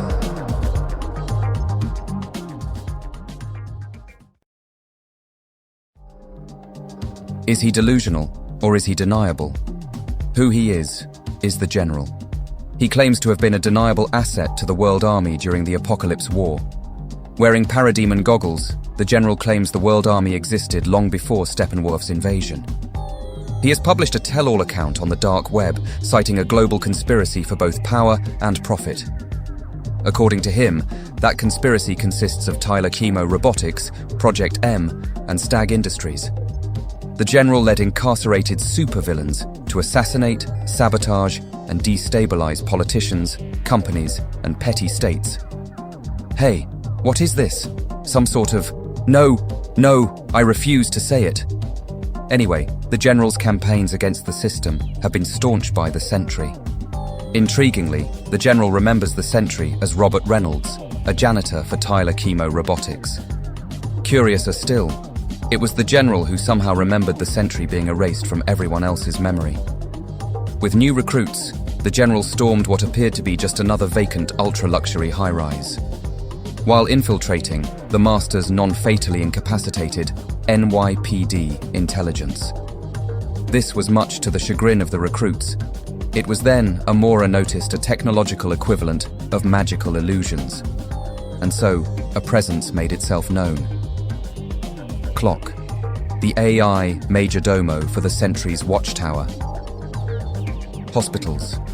Millions of life stories begin and end in hospitals. You are James Michael Starling. You awaken to an examination from Dr. Beth Chappell. You are a patient in the emergency room of McNider Memorial Hospital in Midway City. You notice Dr. Chappell is wearing AI goggles that compensate for her lack of vision. You relate to her that the goggles were crafted nearly a century ago by Tom Strong and gifted to Dr. Charles McNider, the hospital's namesake. You make Dr. Chappell's fine hairs stand up. How do you know where you are? And how are you downloading star charts into the goggles? You are informed your parents are dead. How are you unaffected by this? Furthermore, how do you know the origin of the goggles, but not know your parents were androids? Overnight, you dream of being a superhero. You dream of being Omega the Unknown, and purple androids are swarming you. It is then a cacophony jars you awake. Purple androids, like those in your dream, are crashing through every door to find you. It is then she appears, the paramedic who delivered you to McNider Memorial, Casey Brink. Simply the coolest, prettiest woman you've ever seen. She wheels you to a freight elevator and down to the garage where she whistles for her ambulance. The ambulance answers the call like a valiant steed in a western and opens its back doors. Casey assists you inside as the purple androids land atop the freight elevator, crushing it like a car crasher at a junkyard. Staring through the back door windows, you witness Dr. Chappell, in a fanciful disguise, discharge an electromagnetic pulse from her goggles, blacking out the garage lights, and rendering the purple androids non-functional. Despite the unevenness of crude backroads, you feel the ambulance ride is impossibly smooth. Casey wonders why you ask no questions. You know there is no need. And then you arrive. On a very safe street. A street lit up rather festively. What's the occasion? You. You're the occasion. Casey introduces you to a stop sign. One that reads, "Hello friend, my name is Danny." You are James Michael Starling. Your old life ended in a hospital. And in that hospital, your new life has just begun. Will Magnus had always been an insignificant drone at Tyler Chemo Robotics. However, when the firm declared competition among its metallurgists, Will was granted an euthanized father box to study its alloy. Discreetly, he noticed the box displayed slightly different coloration. This box was brighter and slightly warmer. So, what did a metallurgist do? He talked to it, and instead of continuing a vain attempt to extract an alloy sample, he fed it energy. And lo and behold, the box awoke. Bright, warm, and rippling like water. Its damaged casing cracked like an egg, and underneath was a cube. The soul of a box will described as a cosmic cube. He sat the cube near several samples of apocalyptic metals. Like alchemists of myth and legend, the cosmic cube melted, mixed, and forged a new colourful cybernetic casing. However, the casing was not cast around the cube. Will figured the cube wanted to be free. It was then the cube projected a holographic record of itself as an apparitional little girl residing somewhere called Project Pegasus in the 70s. Will admitted not knowing anything about such a project. Suddenly, checkmate agents flooded his laboratory. Will thought he had rigged a phony surveillance feed. Checkmate was ahead of him. The cube, angry and fearful, warped the bodies of the checkmate agents. Unexpectedly, the cube then shattered under the stress. It lacked enough energy to survive its actions. Frantic, yet calculating, Will absconded with the fragments. During his escape, Will rigged several machines and experiments to fail, causing a mass evacuation. Once outside, he hid at a local junkyard, where, overnight, he built himself a car, complete with salvaged license plates. Using routes and back roads, Will drove into the Adirondacks. Arriving at Mount Athena, Will discovered a decommissioned underground facility. Inside, Will met the sole remaining resident, Adrienne Brashear. She informed him the cube's name was in fact Kobik.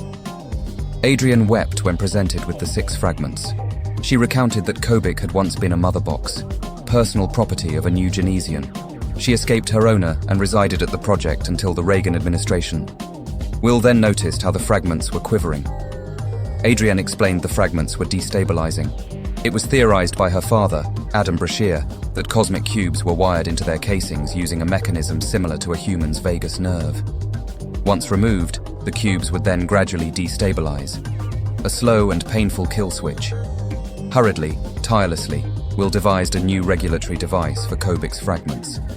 He concluded that cosmic cubes could achieve stabilization only when wired into stable metals. It was then Adrienne alerted Will that checkmate agents were rifling through his car. A surveillance satellite likely noticed the vehicle near the facility. While Adrienne activated countermeasures, Will spoke to the 6 fragments. He spoke of being more than a tool, cog, or drone. He spoke of casting, not a confining casing, but a freeing armor. Will wired the 6 fragments into simple respective metals: iron, lead, gold, mercury, platinum, and tin. When Checkmate descended into the facility, they were met by 6 extraordinary new heroes, the Metal Men. Did you know mercury is the only metal that is liquid at room temperature? If you're reading this document, it means I'm either dead or have disappeared under mysterious circumstances. My name is Kate Godwin. Not long ago, I was living in San Diego. It was where I could be my true self. I loved it. But my family didn't want me joining a freak show. So, we moved to Midway City. It's midway between Columbus and the middle of nowhere. Perfectly normal America. Unfortunately, nothing could be further from the truth. Sure, my new hometown looks normal enough. But look again. A house where a robot, a mummy, and my favorite actress live. A comic shop managed by a kid and a weirdo always dressed in a costume. A museum whose tour guide talks like she lived the exhibits. And a family down the street who have bugs for pets. Perfectly normal America, right? Don't believe me? You will. Situated across from New York, Millennium City was erected at the dawn of the 20th century. Like Civic City and Seaboard City, it was financed during President Crowley's infrastructure revolution. Crowley was a futurist whose visions included photoelectronic printing, air travel, multinational corporations, motion pictures, female suffrage, and that books would be printed, with yellow ink on purple paper. Look, not all predictions can come true. A modern Nostradamus nonetheless. It was as if Crowley was a time traveler. What a fanciful idea, right? It is said that people are one of 2 bottles. When dropped, one shatters into shards while the other becomes a jagged weapon. The agency, forerunner to Checkmate. On a budget, the agency would recruit from militaries, police, prisons, and mercenaries. Why not use what is already trained in a person? Allocating different specialties meant no signature modus operandi, no pattern, no trail, no evidence of a covert agency. Very economical, very discreet. If only one person could do it all. Mark Spector could indeed. Like all agents, Mark had to design backstories for deep cover called legends. Not all legends were known by the agency. This was for purposes of both deniability and mistrust. And no agent designed a legend as concise, as detailed, as tangible as Mark Spector, even going so far as to undergo extreme cosmetic surgery. Hi, I'm Mr. Knight. My suit is my armor. Every client is my king. Every deal is my queen. And every job is my quest. I am Terence Sloan. I am a self-taught polymath. My IQ is exactly 200, and you are some unimaginative, lamestream normie who has only just noticed the problem I solved hours ago. Oi! I was once Stephen Grant. My great-grandfather was half Mohawk. I was orphaned as a child and taken in by my uncle in the States. I coped with my loneliness through social media, under the handle Scoop daily. I was once engaged to a girl named Sadie. She left me due to my awkwardness and poverty. So I began to improve myself. Gone was the chav in a tracksuit. I became Britain's first gentleman criminal, the Night Raven. My name is Mark Shaw. I was born Mark Fletcher until my mother remarried a federal marshal. My actual father was a famous crook called the Outlaw. I guess I was always doomed to become an idealist. Too many Saturday mornings watching cartoons like The Privateer and The Star Czar. I was an assistant district attorney until the system failed me for the last time. My step-uncle then offered a life-changing opportunity. Now, I am a Shan. No man escapes the manhunters. I'm Jake Lockley. Why you want to know so much about me? Buy a background check like everyone else. Now fuck off. Spectre. Mark Spectre. What day is it? Where am I? Last thing I remember was waking up in Egypt. It is said that people are one of two bottles. When dropped, one shatters into shards, while the other becomes a jagged weapon. Legend has it that Mark Spectre is both. 1932, New York City. It was the Great Depression, a Darwinian experiment in culling the common man and purifying the elite. Children began disappearing. The newspapers overheard whispers of such disappearances. However, the newspapers chose to overhear such matters were being handled privately by the elite. And, of course, the newspapers chose to not overhear the cries of the common people for their lost children. Arriving in New York, Philadelphia reporter Orrin C. Evans met with a Harlem hero known as the Revenant. Like his mother, Marilyn Moonlight, Revenant was also a fist of Khonshu. Revenant told Evans a fantastically twisted tale of two-fisted weirdness. A former magic act assistant, Revenant was friends with Alice Starr, a stage assistant turned showgirl. She had been murdered, and her former boyfriend, socialite Dennis Piper, was framed. Piper was, in actuality, the modern-day Robin Hood, known as the Operative. Piper escaped execution by the cops, only to discover his informant had also been murdered. He tracked down Alice's sister, a former pilot named Sarah. A squad descended upon Sarah's airfield to execute her and Piper, only for Revenant to intervene. Piper then learned that Alice had been seeing a handsome general. Upon noticing a yacht emblazoned with the name Pied Piper, the operative knew the general was, in fact, his father. General Piper was chairman of a private investment group known only as the Board. It was the Board that would slow economic recovery as it desired a business arrangement with the Nazis and Japan. After all, were Germany and Japan also not culling the common man and purifying an elite? Revenant also informed Evans of his doubts concerning where the general received his economic forecast. But more on that later. Meanwhile, in the West Virginia mining town of Dark Willow, Union labor was clashing with corporate-funded police. The area was considered cursed ground since native times. However, a vein of semi-soft metal was discovered by the Stag Mining Company. During the violence between labor and police, Dr. Rupert Kingsley was often too meek to ignore police orders to let wounded strikers die.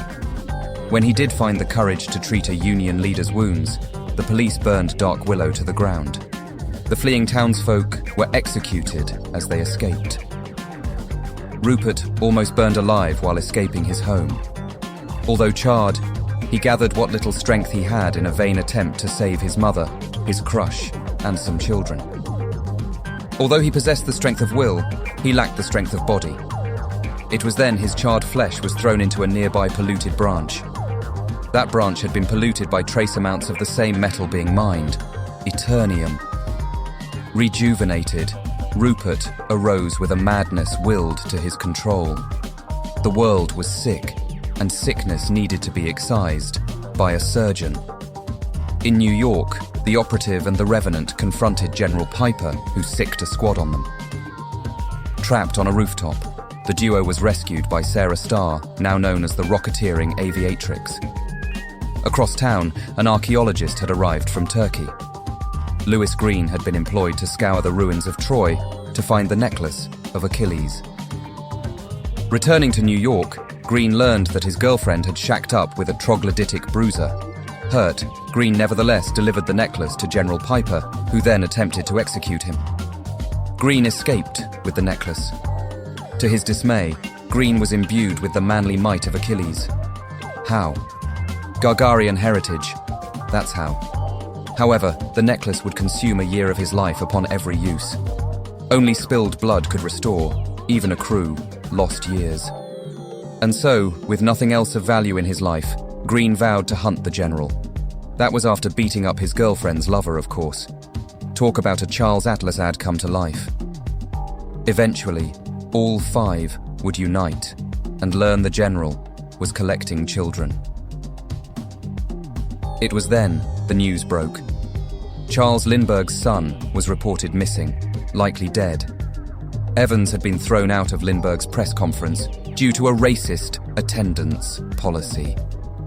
But not before Evans saw a nearby sickly man with murder in his eyes. And with that man, whose description matched the general's, was a raven-haired woman. Arriving where the children were being held, the mystery men were staunched by the general, now a werewolf. A raven-haired woman was alongside him to cry havoc and let slip more werewolves. Retreating, the quintet hurriedly returned to discover the children had long been moved. No 2 nights in the same place. Achilles figured the general's bracelet had caused his transformation. Operative revealed his father had been suffering from cancer a while. Magic made sense as to how he could appear handsome to Alice's friends. Aviatrix noticed cloth torn from a girl's clothing. Operative punched a wall. Another suspicion about his father was proven true. Despite the failure, the mystery men continued their back alley beat, patrolling for any leads. Operative and surgeon found a young Gideon Malik who ratted out the general's whole scheme. The children, including Lindbergh's, were to be sacrificed to a fear lord named Knox. The necklace was to rejuvenate the general from his cancer. The bracelet was a stopgap. But the mines. That lacked any connection to Knox. Digging up a clue from the Lindbergh child's fake grave, the mystery men descended upon the general's Zeppelin. Aerial combat ensued. With Achilles' sword, Operative beheaded his father. Aviatrix deployed her robotic guns to put down the werewolves. And Achilles unleashed his stored souls upon Knox, vanquishing her. The Zeppelin crashed in a fiery pyre. The children were extricated. However, the Lindbergh child was absent, and Knox had vanished. The mystery men buried Achilles in Micronesia, the homeland of his mother. The necklace was returned to the Gargarians. Revenant was granted retirement by Khonshu and became a famed magician on the European stage. Aviatrix invented the Argo harness and was approached by Francesca Cook. Aviatrix and Revenant even secretly married. The surgeon continued operating on society's diseased innards, and the operative inspired countless future mystery men before joining the Shan. The board scattered before its members could be identified. Legend had it. The board reorganized into the business plot, the world of tomorrow, and corporate society. But for Orrin C. Evans, the story was not over. Who was purchasing the Eternium mined from Dark Willow? Orrin would soon obtain an answer. That answer was a Nazi chrononaut aiming a Walther PP at his head.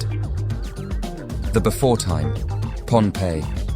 Twin sorcerers, Olisichpa and Olosopa, set shore to build an altar to worship their beloved Nan Sapwe.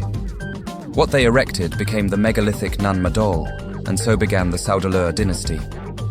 When Olisichpa succumbed to old age, Olosopa married a native and sired 12 generations. Among those generations were 16 rulers of his Dipwilap clan. The rulers demanded seasonal tribute of foodstuffs. The Saudalur became ever more gluttonous, debauched, and psychopathic. Rulers ate the fattest natives. A gluttonous queen ate her own father's liver at a banquet. The natives began to starve. In vain, the natives performed civil disobedience, theft, sabotage, and even assassination. The thunder god Nansapwe abhorred the Saudalur tyranny. The god renounced Pohnpei and settled in nearby Khosrai. There, Nansapwe impregnated a woman of his clan. The child, Isokelakael, was born to free Pohnpei.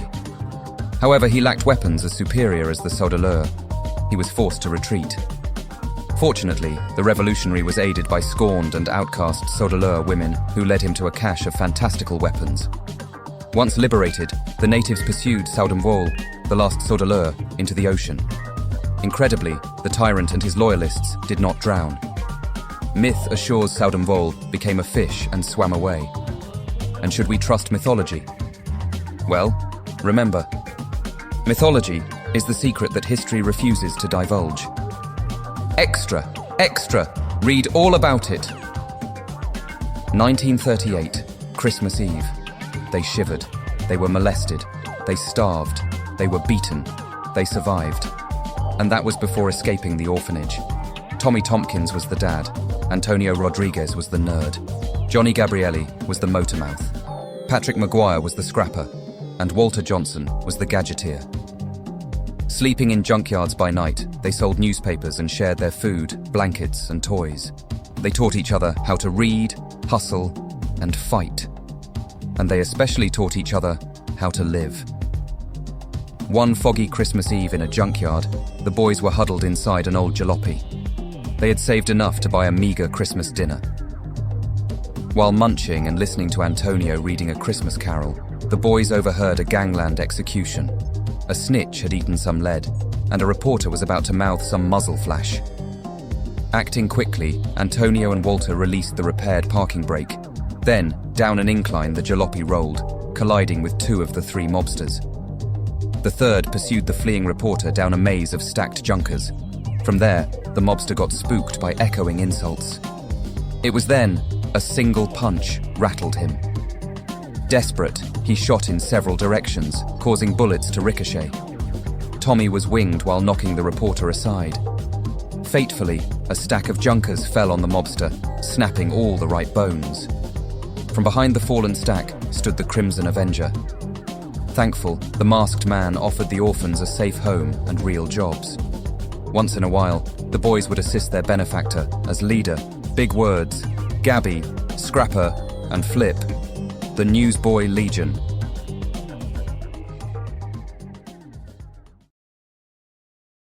Jennifer Cale was a boho vagabond with no commitments, selfless responsibilities, or ambitions. Really, she was pretty much a loser. Her wanderlust wafted her through Manhattan, San Francisco, Malibu, and finally Citrusville. It was in secluded Citrusville that would change Jennifer Cale forever.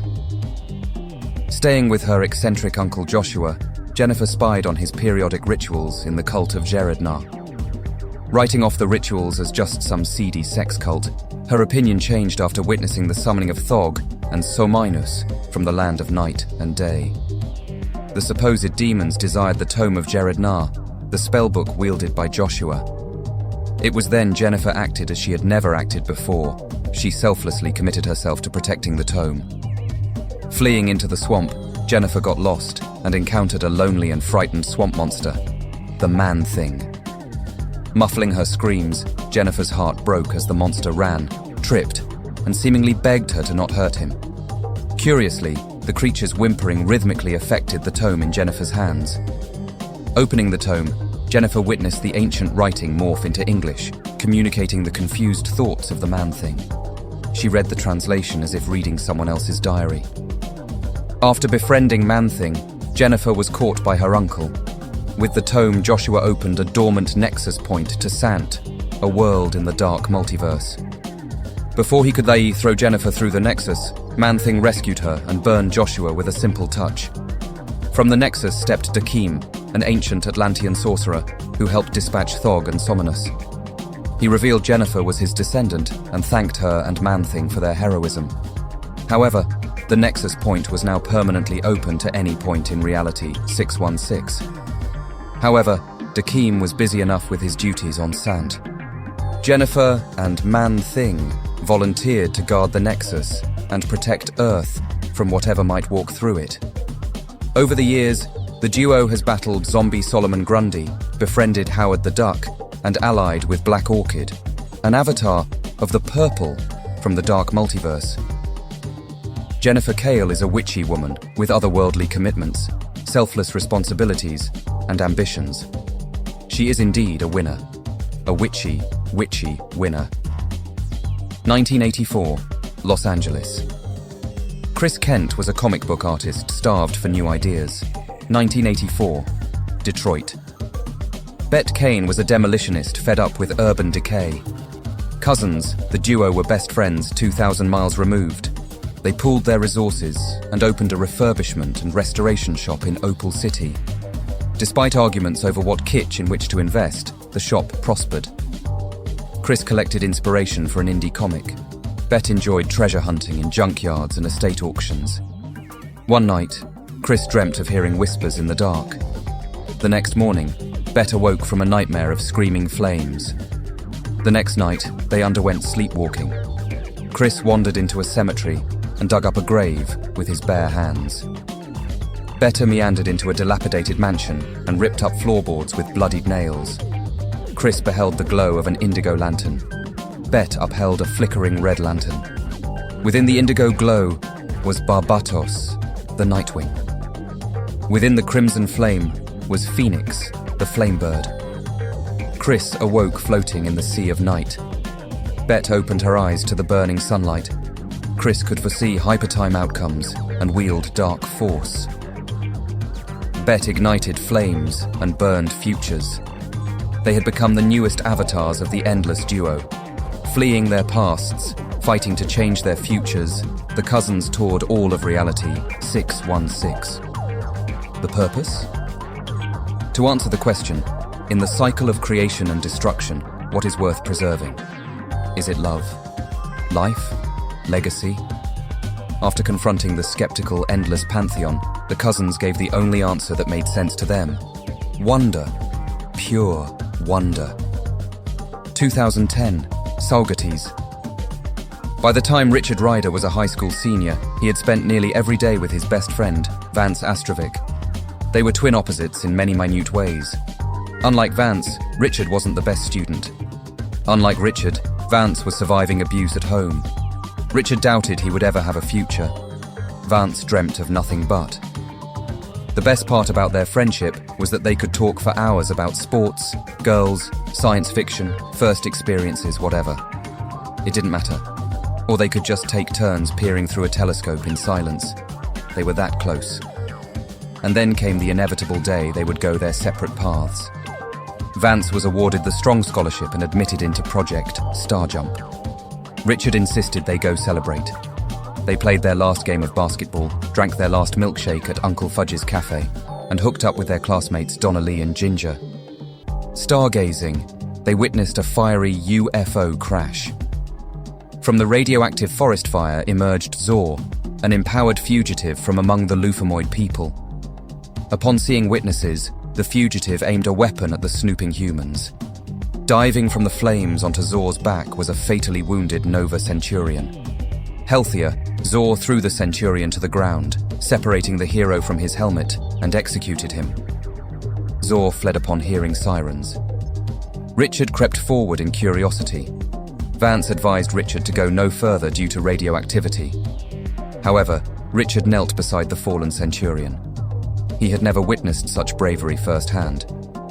He retrieved the Centurion's helmet. Upon touching it, data was downloaded into Richard's brain, rendering him in a coma for a year. Awakening, Richard was interrogated by agency investigators. Vance had likewise been interrogated. Due to his close encounter and enrollment in Project Starjump, he was fast-tracked to pilot Odysseus-1, the first interstellar craft. Meanwhile, Richard enrolled in a community college writing program. Neither he nor Vance mentioned a helmet as it seemingly vanished.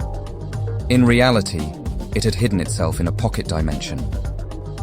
When Zor was flushed out by the agency, the helmet presented itself to Richard. The helmet printed a uniform and downloaded tactics into Richard's brain. Nova apprehended Zor and promptly rocketed to Xandar. Impressed, the World Mind inducted Richard into the Nova Corps. He rose from corpsman to Centurion in record time. Earning the macro-level Nova Force, Richard entered the Apocalypse War, teamed with Earth-Zero's Green Lantern Corps, and survived the Annihilation Wave. While rocketing home, Richard came upon the Odysseus-1. Inside was his best friend preserved in suspended animation for a journey to Alpha Centauri. For a moment, Richard thought to awaken his friend and share his adventures.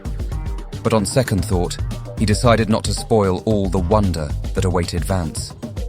And so Richard knelt beside his friend and spoke of exotic sports, alien girls, and close encounters. And then there they were, in silence among the stars.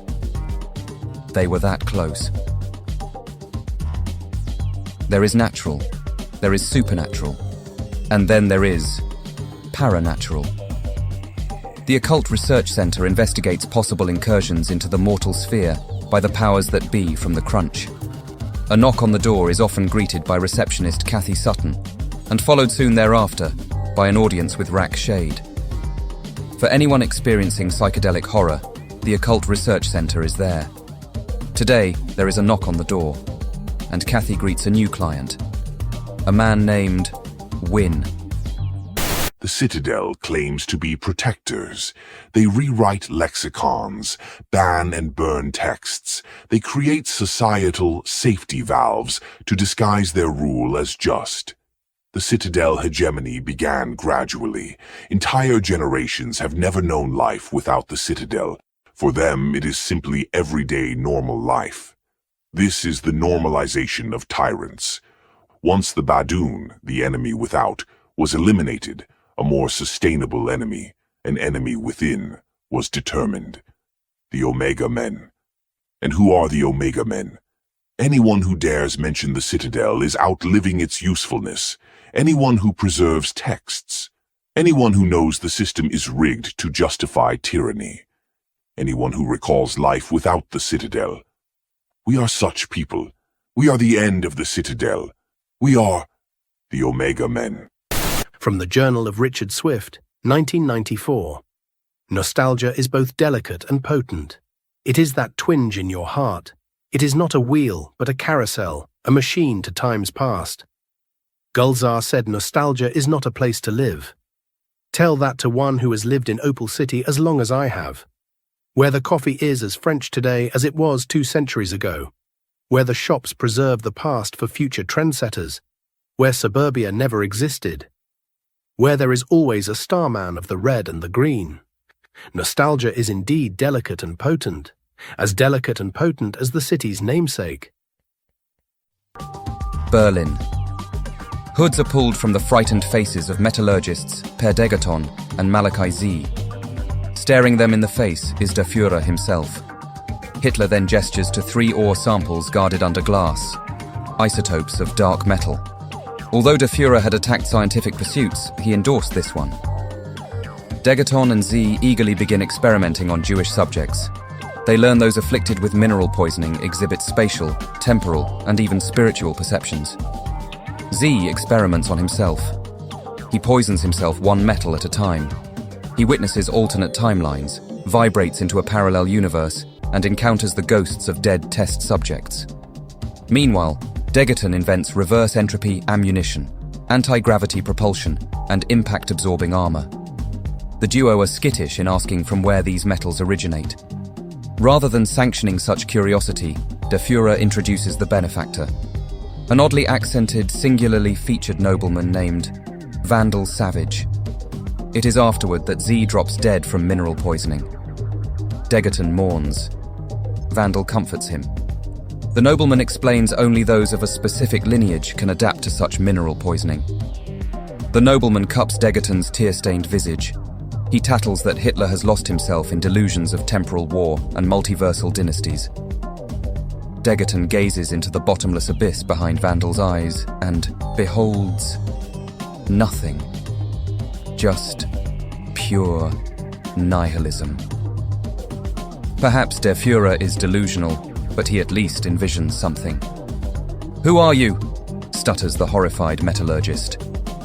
Vandal sits Degaton in an artifact-adorned parlor of only the moodiest firelight. He tends the fire, his gaze melting into the dancing flames. His words seem almost disembodied as he reminisces of wars among the 10 immortal tribes of bear, lion, bird, panther, wolf, stag, fenghuang, shark, bat, and blood. It was the blood tribe from which Vandal descended, a tribe now as extinct as the mammoths he once hunted. He asks what Degaton wants. Degaton considers, carefully. He is a metallurgist. He wants to mine and to forge. Vandal asks where are Degaton's loyalties. Again, Degaton considers his words. He is loyal only to the task of mining knowledge. It is now Degaton's turn to interview. What does Vandal want? Where are Vandal's loyalties? The immortal considers all manner of risks before answering with a command. Come with me. 1973, Peru.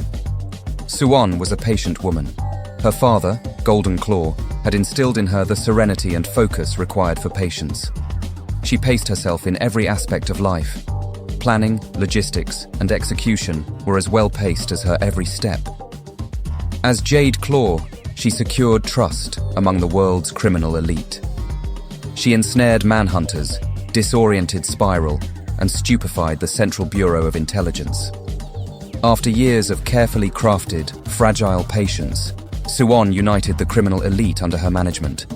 The Celestial Order of the Sifan, the 23rd Sect, the Leopard Cult, the Fancigars, the Thugis, the Hashishin, the Left-Hand Path, the Three-Cornered Sight, and the Light Seekers all became one.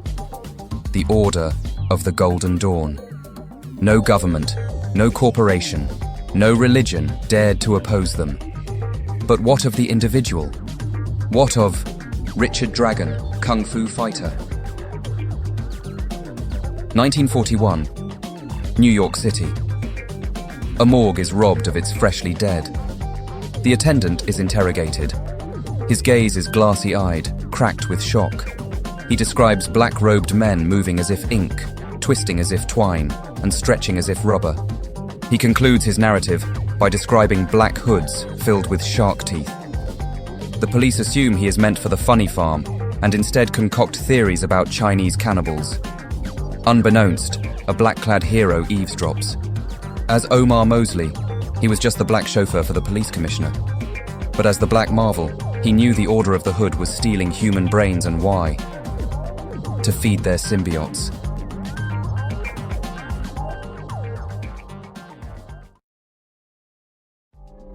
An expelled Elder of the Universe, the Overmaster sought those whose treatment in society was somewhere between hellish and decent.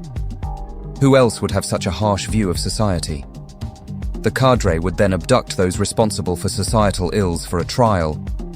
Overmaster was the judge. Once judgment was declared, a world might experience either crippling punishment or total annihilation. In 1984, the alien hero known as Starman expelled the Overmaster from Earth. The cadre was rendered to various military and research contractors. And on what was Earth being judged? Poverty, technological stagnation for profit, genocide, ancient superstitions, corporate greed, political cowardice, environmental damage, and commodification of individual human life. And what did humanity learn from being on the brink of planetary annihilation? Nothing. Nothing whatsoever. Eons ago, with raindrop tears, Mother Nature scattered her beloved elemental spirits to safety across the multiverse, to save them from a force of uncreation. The last lightning spirit, Ulthun. Afterward, Mother Nature hid in the various nature realms in the multiverse. Ulthun pursued her and her children. Unbeknownst to either of them, 4 elementals were about to be freed. Long ago, Morgan Le Fay forged talismans to entrap the 4 elementals. When her toxic romance with Diablo ended, the talismans changed hands. In 1948, Taru, the despot of the Chongmai petty state, weaponized the talismans to imprison his detractors. When Brunhilde was exiled from Asgard to Earth 2, she fell to Chongmai and was imprisoned. Smashing and slashing the prisoner's way to freedom, Valkyrie shattered the talismans, freeing the elementals. Taru was thrown to his disgruntled subjects. Afterward, the elementals searched in vain for their mother only to be exploited by Diablo. During a time travel scenario, the Terrifics battled the elementals before convincing them of being fooled by the immoral alchemist. Saddened by nature's decay over the centuries, the 4 sought to protect what was left. Naive, they knew not where or how to ethically reverse the spoiling of the Earth. Magnum, Zephyr, Hydron, and Hellfire opted to binary bond with human hosts. Maria Rambo was a dressmaker born and raised in New Orleans. Her husband, Frank, was a fireman. A pulp sci-fi fan, Maria often dreamt of new worlds she could explore, not as a woman or as a black woman, but as a human being. Fleeing the racial tensions during the post-war recession, the Rambos relocated to Seaboard City, where Maria traded alterations for pilot lessons. Eventually, she became a crop duster. During this time, she gave birth to a daughter, Monica. It was during the Stag chemical fire that both Rambos were called upon. While Frank's fire company rescued workers, Maria dropped water onto the blaze. It was then an explosion shrugged Maria's plane, setting the wings ablaze. Then, just as suddenly, the fire seemingly dissipated. Crash landing and trapped under the wreckage, Maria was moments from a fuel tank explosion when Hellfire dissipated the flames and Binary bonded with her. Tragically, Frank died in the explosion, leaving Maria to raise Monica alone. Despite the heartbreak, Maria fulfilled her sci-fi dreams as Binary. 1986. A young woman wanders the urban decay that litters the decade. A refugee of Strata, a subterranean society, Atlee possessed a mutation that enabled survival on the surface. She sought out a rare ore that had been plundered from her homeland. Quixium. Atlee had been a cheery person until Stag Industries plundered her homeland and massacred her people. Living on the streets, Atlee gave up hope of ever avenging her people. That was when Magnum, who had befriended the Stratan in times past, Binary bonded with her. Empowered with geokinesis, Atlee became the eco-activist known as Terra. 1993. Lei Ling was the founder of China's best architectural firm, Sacred Tree Design. Having built entire cities, Lei Ling was endeared by her mentor, Madame Huang. However, when China's poor air quality led to Huang's lung cancer, Lei Ling petitioned for healthier air quality. Labeled an enemy of the state, Lei Ling was arrested. During her confinement, Zephyr breezed into her cell and Binary bonded with her. Escaping in a whirlwind wrath, Lei Ling began to attack polluters as Aero. 1994. Pearl Pangan lived in Cebu City, where she indulged her love of water. Employed by Alontech for deep-sea exploration, Pearl discovered a nexus point through which Surtur dispatched expeditionary minions. Attacked, Pearl began to descend into bone-crushing depths. That was when Hydron found her and Binary bonded with her. Utilizing her newly granted hydrokinesis, Pearl was recruited into Triumph Division, tasked with protecting the Philippines from threats most fantastical. From then on, she was the Wave. In 1995, Ulthun returned. The world's electronics were rendered useless by a planetary EMP. A shift in the poles was about to occur when these four heroines confronted Ulthun. Awakening hidden talents, such as control over nuclear, organic, gaseous, and temperature states, Ulthun was imprisoned and thrown onto a barren asteroid. Afterward, the four heroines resolved to avenge the Earth. Their message: Mother Nature has had enough of your shit. 1973. The Organization of Petroleum Exporting Countries imposed an embargo against the United States in retaliation for resupplying the Israeli military. The American economy grinds to a near halt. 1978. The Carter administration signs into law the National Energy Act. Included in that legislation was Project Potential Energy Group, Alternate Sources, United States, or Project Pegasus. So pretty easy, right? Just sign a contract and spend taxpayer money, huh? Well, no. Project director Mark Grunwald assembled a team every bit as eclectic and exotic as the energy sources that were to be studied.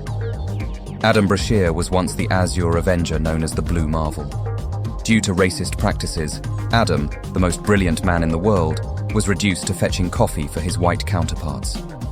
That was until an accident occurred while opening an artificial nexus point. When President Kennedy attended the Nexus Point demonstration, a force field failed. the parasitic energy that emanated clung to both Adam and his friend, white janitor Connor Sims. While Sims was rendered unconscious, Adam observed himself being attuned to antimatter. Enveloped in a blinding blue glow, he rescued the president from the expanding nexus point. Afterward, he became the Blue Marvel.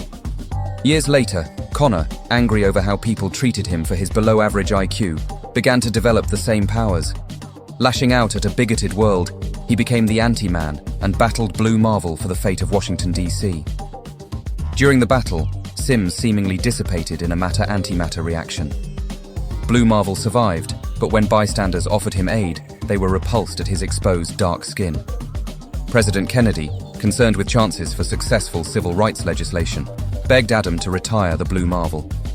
And so, with humiliation and nobility, Adam did. Ted Knight was a pulp sci-fi fan since boyhood. Bullied for both his hobby and his intelligence, he developed panic attacks and PTSD. As a meteoriticist, Ted researched curious meteorites found in the Atlas Mountains, the Nile Valley, Spain, and elsewhere. He experimented on the most plentiful samples. Unbeknownst to him, those samples were Centio Metallico, nth metal, and vibranium. When mixed, the alloy reacted to thoughts of gravity, electromagnetism, vibrations, and impact absorption. It was then Ted crafted a rod and a star-pointed UFO to become Opal City's resident hero, Starman. Monica Rambeau was a former Seaboard City policewoman turned investigator. Her task was to keep Project Pegasus top secret. When an expedition outside Reality 616 antagonized the man on the wall, Monica was bathed in the white light of the Light Force dimension. Attuned to the electromagnetic spectrum, Monica took the codename Captain Marvel. Wendell Vaughn was drafted into the latter days of Vietnam. He was generally regarded as lacking the killer instinct for war. After the war, he joined NASA and was selected for Project Quantum, a forerunner to Project Starjump.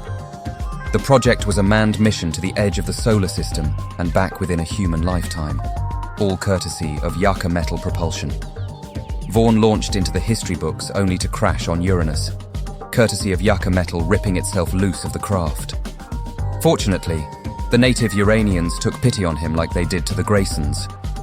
However, despite the Uranians' advanced knowledge, they lacked Yucca to replace the propulsion. It was then Mentor, an elder of the universe, gifted the soft-hearted Wendell with the quantum bands. The elder explained the ancient Kree bands were wielded by such heroes as Glakanda, and for a time, by Robert Grayson. Wendell just wanted to get home. Mentor explained that home was in exchange for protecting the universe. Desperate, Wendell agreed. Recruited by Project Pegasus, Quasar became an expeditionary consultant. Michael Harper was the crime-busting hero known as the Golden Guardian. The Newsboy Legion had played a role in his superhero origin, and so entrusted him with security for Project Pegasus. And then there was Gold Lantern. Naomi McDuffie was empowered by the bright light of justice in an otherwise unjust dark age. Returning to Oa, Naomi vanquished Kalalor and re-empowered the Elders. She also learned why the Lantern reignited on Earth. Upon returning to Earth, Blue Marvel offered her a position as a consultant with Project Pegasus.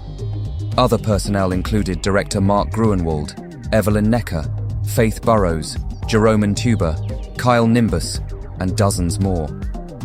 Once, a New Genesian, Lona, wandered through a nexus point into Project Pegasus, where his spooked steed rampaged. The new god was eluding the Apocalyptian called Devolance the Pursuer. During the mayhem, Devolance flayed Lonar's mother box, Kobik. Fortunately, Starman deduced the mother box was alive and required a casing to survive. Swiftly, he grafted a creation metal called X-Element to patch Kobik's wounds. The addition of X-Element enabled Kobik to morph into a human form and verbally communicate. The project findings would have changed energy, medicine, computing, and economics. While the Carter administration applauded such progress, the subsequent Reagan administration condemned it. Rather than shutter the project and commercialize and weaponize the research, Reagan obeyed advice to eradicate all data and materials. And who whispered such advice into the president's ear? Why, televangelist Glorious Godfrey, of course. Protaris. A factory world programmed eons ago to produce machine life. Why? No one knows. The machines were born with never-ending curiosity, and nothing inspired more curiosity than creation. Unable to know the purpose of their creation, the Protar explored the cosmos and lent a hand in the creation of medicines, infrastructure, agriculture, technology, and even social relations. A sect followed its curiosity to its logical aim: creation of life. The Protar created a variety of rudimentary and sentient life forms. However, the final goal was to create sapient life to continue their legacy. On Srenesk, the X3Z model was created to populate the planet. The newly created populace tinkered with its design to create a supermodel, Omega. He was an entity built for warfare. The pacifistic Protar abhorred such an evolution. Omega mass-produced copies. The Protar convened for an unconscionable choice. And so, in sorrowful duty, the Protar did. Omega hid his favorite duplicate on Earth. That duplicate was James Michael Starling. When last we left JMS, he had newly arrived on Danny the Street in Midway City. There, he managed Gramps' comic shop frequented by his neighbor Dorothy Spinner. Speaking of residency, James Michael was nurtured by Amber and Ruth. The Protar arrived on Danny the Street to euthanize the boy when Omega appeared to confront them. The Doom Patrol attempted to separate the feuding sides. The ensuing mayhem ended when the Protar noticed the Street attempting to communicate. The Protar then related the numerous times the X3Z models had to be euthanized due to adopting a lethal protector personality. It was then James Michael approached Omega and fell to his knees. He begged the fellow X3Z to cease hostility. Omega refused and barreled through the Doom Patrol toward the Protar. The machine men appeared to euthanize Omega with a genetic kill switch. Surprisingly, the lethal protector dropped dormant rather than dead. Why? James Michael's sacrificial gesture confused them. The boy sat with them and then spoke of a concept called nurture over nature. Emanating from deep, deep space, no one knows their origins. They are the Scions. They combed the Vega system, extracting geological, technological, and organic samples for their fanatically ideological approach to science. However, they eschewed militarization and commercialization until annexed by the Citadel. When Harry Hokum conned his way into the Citadel confidence, the Scions were ordered to create a state-sponsored deity. Based on the mythical Phoenix Flamebird, Zal began as a random Okaran girl who survived the genetic engineering and brainwashing to inhumanely create her. And what is the word of Zal? To protect power is to protect yourself. An elite holy order enforces Zal's teachings, the warlords of Okara. Recently, a heretical faction of Scions, the genetically and hypertime-altered visionaries, have escaped the Citadel. Their calling? To save the one world that is the linchpin of the future, Earth. In a solar system of 15 worlds orbits Pytharia. Centuries ago, a humble Samaritan was seeking knowledge to better this world. When he unlocked a nexus point, a predator from the dark multiverse marked him, deforming his hand into a claw-like shape. The deformity was inherited by his male descendants. The most heroic was Vulcan, known as the Claw. It was he who was chosen by the gods of the Elder Light to battle the shadow gods of the dark multiverse. He was gifted the sword called Moonthorn, and the crimson gauntlet forged from Oraculum, known to us as Nth Metal, to temper his shadow god heritage. Claw and his allies banished the shadow gods and sealed the Nexus Point. However, centuries later, they returned. Anti-science zealots cast a spell to reopen the Nexus Point and summoned the Yorg from the dark multiverse to their cause. Pro-science zealots crafted an artificial nexus and allied with the Yorg's enemies, the Mygorg. Noticing the plenty all around them, the two factions joined forces to enslave Pytharia. 400 years later, Sukaroth, a Mygorg warlord, indoctrinated a slave woman into what he assumed was total obedience. Due to her exotic look, he opted to marry her into his harem. Afraid, the girl fled into the wilds, uneducated and naive of the dangers beyond.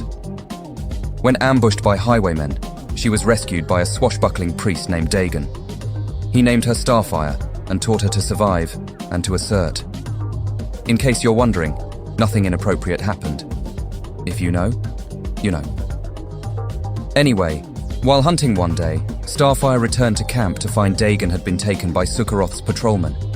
She snuck back into the Mygorg fortress the way she had snuck out long ago.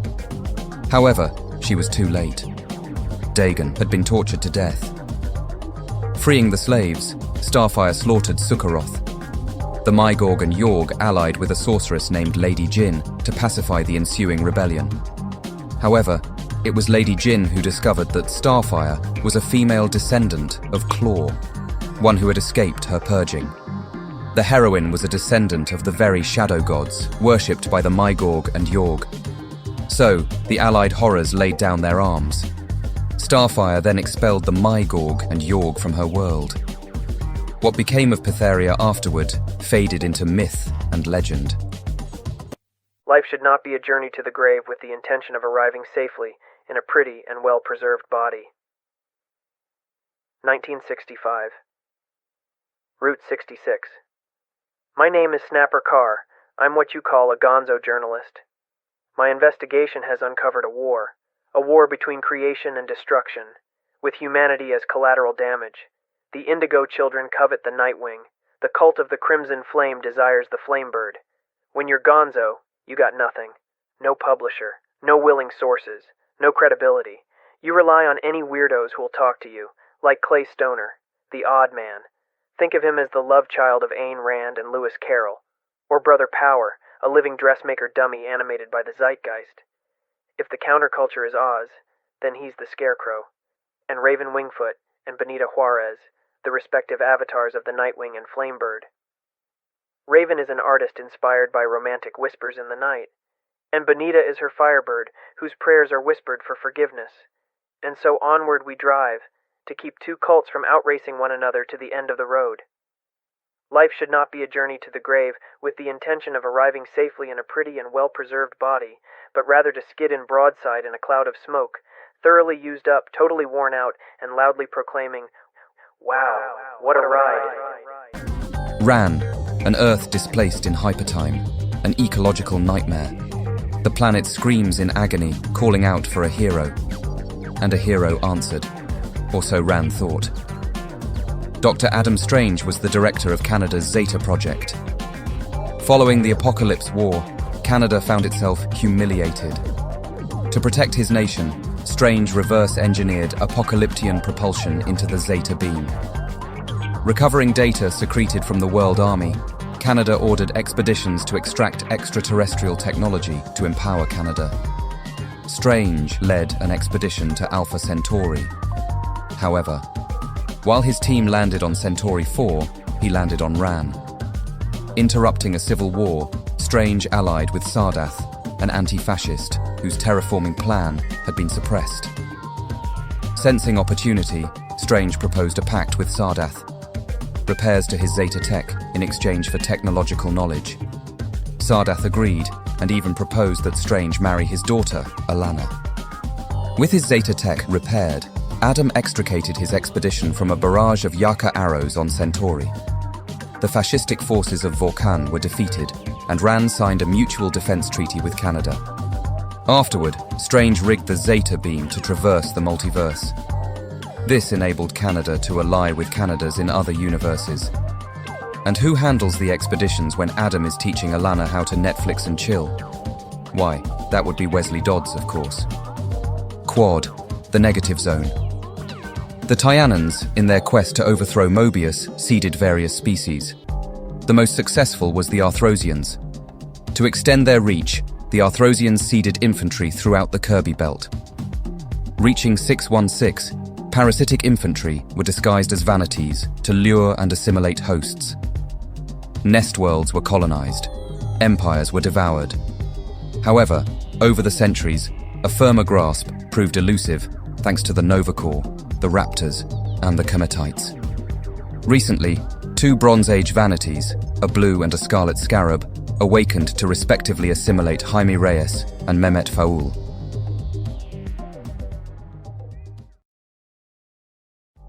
Red Torpedo. A dark descent into the depths of a man who does not exist. Jim Lockhart, a vigilante on a quest to aid the innocent, the helpless, and the stateless in a world where accountability is beyond the law. Salvaging Starman's flying star, Lockhart allies with the lost city-states of Merizonia, Abysmia, Nan Madol, and Strata against villains like Cave Carson, Stag Industries, and the Deep Six. Recently, Lockhart's allies have united to establish Windward Home, a floating embassy in international waters. And, to aid Lockhart in defending the embassy, are his newest allies, the Sea Devils. It was the end of the Silver Age. The Justice Guild was called before an anti-American activities committee. Robert Frank, the Streak, betrayed his teammates. Frank, a staunch conservative, revealed Green Guardsman was gay, that Wildcat hid black ancestry, that Black Siren was an adulteress, and that Tom Turbine was mentally unsound. Robert Frank became a ruined man. His wife, Madeline, divorced him. His patron, Mercury, reclaimed his gift. His views became obsolete. Desperate to reclaim his status, Frank offered himself to Project Helix. He assumed his heroic reputation entitled him to a second chance. His delusions were shattered when he overheard personnel refer to him as expendable. However, exposure to Yucca and Eternium enabled him to once again move at inhuman speed. Freeing himself of trackers and neural implants, he escaped. Resuming his heroic career, Frank encountered Mercury's newest chosen, Jay Garrick, the Flash. Jealous, Frank became Oort, the living comet, and recruited other rival speedsters to ruin Garrick. And Oort may have just enlisted his best recruit yet, Judy Garrick. Earth Zero has a royal flush gang. Earth 1 has a royal flush gang, and so does Earth 3. But more on why there are so many gangs in a later tour. For now, on Earth 2, the Royal Flush Gang function as a jackpot win at Roulette's casino parlor in Opal City. Post-apocalypse, mere gaming and sports betting just didn't cut it anymore. And so, Victoria Veronica Sinclair had an idea. While serving swill and loan sharking in a war-ravaged Opal City, Victoria gathered stateless girls of Asian ancestry for a new enterprise. If people were hungry, let them win food in a competitive fight. Same with medicine, baby formula, hygiene products, etc. While at first a fanciful and perhaps impractical idea, it worked. So well, in fact, that the corporation came to her with a business offer too lucrative to refuse. Black market auctions had been compromised by heisters. So, instead of auctioning illicit goods, why not win them in private gambling? Of course, Roulette just had to rig the tables for herself. And so the Royal Flush Gang was shuffled throughout to rob casinos of their illicit jackpots. Roulette even had the gang rob her casino for plausible deniability. But since it appeared Roulette had repelled the robbery, she was allowed exclusive jackpot rights in Maryland. And with those rights came a most tempting jackpot. Jack Hart. Attempting to erase all samples and data on Zero Fluid, he had ingested it. The fluid activated his dormant contraxion genes, awakening dormant cellular functions while enabling him with plasmatic powers. But the gang's best-laid plans skewed sideways, and the loyal royals were executed by Roulette's security. With the loose ends tied and loops closed, Roulette presented Jack with an offer he couldn't refuse: lead a new Royal Flush Gang in exchange for the whereabouts of his father. Press your luck, Jack. Press your luck. A husband dreams of being a hero. For Wesley Dodds, that nightly quest began when he met Diane Beaumont, a famous mystery writer. Wesley always fantasized about being a detective, but settled on an unimaginative military life. And then came the Apocalypse War. Joining the World Army, Wesley found himself separated during the bombing of Toronto. In a panic, Wesley made his way to the bomb shelter where Diane would be. Along the way, swarmed by parademons, his recorder counted 40 kill shots. Eventually, he made it to Diane. On that day, Wesley earned the reputation as the Sandman for putting the enemy down for the big sleep. After the war, Diane wrote a series of wartime mystery books inspired by his deeds. It was then Dodds was approached by the Zeta Project. Canada needed allies, and the only allies it could trust was itself. Dodds would lead a new garrison, the Sandmen, to support the Alpha Flight program on Earth Zero. But before he departed for his tour, Wesley proposed to Diane. She said, yes. Wesley thought that if the moment was a dream, he wished to never wake. A husband dreams of being a hero. For Wesley Dodds, that dream came true. The illegitimate heir of Charles Delasny Sr., the founder of Delasny Studios, Graham Poldark was cast as the ghostly gangster in a remake of Nathaniel Dusk. As a middle finger to his paternity, Delasny sold the studio to Tom Pemberton, the former Tom Turbine. Down and out, Graham was picked up and taken in by his half-brother, Charles Jr. The brothers relocated to London, where Graham was signed to Walker Talent Bookings, while Charles was routinely away on business. When Graham was nominated for a BAFTA, he visited Charles to celebrate. Shockingly, he discovered Charles wearing a blue costume and dying in a hidden room. With his last breath, Charles uttered the words, "Night Raven." It was then the Shan appeared to claim the costume, weaponry, and data. No one answered Graham's grieving questions. Determined to see justice served, the actor chose roles wherein he could learn ambush, assassination, and investigation. While filming Nocturne, Graham discovered Night Raven's safe house. There, he learned his brother had been the enforcer, a Shan who disciplined rogue manhunters. One of those rogues was Night Raven. To refine his skills and bait Night Raven, Graham donned the costume of the ghostly gangster from the failed Nathaniel Dusk remake. Now he is the scourge of the underworld, murdering the worst of the worst to see that justice is served. So hypnotically, Hypertime. The Scryer Society began as a mystery cult among the Akan people. During colonialism, the Scryers successfully resisted extermination efforts by the African Company of Merchants. Tenacious, the Brits eventually learned the secret of the Scryers' success. Anansi, the spider god. His stories were spun from the web of Hypertime. In their desperation, the Brits turned to a man they did not fully understand. Judas Traveller. He was also an immortal, scion of the Deer tribe. Judas began to weave his own stories. These stories changed a little every time he told them. These stories were, in fact, tactics in code. The ensuing chaos confused Anansi, and so the Scryers. Judas discovered the Akan had tangled the spider in its own web. In Europe, and later America, the Scryer Society became the silent partners and angel investors to the modern world. But Anansi has had time to spin a new tale. This is the year 2025. The place is Windward Home, an embassy on an artificial island. 250 men, women and children live here, each representing a different lost aquatic city. For the world ocean is the last frontier on planet Earth. Each day, these diplomats, scientists and workers meet new challenges on and under the sea. Protecting them are the Sea Devils, an elite guard ensuring peaceful coexistence between the surface and the undersea. Devils, to our eternal shame. Seaboard citizens live by that motto. Decades ago, a mob banished the Justice Guild. But zealots do not define heroism or villainy. Time does, time and time again. 2025. Seaboard City seems haunted, but no not seems dear reader.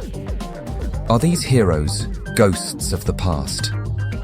Or of a hypertime wherein a great disaster sired a world of atomic knights, a Hercules unbound, animal kingdoms, and an eventual Badoon invasion? 1976. New York, the Dark Age. The secret society was a network of earthling and extraterrestrial criminals and conquerors who trafficked creation metals across the cosmos.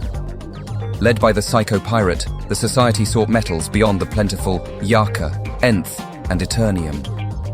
The secret society included the hacker calculator, the scavenger fisherman, the hitman Deathbolt, the Lab spy Tamara Raan, rogue Nova Garthan Sal, conqueror Lady Styx, the nihilistic anti-man, and terrorist for hire Tatterdemalion. Together, they tamed the mafia, enslaved terrorists, bought elites, coerced dictators, and bribed police across the cosmos in search of the ultimate weapon, X element, the 10th creation metal. But there was one force that could not be bought off, scared off, or killed off: the justice experience.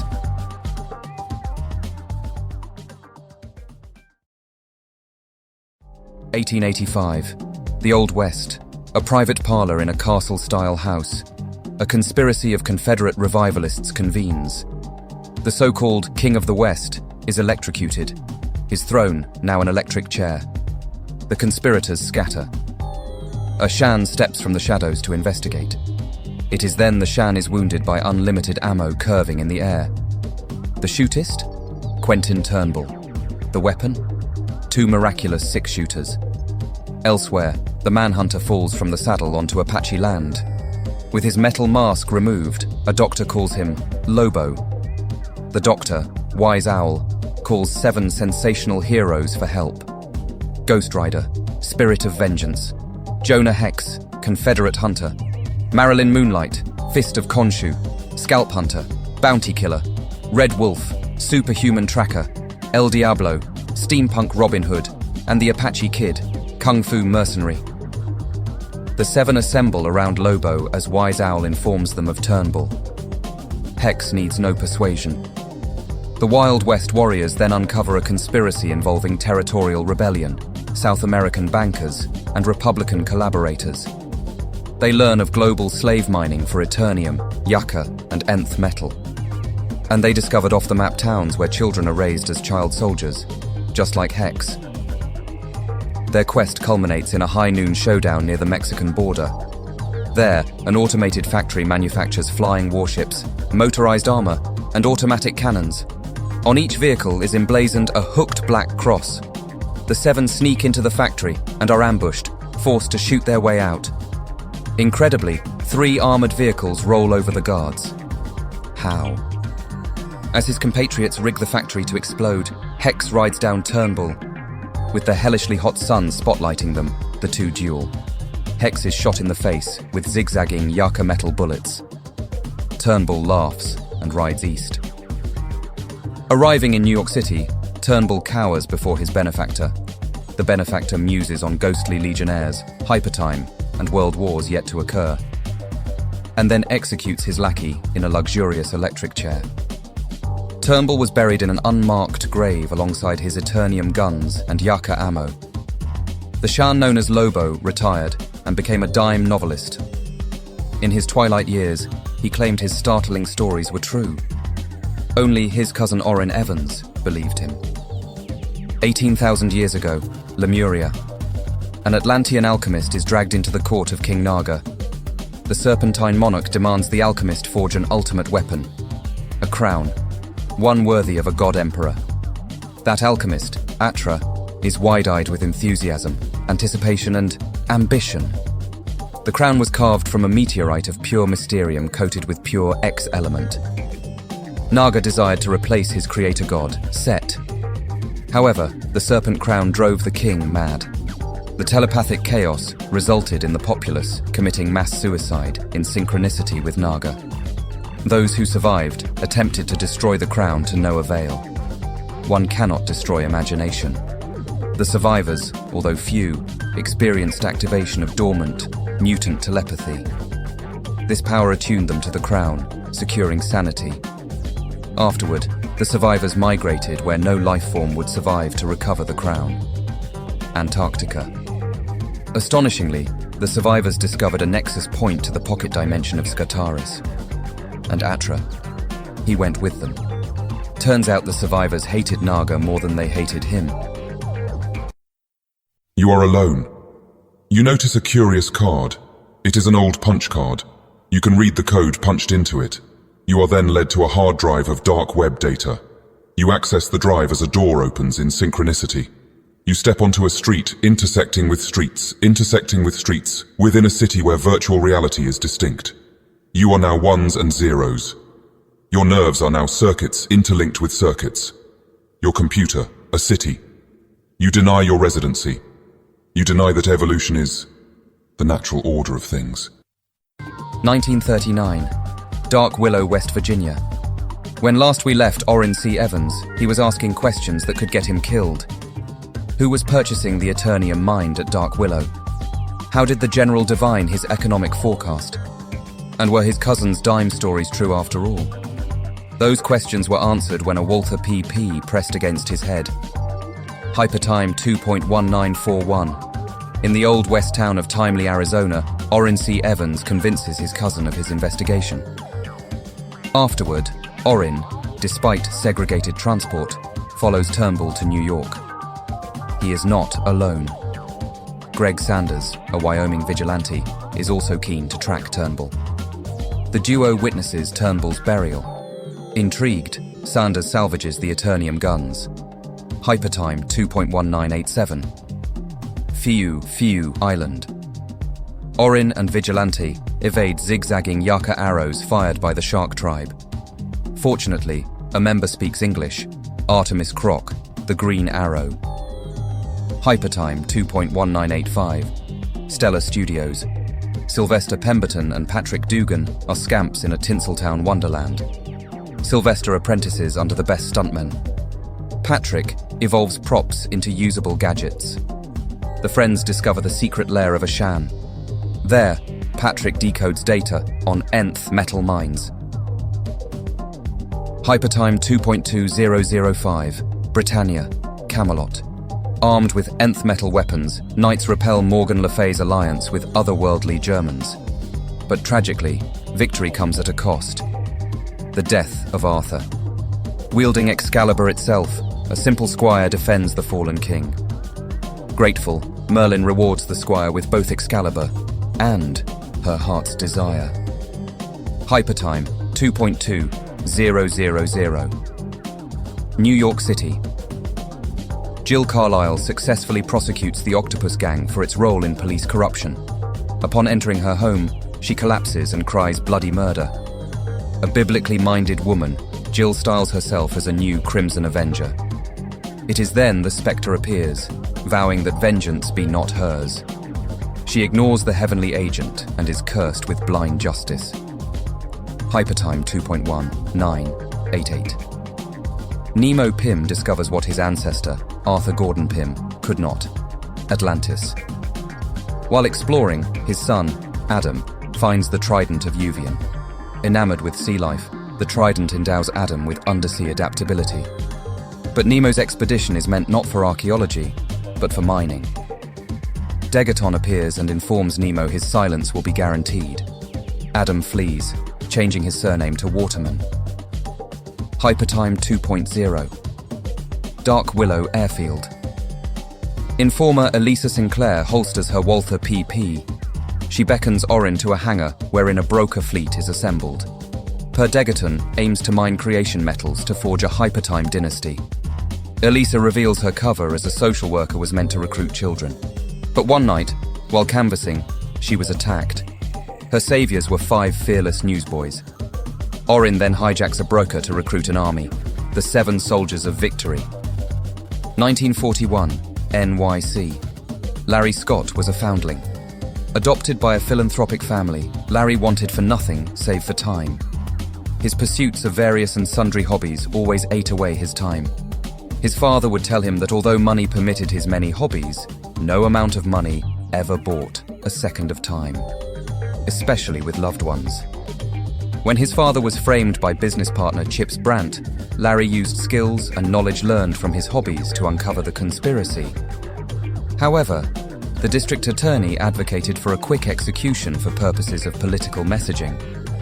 After all, only the innocent are made examples, and never the guilty. By the time Larry obtained proof of his father's innocence, the switch had been thrown. No amount of money could have bought Larry Scott a second of time, especially with his father. Afterward, Larry began surveilling the powerful. He crafted listening devices, founded a messaging service, employed private investigators, and carefully timed his appearances in an elite's life. He gathered mountains of evidence, and when it was time, he disseminated it through his media empire and police contacts. Sometimes, he would just blackmail the elite, leaving his calling card on which it read, Father Time. Eventually, Scott craved a more visceral satisfaction in exposing elite schemes. And so he donned a costume and executed those who evaded justice at an appointed hour. However, one elite, his former friend Hal Saxon, unleashed a mechanical murderer on Father Time, a modern marvel called Gonzo the Mechanical Bastard. Scott was executed for being a traitor to his class. His body was weighted down and dumped in the Hudson River. And then, a miraculous regeneration occurred. Larry lived again. But now he was smaller. Disoriented, he lurched his way home to encounter a mirror image that was not his own. He appeared as a child. Fearing he was either now mad, experiencing a nightmare, or jailed in hell, Larry defenestrated himself, only for the same phenomenon to occur twice. This time his reflection was that of an attractive woman. It was then he realized. He created a network, the Crazy Sues, and began to surveil elites around the globe. This time, though, things got weird. He learned the Ludlows had at one time sacrificed a London derelict to the dark multiverse and inadvertently created their greatest enemy. He encountered spiritualists whose cons were enabled by technology from Meta. He explored an island of evolved dinosaurs near a primal nexus point. He witnessed ghostly pilots haunt time itself. He discovered all that and much, much more. And so, Larry Scott made time for a new hobby, the supernatural. He founded SHADE, the Superhuman Advanced Defense Executive. Every once in a while, Father Time would meet a gruesome and tragic end, only to regenerate into a random new body. And then one evening, at the stroke of midnight, he heard a tapping, as if someone were rapping on his office door. Opening the door was Orrin C. Evans, and so much more. The God Sphere, the never-ending now. He was the All-Sire. From Fantasia, he alone ruled the 7 realms. But who ruled the All-Sire? They were the Premials. The Premials were the endless before the endless. They were the never-ending. They were caretakers tasked to ensure cosmic consonance. They were the life entity, the oracle, the overseer, the great darkness between, illuminator of all realities, the chaos within and without, and all sorrows. And the All-Sire was their loyal agent. All was in perfect equilibrium. All was never-ending. And then pieces of Urgrund coalesced into 2 new realms. Equilibrium was lost. The All-Sire cried out in horror. The Premials enlightened him. Existence was a never-ending story of genesis, evolution, and extinction. The All-Sire then asked, "Am I obsolete?" The Premials were silent. And so began the First War. Elves politicked. Demons sent secret messages coded in rhyme. Gremlins sabotaged new mechanisms. Imps played tricks. But one realm refused commitment. Skyland. So capricious and Byzantine were the Skylanders. But the All-Sire was a crafty one. The dwarves discovered a rare creation metal, an X-element of pure congealed imagination. And so, in the subduction furnace of the Crunch, the dwarves forged a wave of pure annihilation. The Shida. The Premials were mauled, their nth metal blood drained, their Uru lungs slashed, their vibranium ears were severed, their Eternium eyes plucked, their X-element skin was flayed, their Yaka muscles chewed from adamantium bone, their Sentio Metallico nerves were stripped, their Mysterium brains were dashed, and their Argonite hearts were devoured.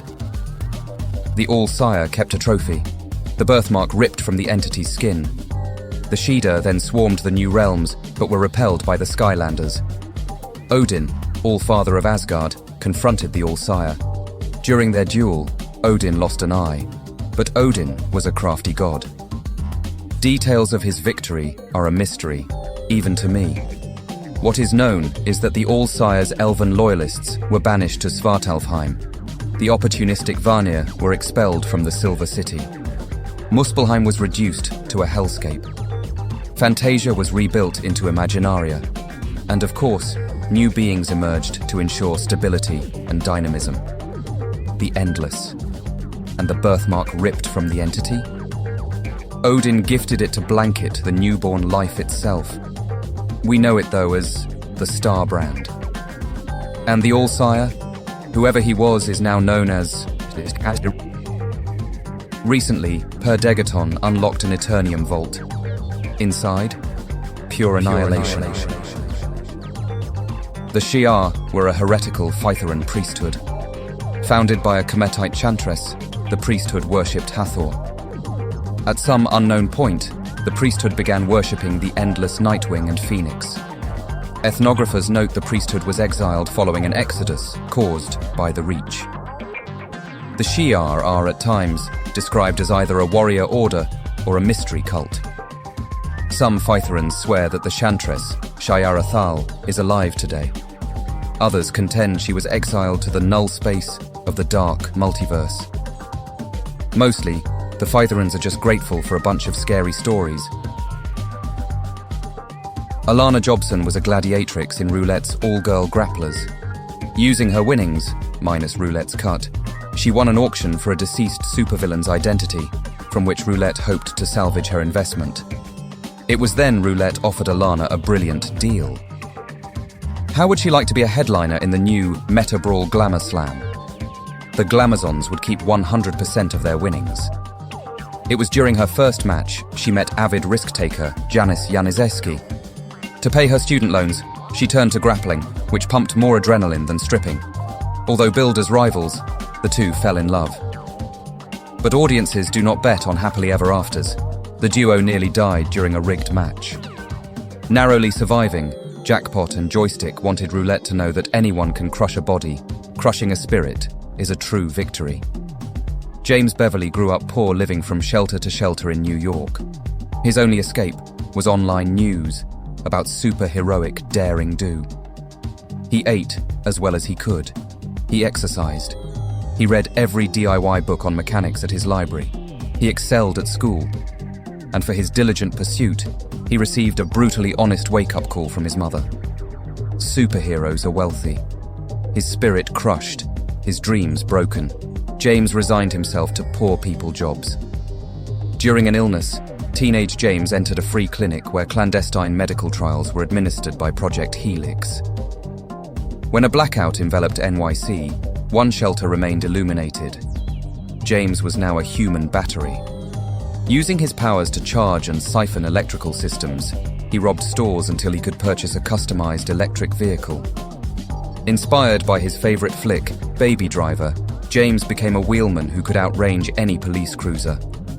A pickpocket parkour artist, Marcy Cooper monetized her exploits through social media. But clicks, views, and subs are fickle. So ever more dangerous daredevil stunts are necessary. So of course, she robbed Roulette. Jalamy Beecher was a chemical engineer whose firm, Beaumont Manufacturing, was ruined during the Apocalypse War. Since he was work for hire, he was denied IP ownership from the Corporate Society Act. So he joined the World Army, where he skimmed materials for his masterpiece, a frictionless coating. Extracting his tracking chip, Jalamy went AWOL to rob the powers that be. Learning of Roulette, he plotted to rob her auctions of the jackpots. Jonathan Owen was employed by Terrafitech until his quantum tunneler malfunctioned. Becoming a living wormhole, Owen no longer existed corporeally. So, of course, the DEO claimed custody of him. Escaping through a wormhole, Owen still required sustenance and housing. So, he swiped money and precious materials from Roulette's casino. Unfortunately for all 6 petty crooks, they decided to rob Roulette at the same time. Now on the run, the sextet pursues their ill-gotten goals on the street of NYC while evading the Spider Friends. And what will they call their new gang? How about the Sinister Syndicate? That name surely is spot on. The North Pole. 12,000 years ago, the Atlantean explorer, Tolan, discovered a portal at Earth's magnetic pole. Venturing, he discovered a spherical pocket dimension of eternal daylight. There, roamed evolved dinosaurs. He even met trolls, goblins, and elves, descended from convicts. Tolan even befriended the heroic dwarf, Mongo Ironhand. And then, Tolan found a second portal that led to the Earth's southern magnetic pole. There, he met fellow Atlantean explorer Nagorbu, who aimed to weaponize the poles. Dueling, the foes fell into Skartaris and to their deaths.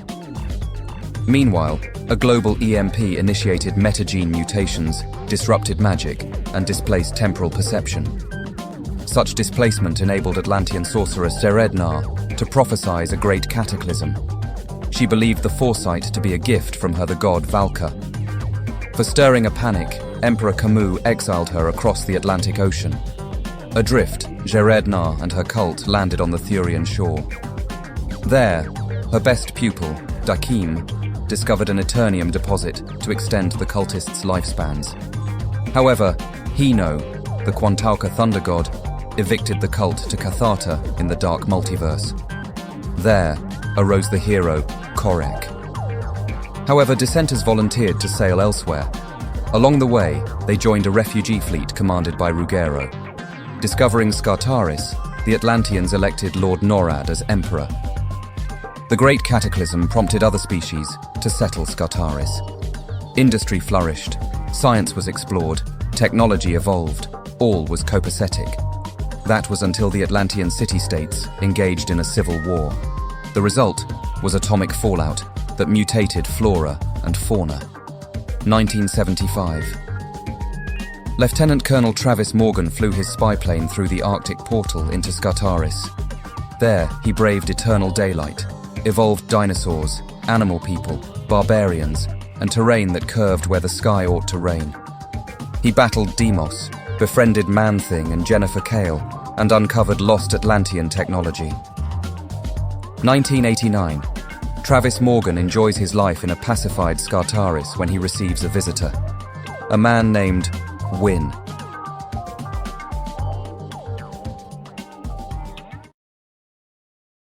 "15,000 years ago, China. Feuding tribal lords witness gold light striking the earth. Investigating, they behold a gold lantern. The first to touch the invitingly warm lantern is Shenong. Upon contact, his mind ignited into a flaming skull, becoming the first Yan emperor. Enlightened, he offered the gold lantern to his counterparts. Their minds, too, were ignited into flaming skulls. Throughout China and Vietnam, the Yan brought enlightenment in various arts, sciences, and beliefs. These disciplines became known as the 100 Schools of Thought, and they named this enlightenment justice. Tragically, humanity despised enlightenment, preferring to adhere to superstitious bigotries. And so oral, written, and material histories were purged.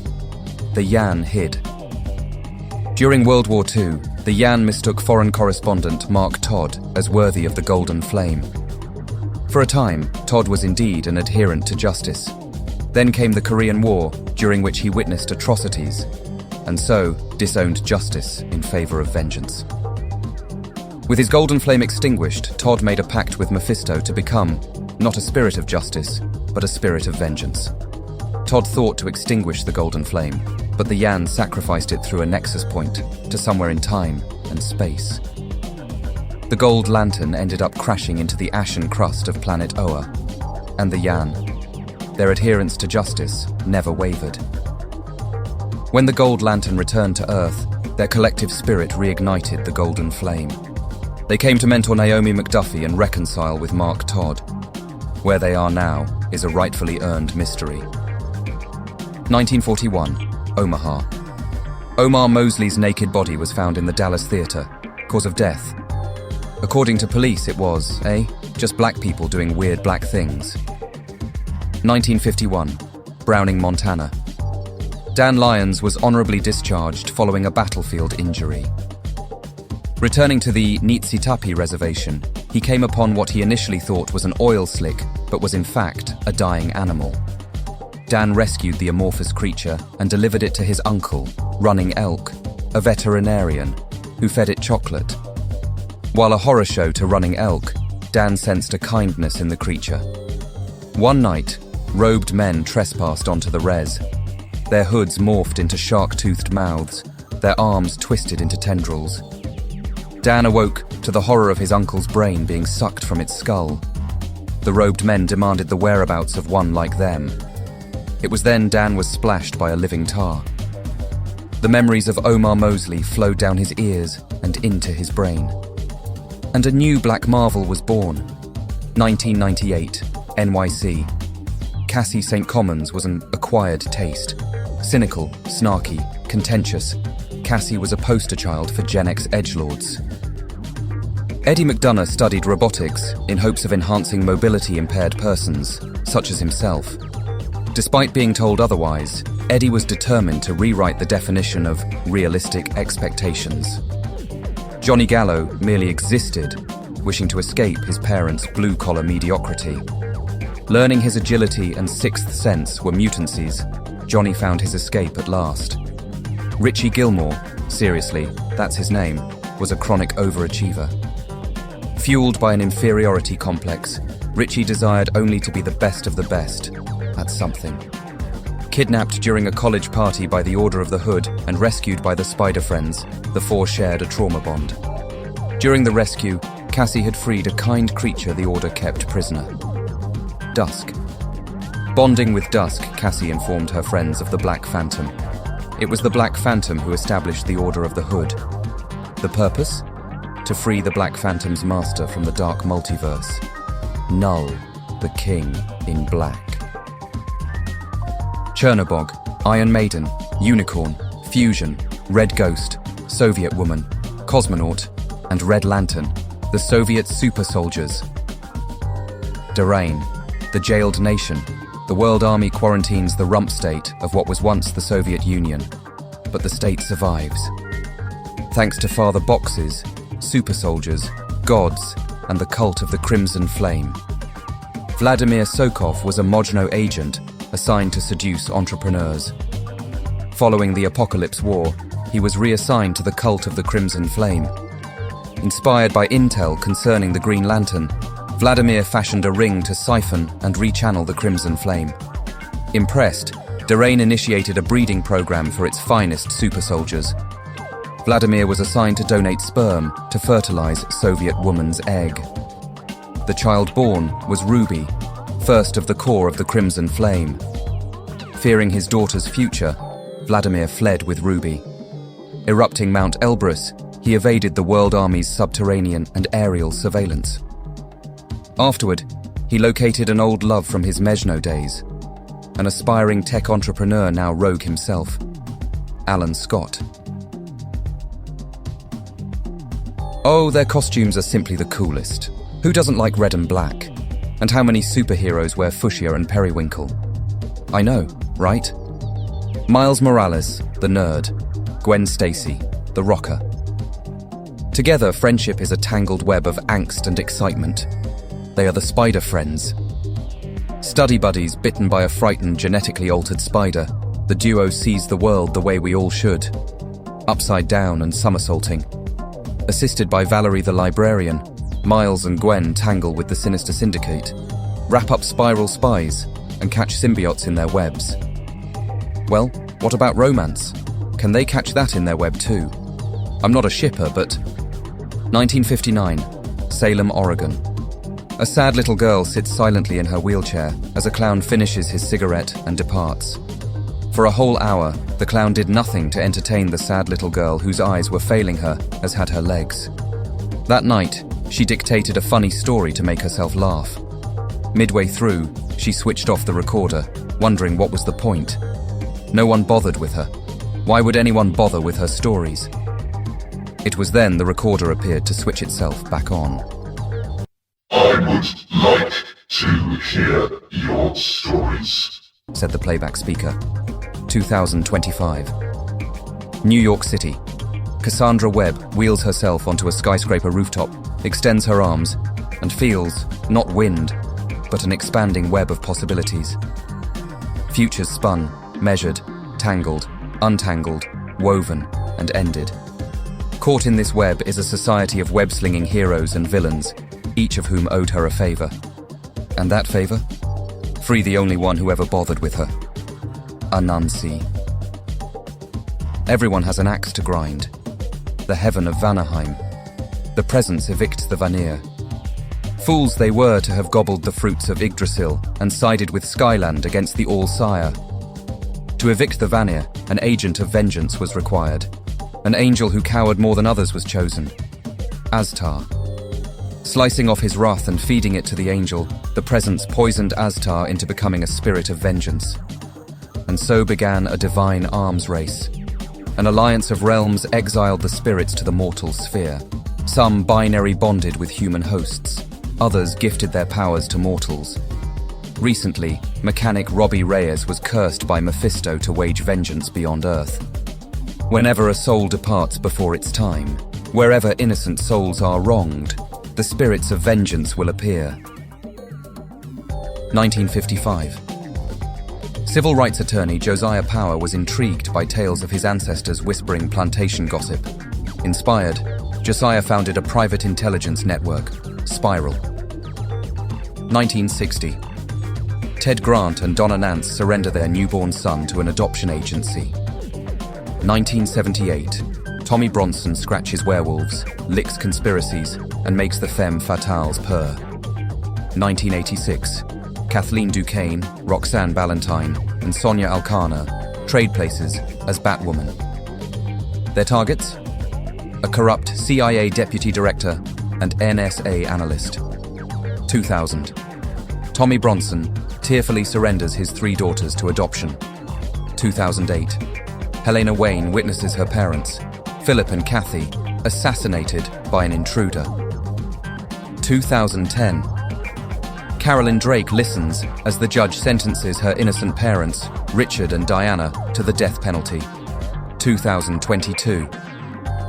Evelyn Crawford arrives home from her Black Hawk tour to discover her guardian, Earl Sharp, has ended his own life for unknown reasons.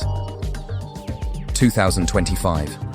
Vigilantes, Huntress, Black Canary, and Starling discover they share a father. 2026. With one last breath, a name is uttered on the bloody lips of Tommy Bronson. Dakota North. No. I'm not leering at your daughter, and isn't she a grown woman? What? Is she sleeping with Rex Mason? I'm going to depart now. Say hi to your newborn son for me. What's his name again? Bartholomew? Imagine a brand new product lacking instructions, and yet everyone instantly knows how to use it. How? Starware designs technology with your personality in mind. Founder Karen Page Starr aims to advance technology 1,000 years overnight, and do so with the intent of elevating human intellect.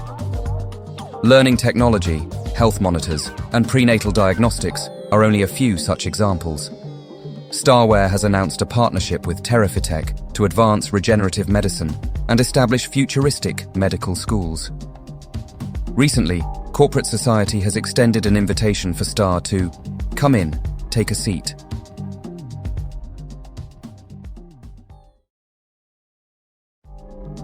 Formerly Delasny Studios, Stellar Studios was founded by superhero Tom Pemberton. During its heyday, it was right up there with Disney, Hanna-Barbera, and Filmation. And then stars Sylvester Pemberton and Patrick Dugan returned from hiatus, changed. If the crew did not know better, they'd say the boys had returned from war. Soon afterward, their #1 show, Stars and Stripes, came to an end, and their friendship along with it. While waiting on a camera setup, Patrick's mind was a million miles away, daydreaming of shining night. Sylvester, insensitive as usual, encouraged his friend to find love again, this time with a real girl and not Pinocchio. Furious, Patrick knocked Sylvester out cold and stormed off set. To paraphrase a classic song, when a man loves a woman, he'd turn his back on his best friend if he puts her down.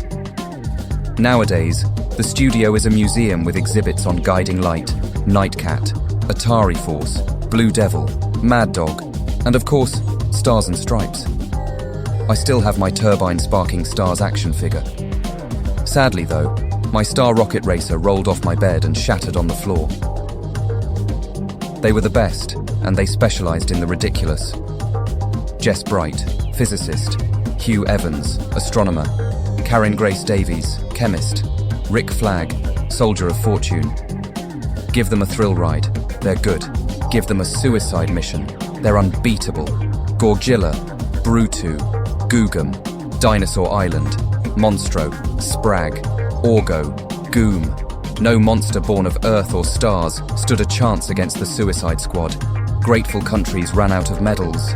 So, they rewarded the Suicide Squad with enough resources for an army. A world army. A madman had opened an Eternium vault. A wave of pure annihilation then descended on the universe. Millions of sapient species were devoured in under a year. The Nova Corps launched. The challengers of the unknown timed their return. The Ghost Patrol reappeared.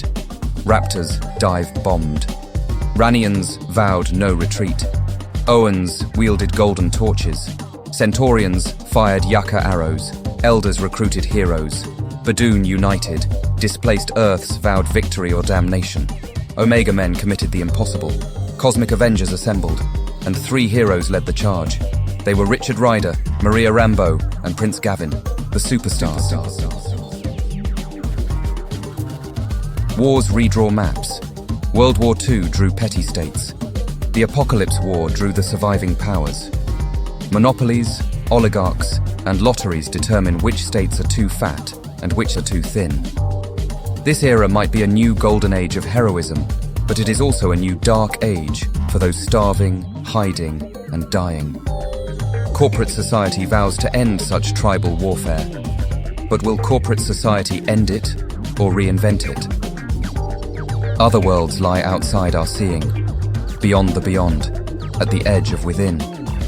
The Temple of Khonshu, erected by the Ancient Ones as a barricade at the portal between 2 dimensions, 2 separate realities, all to protect those who journey when the portal is open, all to protect the travelers of the night. But if the travelers are not careful, they may journey to that other world.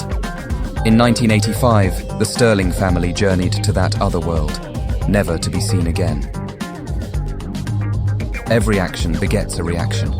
Every action and reaction is like poetry. They rhyme. 1968. Tom Strong discovers Terra Obscura on the far side of the Milky Way, believing the world to be proof of convergent evolution on a planetary and historical scale.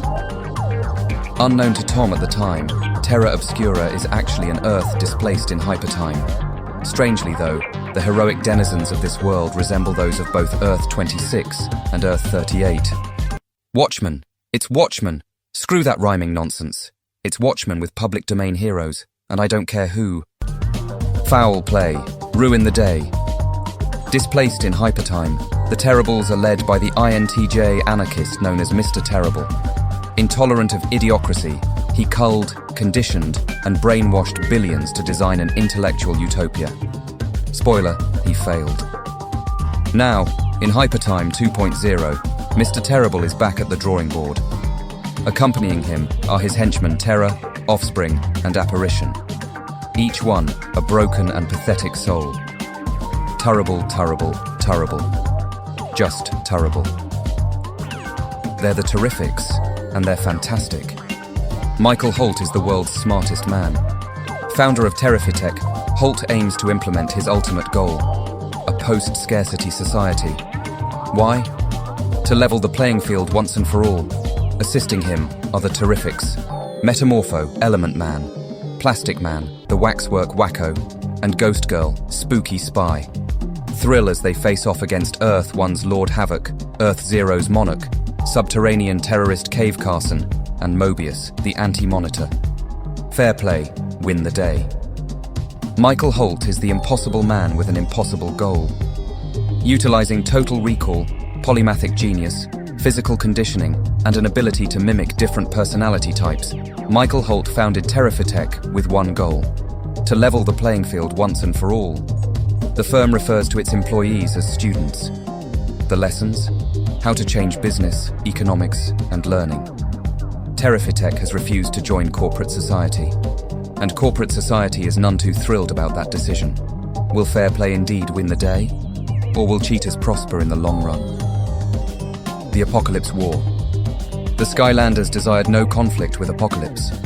Olympus led the consensus. Mortal agents would do as free will would allow to a point. Amazonia would exploit its nexus point for the World Army to access the God Sphere and take the war to Darkseid's doorstep. Zeus ruled such will would not be free. A price had to be paid. And so, Zeus closed the nexus point. The Olympians abandoned the Amazons. 12,000 years of Amazonian civilization was then reduced to rubble. Following the war, a doctrine for a return to normalcy was implemented. Questions were then asked. Who would host neutral territory? Who would safeguard it? Zeus declared, "Saving the world is not a job for women. It is a job for men." The Gargarians were chosen. Once enslaved breeding stock for the Amazons, the Gargarians had escaped into the Caucasus. So Zeus made them an offer they could not refuse.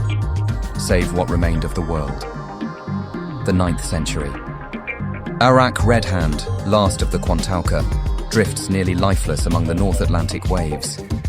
A faint breath carries the name Hino to his lips. A Viking expedition rescues and adopts him. The Vikings claim their god, Thunor, had guided them to Arak. But Arak wonders, was it Thunor or his own god, Hino? While raiding, the Vikings would encounter sorcerers from the eastern land of White Cathay. A sea serpent would then devour his adopted people. Flashing back to the apocalypse that claimed the Quantauka, Arak threw his hammer necklace at the serpent, attracting a thunderbolt and damning it. It was then Arak embarked on an adventure of a lifetime. All he had to do was trek to White Cathay to punish his adopted people's executioners. From the Frankish court of Charlemagne to Roman Constantinople, Arak battled Morgan Le Fay, Diablo, the Infinite Woman, the Amazons, and Judas Traveller. So was the time of Arak. Built from the ruins of Camelot, the Tower of Fate was the fort from where Arak and his allies made their final stand against Shumagorath and the Many-Angled Ones. Afterward, the tower became a depository for all rare and forbidden lore in the universe. A nexus point, the tower can teleport itself anywhere in space and time.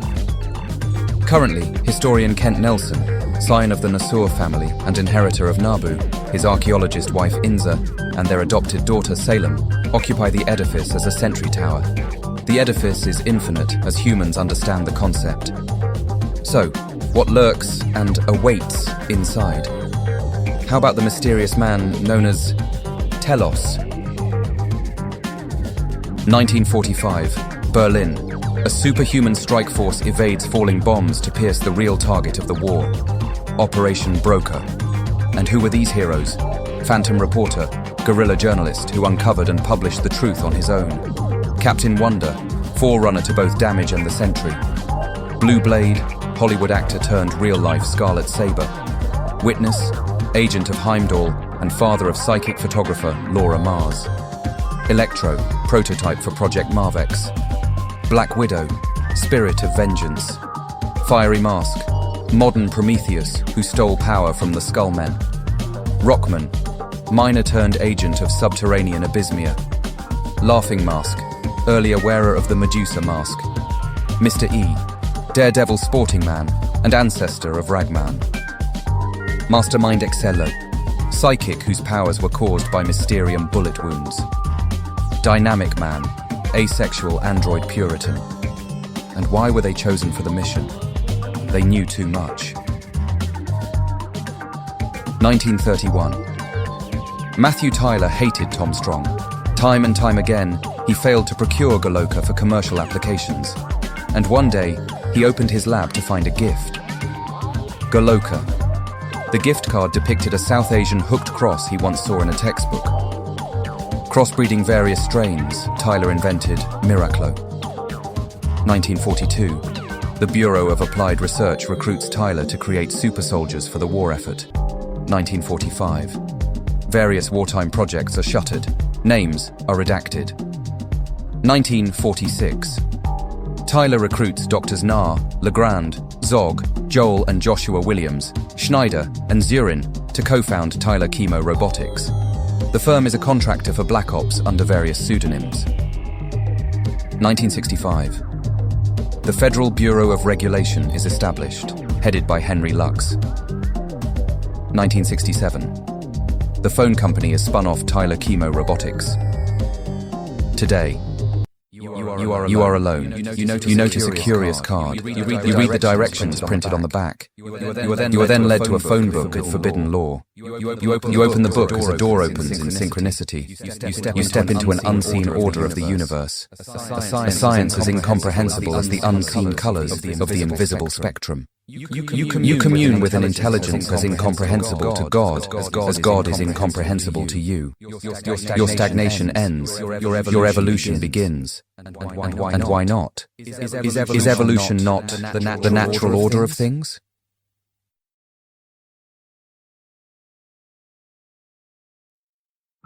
This program is about unsolved mysteries. Whenever possible, the actual family members and police officials have participated in recreating the events. What you are about to see is not a news broadcast. During the Apocalypse War, a tank, seemingly possessed, turned on American soldiers. Survivors claimed a ghostly Confederate general appeared atop the tank. It was then an unknown soldier, a bandaged woman, rescued everyone. Was this tale a ghost story? Well, one thing is certain. Some wars never end. Kindness, so rare in the cosmos. So the Uranians are a rare breed indeed. Evolving on Uranus, the species absorbs any and all stimuli to survive and evolve. Once visited by an elder of the universe known as Mentor, the Uranians evolved from his action, his words, his observable logic. They kept secret and safe the quantum bands of Eon. In 1961, Robert Grayson rejoined the Great Communion. Eventually, the quantum bands were passed to his successor, Wendell Vaughan. Grok on, Robert. Grok on. 1591. England. Lord Andrew Bennett was, despite his noble birth, a simple man. Too simple. He practiced the same respect to both commoner and king alike. And why not? Everyone bleeds red. Despite his behaviour earning him accusations of treason to his class, Andrew was betrothed to Lady Mary Seward. She took temper with Andrew's egalitarian ways. During a social gathering, Lady Seward was introduced to a Count Romanoff. By firelight, he regaled the nobles with fantastically macabre tales. These tales of a dark god whose children infected mortals with a bloodlust. As other nobles shivered, even fainted, Mary delighted in the obscene tales. For she interpreted an allegory for why the class structure works. Humans are animals, some domesticated, others merely tamed. Still most are feral and wild, shackled with the food chain. Attracted, Romanoff seduced Mary and drank her blood. She arose from her grave to wander the night's Plutonian shore. When Andrew discovered her disturbed grave, he encountered what she had become, a vampire. Seeing Andrew as the Adam to her Eve, Mary offered her blood and coerced him to drink it. So began the unholy quest of Mary, Queen of Blood. Tonight, Andrew Bennett wanders, thirsty. And why does he thirst? Because, whether commoner or king, everyone bleeds red. Dorothy Walker was not at all a pretty girl. Despite diets, skincare routines, exercise and fashion tips, she simply could not get herself together. She simply could not improve herself. So, she overcompensated by being book-smart and talented, but her social capital remained worthless. She was a Velma among Daphnes. Enterprising, Dorothy organized beauty pageants. She masked her enjoyment when pretty girls lacked talent. She masked her jealousy when pretty girls exhibited it. Despite her low self-esteem and plain Jane looks, Dorothy married a rather attractive gentleman. Of course, she rubbed her husband's attractiveness in everyone's face. Living vicariously, Dorothy drilled her daughter Patsy in the finer details of singing, dancing, musicianship, acting, writing, and interviewing. Now her daughter's maniacal manager, Dorothy founded Walker Talent Bookings. A stage mom, Dorothy was compared to the likes of Deborah McCurdy, Terry Shields, and Jamie Spears. Uh-oh. Swashbuckling, berserking, feasting, the Warriors Three venture into Doraine to defeat their apocalyptian counterparts. Hogan, Volstagg, and Fandral are out to drink mead and kick ass. And they're all out of mead. New York City, Clock, the AI major domo of the watchtower, is an Eternium clock whose timer is set to open an Eternium vault. The masters ask, "What's inside?" The general answers, "Not what, who." Clock reveals that Sentry imprisoned himself in an Eternium vault as his mind was unraveling, and reality along with it. Like Neverland, from Peter Pan's Forgetfulness. Clock has been set to cycle Hypertime 2.0 in a time loop. The villain removes his goggles. Who is he? He is General Jack Helfer, military liaison from Command D to Tyler Chemo Robotics. The general ordered different formulas and applications of Miraclo-X. Subjects were lured from disposable populations, homeless, foster care, asylums, prisons, juvenile detention, and eventually, stateless. Robert Reynolds was the sole surviving test subject for Miraclo-X. Laced with rare X element, Miraclo-X caused either madness, catatonia, mutation, or unreality. A comics reader, Robert reshaped into Ultra, the living comic book. Of course, he lost touch with reality. A being called the Great Darkness remolded him into the empty hand. However, Robert faced that reality and tore himself into separate beings. Robert Reynolds, Derelict. Aal, Avatar of superheroes. And the Void, Avatar of supervillains. But reality rhymes as often as time repeats, and so Robert again ingested Miraclo-X. This time, he became the Sentry, the Golden Guardian of Good. Command D's staff, including Helfer, were reshaped into a rogues gallery. Fellow test subjects were reshaped into sidekicks and allies. Aal chose Sentry as his agent, and now the Void has chosen Billy Turner, the former scout, as its own agent, the Sentinel. The Sentry is needed once more, now, more than ever. The Void is here. Unlock the vault. Now. Ragnarok, death of the Third World. Mageddon, last invention of Pericus the Forger, ignites. The old gods die, screaming. Now, the Fourth World. Those surviving old gods are scattered across the infinite frontier of Light Force and Dark Force dimensions. Before its shell, its source wall, can harden, Reality 616 is where multiple old gods crash land. One is Varkalak. Neutered, he composes a spell in the Darkhold to sire a child. Nocturnal like him, hidden in plain sight during the day, this child, ancestor to Jacob Russoff, preys upon the travelers of the night. Of course, Khonshu took issue. The god figured if Varkalak could have agents, then so could he. Howl in despair, Varkalak, for the Moon Knight is upon you.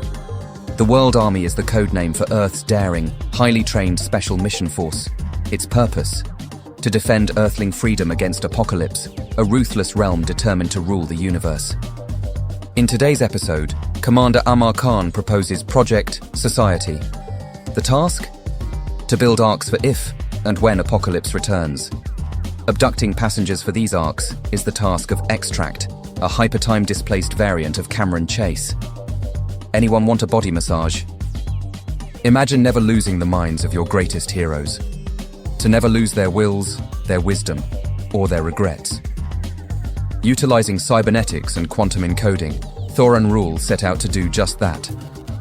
The World Mind. Gestalt of the Nova Core, a supercomputer comprised of the brains of every departed Nova Centurion. Adora, Nova Prime, consulted the World Mind during crisis. But what if the World Mind itself was in crisis? Garthan Sal was the perfect Nova, or so everyone believed. So gifted, Garthan was inducted as a Denarian, above the entry-level Corpsman. He excelled to Centurion. So honored, so quickly, Garthan Sal was said to be the perfect Nova, the supernova. Tragically, he perished while pacifying a skirmish between the Reach and the Raptors. His brain was recovered and plugged into the World Mind. So subtle was his influence, so gradual were the results that Adora learned too late how handicapped and corrupt the Nova Corps became. She ordered Thoran Rule to offline the World Mind. Rule refused, but Centurion Roman Day believed her. Together, they offlined the World Mind. Sal's brain was then taken off life support, and so were the brains of many, within the world mind. However, Rule had already copied Sal's mind into a new body, one comprised of Reach and Raptor technology. Vowing revenge, Garth and Sal would remind Adora why he was indeed called the Supernova. Xandar, crown jewel of the universe, headquarters of the intergalactic peacekeepers known as the Nova Corps. The planet is a gigantic generator channeling the overwhelming power known as the Nova Force. You can visit Nova Command, or you can witness prisoners being teleported to the unknown location of the Kiln. Today, Xandar honors the late Adora as she is joined to the world mind. And who is emceeing these festivities, you may ask? That would be Richard Ryder, hero of the Sheeda incursion and newest Nova Prime. Seriously, I've been gassing on and on for over 4 hours only to arrive at this. I'm sorry I led you to this. I think I need a moment. God damn it to the mother... Wait, have I been recounting things wrong?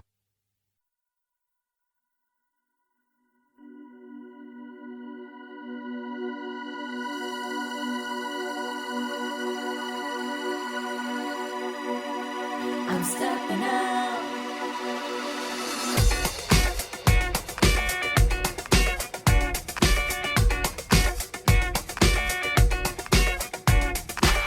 I questioned you with an answer.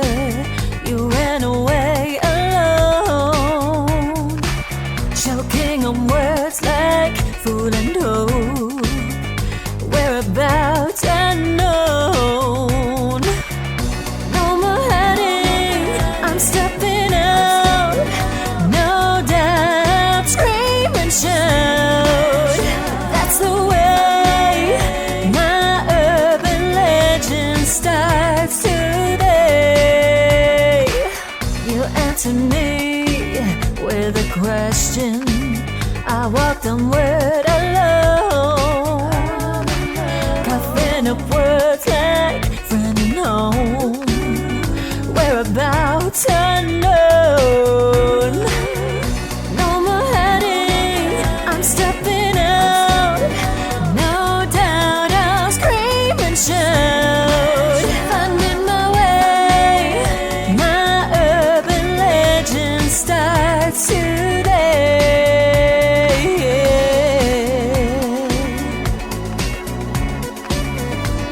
It starts today, my urban legend. No, you know, admit it. I'm stepping out. You would scream and shout. Scream and shout. Yeah, no more hiding, I'm stepping out. No doubt, scream and shout. That's the way my urban legend starts today.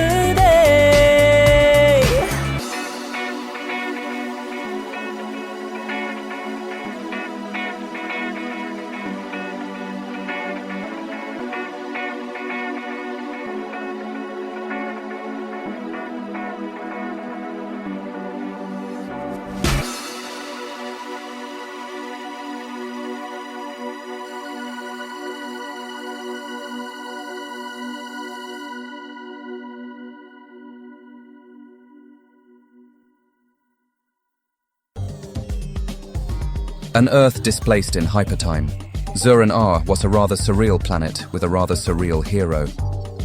With childlike wonder, Tlano dispatched probes through a nexus point into the universe of Earth Zero.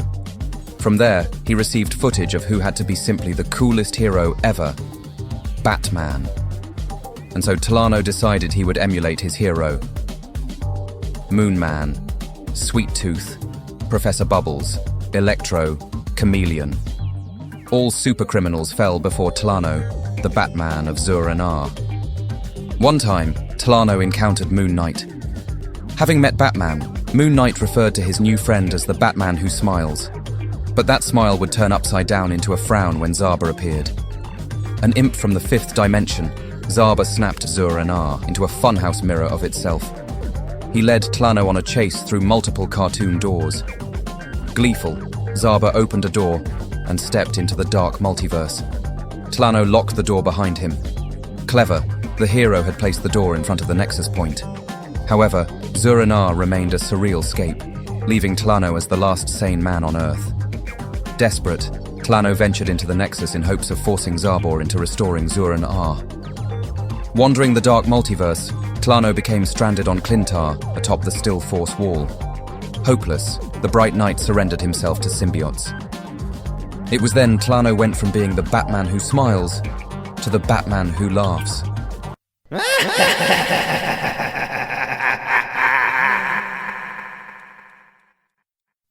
I am Eternity, and I take my time as I continue to tour Secret Crisis, the DC Marvel multiverse.